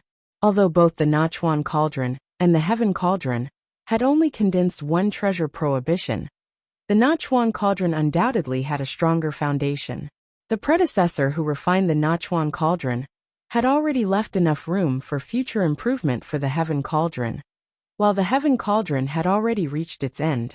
The appearance of the Nachuan cauldron finally confirmed a rumor circulating in the North Sea's cultivation world. Jinling really controlled 2 magic treasure alchemy cauldrons. Jinling's foundation was really surpassing Xianling's sect bit by bit. Although there had long been rumors that Xianling's sect had received secret help from the Crystal Palace, and seemed to be working on upgrading the Sea Boiling Cauldron, or another top-grade alchemy cauldron to the magic treasure level, this news had never been confirmed. What elixir is Jimren Lu Xianping going to refine? It must be a Dharma-level elixir. Jimren Lu is a master alchemist. What kind of heaven and earth spiritual fire will he use? Maybe a heaven-level one. Both Jimren Xianyue and Jimren Xianyue used earth upper-grade spiritual fire. Jimren Lu is a master. Of course he is stronger than them. That might not be the case. After all, Jimren Lu is still young, with more than 100 years of cultivation time. How much foundation can we hope for him to accumulate? A earth upper-grade spiritual fire at most. In the anticipation of the crowd, a silver-white strange flame slowly rose from Lu Ping's palm. The surrounding discussion suddenly quieted down. What kind of flame is this? It's so warm. Why do I feel that it has no power at all? Exactly. Look at the power of the heaven and earth spiritual fire. When the masters made their moves, the heat wave of the fire swept over, and the temperature of the entire Elixir Pavilion Square was rising. Not only the surrounding cultivators, but many alchemists also looked at Lu Ping with puzzled eyes. However, these alchemists were not questioning the spiritual fire in Lu Ping's hand like the other cultivators. It was because they did not know this kind of spiritual fire at all. Although the power of the heaven and earth spiritual fire suitable for alchemy was weaker than that suitable for crafting weapons, the word weak was relative. None of the real heaven and earth spiritual fire was weak in the eyes of a real expert. The difference was only in the person using it. Not only these ordinary alchemists, but also among the 8 alchemy grandmasters controlling the flame, Daoist Xianfang, and the other 2 grandmasters from the affiliated forces were also looking at the flame in Lu Ping's hand with puzzled eyes. When the other 3 masters, Daoist Xianyan, Daoist Xianjing and Daoist Xian, you saw the heaven and earth spiritual fire in Lu Ping's hand, their faces simultaneously revealed a shocked expression. Daoist Xian Yu had obtained Lu Ping's red spiritual fire from Fornax Laozu. But Fornax Laozu did not tell him that Lu Ping had obtained the silver spiritual fire. At the same time, Daoist Li Yan also recognized the heaven and earth spiritual fire in Lu Ping's hand. Looking at this person's expression, Lu Ping was a little surprised. It seemed that this person's inheritance was also not bad. His vision and knowledge were not bad. But he did not have the support of a big force behind him. That broken high-grade alchemy furnace was fine, but that profound grade spiritual fire was a little lacking. Daoist Xiandian was also puzzled at first, but after a moment, he seemed to remember the origin of the flame in Lu Ping's hand. Suddenly, like Daoist Xianyan and the others, his face was full of amazement. The silver spiritual fire was really an extremely rare spiritual fire among the heaven and earth spiritual fires. Martial nephew Lu, this flame, could it be? Seeing that Daoist Xianyu was about to ask, the cultivators watching the ceremony all pricked up their ears. The expressions of the several alchemy grandmasters present were all seen by everyone. How could they not know that this seemingly ordinary flame that Daoist Lu Xianping took out must certainly have a great origin? However, Daoist Xianyu said could it be for a long time. Perhaps because he did not want to reveal the details of Lu Ping. In the end, he did not say the name of the flame, causing many of the cultivators present to secretly curse at him. Lu Ping nodded and said with a smile, "Martial Uncle's guess is correct. This is the silver spiritual fire." Although Daoist Xianyu did not think that Lu Ping would say the name of the spiritual fire, but hearing that it was indeed the strange spiritual fire he had guessed, he could not help but sigh and said, "So it is." When the other alchemy grandmasters heard about the silver spiritual fire, their expressions changed. Even Daoist Xianfang and the others did not recognize it, but they had definitely heard of this famous alchemy flame. Soon, the alchemy grandmasters who had heard of the silver spiritual fire cried out in surprise, and the name of the silver spiritual fire spread to all the cultivators present. Most of the cultivators did not know the specific function of the silver spiritual fire, but just the words heaven rank middle grade was enough for many of the cultivators present to praise it for a long time. Lu Ping stretched out his hand and drew a line in front of him. 20 to 30 white jade boxes that were specially used to store spiritual herbs appeared in front of him. Spirit leaf, 9 crooked ginseng, star anise root, yellow forest bark. Every time Lu Ping took out a 3,000-year-old spiritual herb from a jade box, the alchemy grandmasters present would shout out loudly. However, when Lu Ping took out nearly 33,000-year-old spiritual herbs in a row, including the alchemy grandmasters, no one could guess what Dan Lu Ping was going to refine.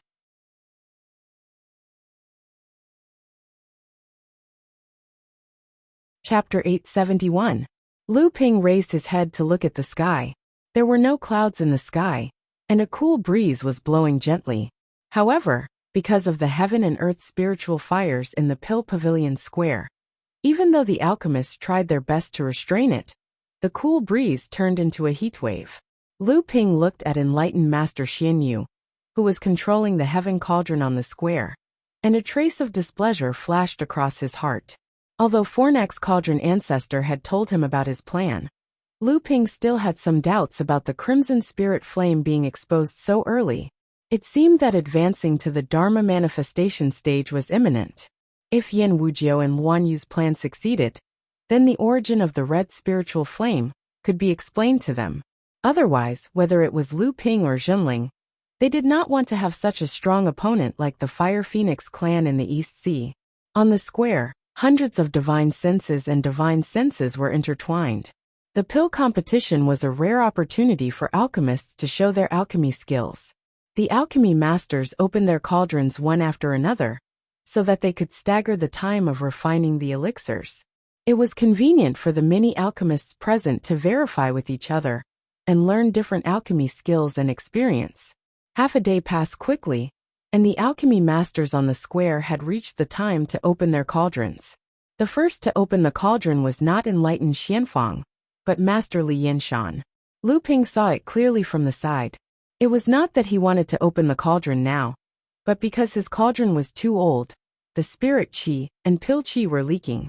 If he did not open the cauldron now, the speed of refining the elixirs would not be able to keep up with the speed of the loss of the elixirs.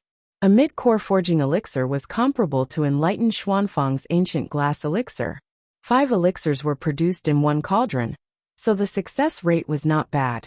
Immediately after, enlightened Xuanfang's ancient glass elixir was also out of the cauldron. Before the 6 ancient glass elixirs flew too far from the cauldron, they were all sucked into a jade bottle by enlightened Xianfang. Because of Grandmaster Li Yinshan, many of the Jinling cultivators present cheered when they saw enlightened Master Xianfang taking out one more pill. Taoist Master Xianfang, on the other hand, felt a little awkward. He knew that if Taoist Master Li Yinshan's pill furnace was not too shabby, his success rate might not have been reduced by 10%. If the spiritual fire in his hand was also upgraded to earth rank, Taoist Master Xianfang was not confident that he could beat him in alchemy. Perfected Li Yinshan, on the other hand, was unperturbed. He merely smiled at perfected Xianfang's apologetic gaze. Lu Ping saw all of this. Immediately after, Taoist Master Xian Dian and the 2 external alchemists also opened their cauldrons.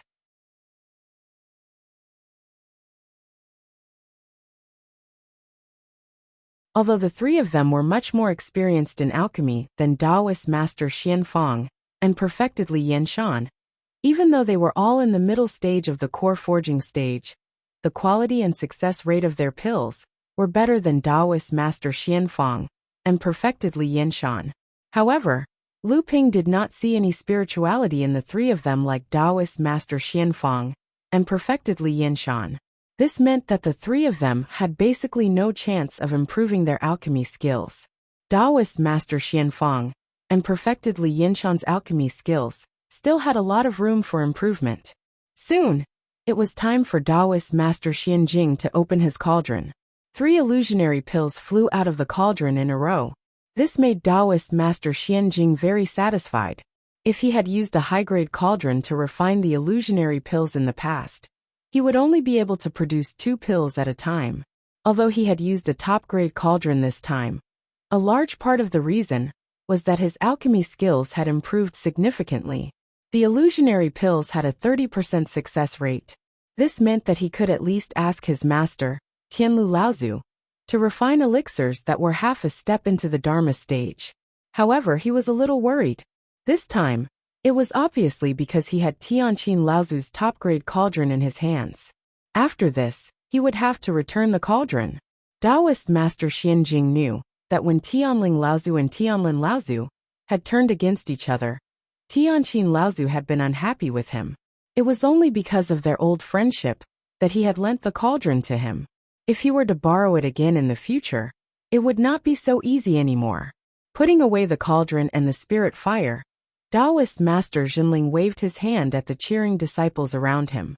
Taoist Master Xianjing looked at Lu Xianping, who was controlling the silver spirit fire to refine elixirs leisurely. What kind of elixir was this guy refining? Taoist Master Xianjing was not the only one who had this question. Almost all the alchemists present had the same question. What kind of elixir was Grandmaster Lu Xianping refining? Taoist Master Xianyan's spirit cleansing pill was finally about to be refined. This kind of high-grade elixir had the same effect on late core forging adepts. In Taoist Master Xianyan's Linchuan cauldron, he had also achieved a 30% success rate. Under normal circumstances, a cauldron of elixirs would only contain 10 elixirs. The common rule of the Jinling sect was to achieve at least a 30% success rate for elixirs to be considered qualified. Therefore, Taoist Master Xianjing's illusionary pills had reached a 30% success rate. He was now qualified to refine elixirs that were half a step into the Dharma stage. Taoist Master Xianyan had also achieved a 30% success rate. This meant that he could finally refine the spirit cleansing pill. Taoist Master Xianyan did not like Lu Ping either. However, it was just a simple dislike. It was not like Taoist Master Xianjing, who hated him to the point of scheming against him. However, he also had some doubts about the elixir that Lu Ping had refined. It was not only because of the mysteriousness of the elixir, but also because of the silver spirit flame. It was said that although the silver spirit flame could increase the success rate of elixirs, the amount of inner yuan required to control the spirit flame was double that of a normal spirit flame. The time required to control the spirit flame was also double that of a similar elixir. In this way, using the silver spirit flame to refine a cauldron of elixirs would consume 4 times the amount of inner yuan compared to a normal cultivator. Would this guy be able to withstand it? If there was a situation where he ate elixirs and used spirit stones to replenish his inner yuan, then he would become a laughing stock. Taoist Master Xianyan's level was higher than Taoist Master Xianjing's level of Schadenfreude. At the very least, he would consider that if Lu Ping really made a fool of himself, he would be touching Jinling's own dark side. Compared to the mystery of Lu Ping's elixir, Taoist Master Xianyu's Zhongding elixir was much more attention-grabbing. After all, the Zhongding elixir was the elixir that made Tianlu Laozu famous in the past. Although it was only half a step to the Dharma stage, the core forging stage and Dharma stage cultivators, who had survived all these years because of the Zhongding elixir, were not the only ones in Jinling. There were also many people from other sections. This had given Jinling a lot of favors and reputation. What's more, there was also the Firmament Cauldron, the #1 cauldron of Jinling in name. As for the red spirit flame, although very few of the cultivators present knew about it, Lu Ping had to prepare for the worst. Although he roughly knew about Tianlu Laozu's plan, in reality, he was not optimistic about it. After all, the red spirit flame had a lot of implications. If there was really a misunderstanding with the Fire Phoenix race, he hoped that Yan Wujiu and Luan Yu would have enough weight to help him. Taoist Master Xian Yu was a little surprised that the 4 Zhongding elixirs were out of the cauldron. This meant that he even had the qualifications to start refining the Dharma stage elixir. He was already a genuine alchemy grandmaster. This was not something that a half-step grandmaster could compare with. The latter was usually just a way to elevate others, But Taoist Master Xian Yu was the real alchemy grandmaster. All he lacked was the last Dharma stage elixir. Lu Ping was still refining his elixir leisurely. Until now, the mysterious elixir refined in the Nachuan cauldron did not seem to have any signs of solidifying. What kind of elixir was this? As time slowly passed, the number of Jinling cultivators who came to the square to watch the ceremony did not decrease. Instead, it increased. Now, it seemed that all the Jinling cultivators who stayed behind in Tianling Mountain knew that Taoist Master Lu Xianping was refining a mysterious elixir. Everyone in the square was looking forward to the final mystery being revealed. No one showed a trace of impatience, including cultivators like Taoist Master Xian Jing, who had a grudge with Lu Ping. Lu Ping raised his head and looked at the sky. Unknowingly, wisps of clouds had drifted over and covered the sun that was already slanting in the west. As Lu Ping was the only one left in the square, the previously bustling scene seemed a little cold. The breeze brought a hint of coolness. Lu Ping nodded in his heart. It seemed that it was almost time to solidify the elixir. However, it was his first time refining this kind of elixir. He really did not know what the success rate would be. Although it was only an early-stage Dharma realm elixir, even if he did not use the purple crystal royal jelly, he still had a success rate of more than 40%. However, if something went wrong, he would really be overreaching himself this time. It's solidifying, it's solidifying. The cultivators in the square who were watching were suddenly shocked. Hundreds of divine thoughts and divine senses surged into the Nachuan cauldron, but they obediently left enough space. They did not dare to interfere with Lu Ping's divine thoughts in controlling the process of solidifying the elixir in the cauldron. Another half an hour passed. According to the normal alchemy process, it was already the final time to open the cauldron. The rich fragrance of the elixir had already filled the entire elixir pavilion square. It's time to open the cauldron. If we don't open it now, it looks like it's going to rain. Many cultivators in the square saw that the sky had gradually darkened. Jinling's mountain defense formation would not block out ordinary weather like wind, rain, thunder, and lightning. It can't be. Until now there are still 10 elixirs in the cauldron. A cultivator exclaimed in a low voice. At this time, many cultivators realized that until now, there were still 10 elixirs in the Nachuan cauldron that had gradually solidified, and none of them had been destroyed. Grandmaster Lu Xianping is really amazing. He can even have a 100% success rate of Dharma realm elixirs. No, this is too strange. Dharma realm elixirs have a 100% success rate, and none of them have been destroyed. Is it possible? Didn't you see that the few masters on the square are frowning? Even they don't believe it.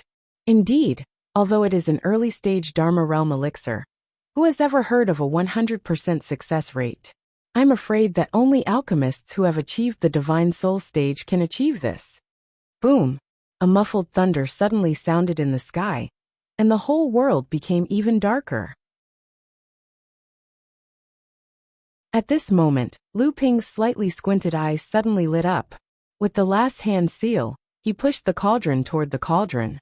The lid of the Nachuan cauldron floated up, and 10 elixirs flew out of the cauldron. 10, it really is 10 elixirs, a 100% success rate. Someone in the square suddenly shouted. However, before the cultivators in the square who were watching the ceremony could be in an uproar because of this exciting moment, the dark clouds in the sky were suddenly torn apart by a green light, followed by a muffled thunder. The green light zigzagged and suddenly hit the 10 elixirs that were escaping in all directions. There was a sudden exclamation in the square. Many cultivators watched as 6 of the 10 elixirs exploded on the spot. Although the remaining 4 were lucky enough to escape, the outer layer of the elixirs was covered with a layer of purple.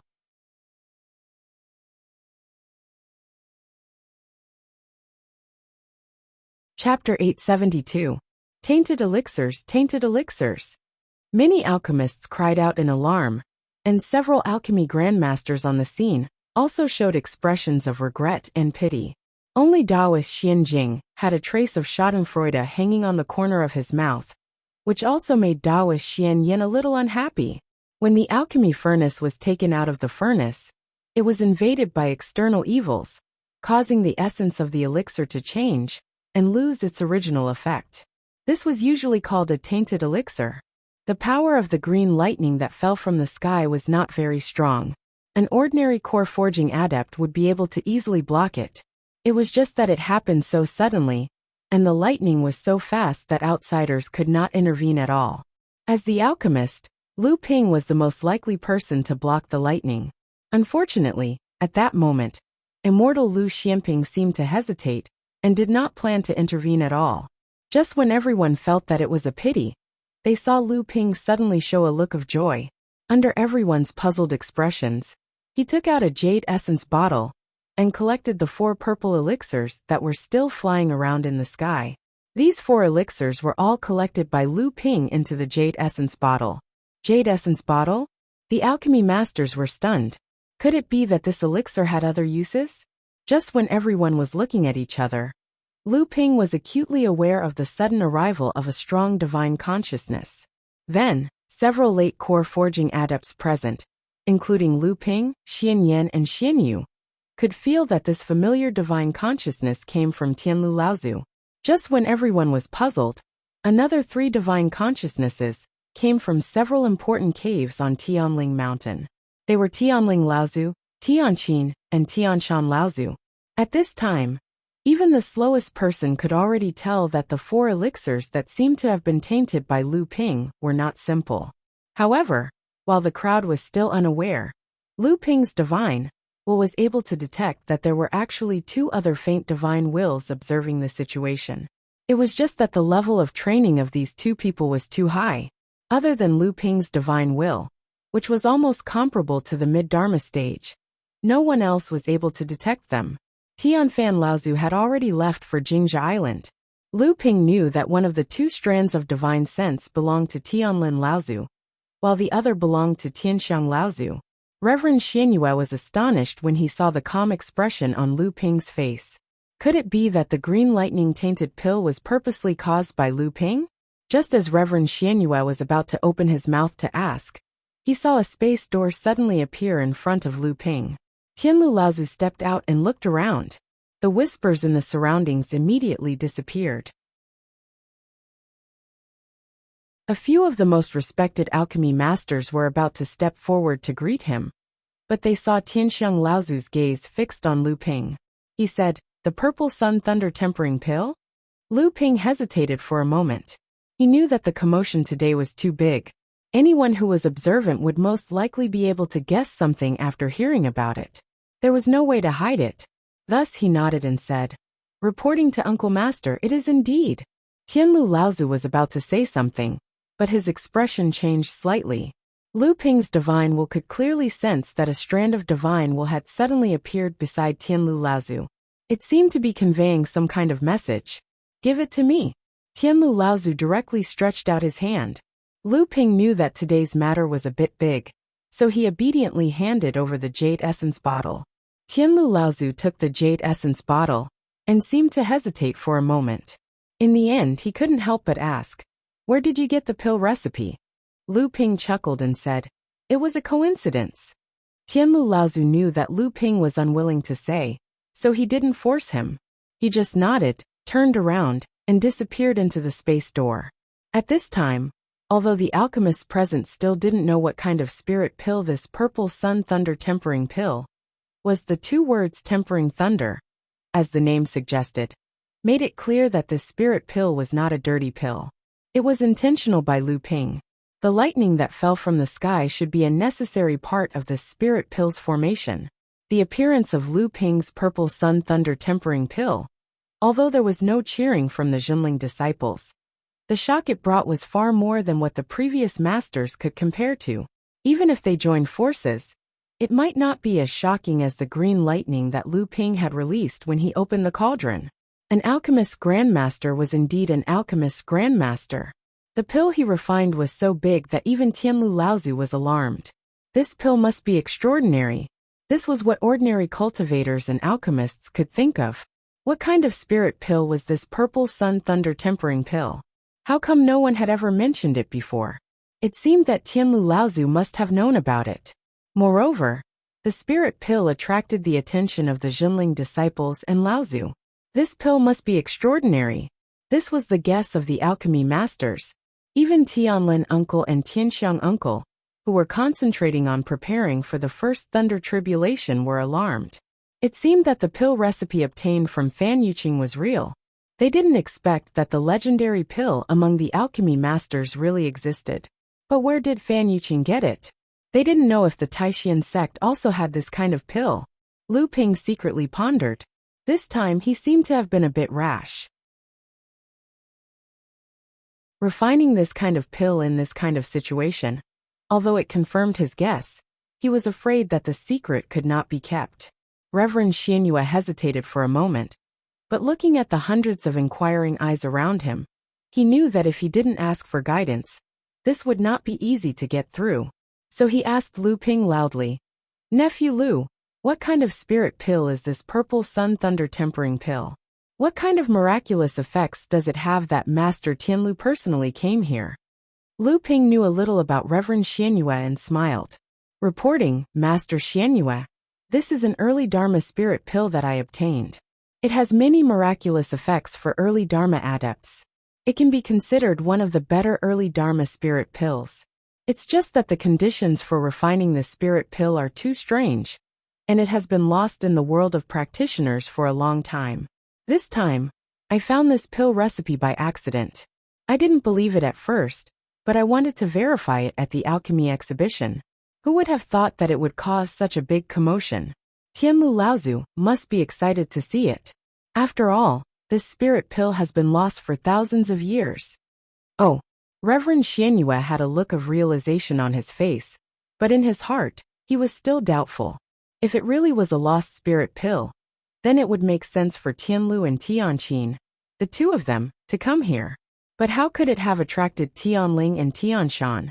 This did not make sense as these two were not alchemists.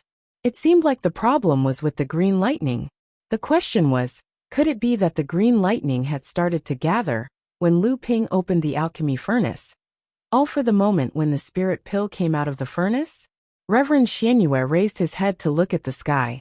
The dark clouds were still gathering, and a drizzle had already started to fall. Not only Reverend Xianyue, but the other alchemists were also doubtful of what Lu Ping had said, but they did not dare to ask further. Reverend Xianyuan Dian saw everything clearly from the side, so he quickly said, "Good, the alchemy exhibition is over. All alchemists must go back and carefully comprehend it. I hope this alchemy exhibition will be of some help to everyone's alchemy skills. Tomorrow, the Pill Pavilion's examination will officially begin. Everyone, go back and prepare yourselves." After everyone left, Lu Ping went straight to Tianlu Laozu's cave mansion.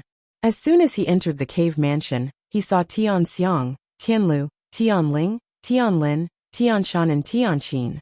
The 6 alchemists who stayed behind to guard Tianling Mountain were all present. Only Tianjiang Laozu was still in the artifact refining hall, and Tianshu Laozu was also absent. Lu Ping chuckled and quickly stepped forward, bowed and said, "Disciple greets everyone, Laozu greets teacher. Glib tongue, stand properly." Tianling Laozu shouted. Lu Ping couldn't help but straighten his face, and bowed with his head lowered. "Let me ask you, where did this purple sun lightning tempering pill come from?" Tianling Laozu saw that Lu Ping was obedient, so he restrained his sternness, but still asked in a deep voice. Lu Ping replied, "Reporting to teacher, I got it from the Supreme Profound Sect's direct disciple Fan Yuqing. I have already reported this matter to teacher and uncle Master Tianxiang." The other alchemists all looked at Tianxiang Laozu, who was sitting in the seat of honor. Tianxiang Laozu nodded slightly. Tianlu Laozu opened his mouth and asked, "I believe you also know the function of this purple sun lightning tempering pill, right?" Lu Ping smiled and said, "I know, but I don't believe it." "So you wanted to verify it at the alchemy assembly? How can you not think about it? If you fail, you will lose face. If you succeed, you will cause such a huge commotion, and the secret of the purple sun lightning tempering pill will not be kept." Tianlu Laozu was extremely displeased. This reprimand could already be considered severe. The second-generation disciples of Tianling, Tianshan, Tianqin and the others did not say anything else. Lu Ping smiled and said, "Disciple has carefully studied the pill formula and found that there are no loopholes in the entire pill formula. Just from this point alone, Disciple is still confident." Lu Ping's words were extremely confident. Tianlu and Tianqin Laozu would not doubt him.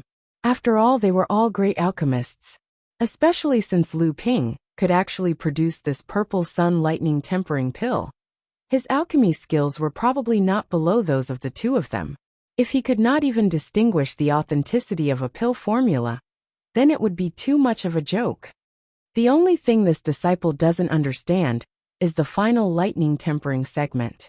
It's a bit too exaggerated, so this disciple wants to give it a try. Even if I fail, at least I can guarantee that the pill will be formed, and others won't be able to tell anything. The only thing I didn't expect was that this pill formula was so strange that it actually attracted a bolt of green lightning. At this point, even Lu Ping smiled bitterly. It was not just a green bolt of lightning. This green bolt of lightning obviously contained the aura of a lightning tribulation. Although this aura was so weak that it was almost negligible, any news of a lightning tribulation would be sensitive enough to attract the attention of any Dharma adept. This was also why the moment the purple sun lightning tempering pill was formed, almost all the Dharma adepts on Tianling Mountain sent their will down. Even Tianlin Laozu and Tianqin Laozu, who were in seclusion, were no exception. You're tuning in to the Li Mei's Wuxia Whispers YouTube channel. We're so grateful for your support. And don't forget to subscribe to join us on this incredible journey through captivating stories. Your generosity through donations truly makes a world of difference, as it's the primary source of revenue that allows me to expand and enhance this channel for you. Thank you from the bottom of my heart for being a part of this adventure.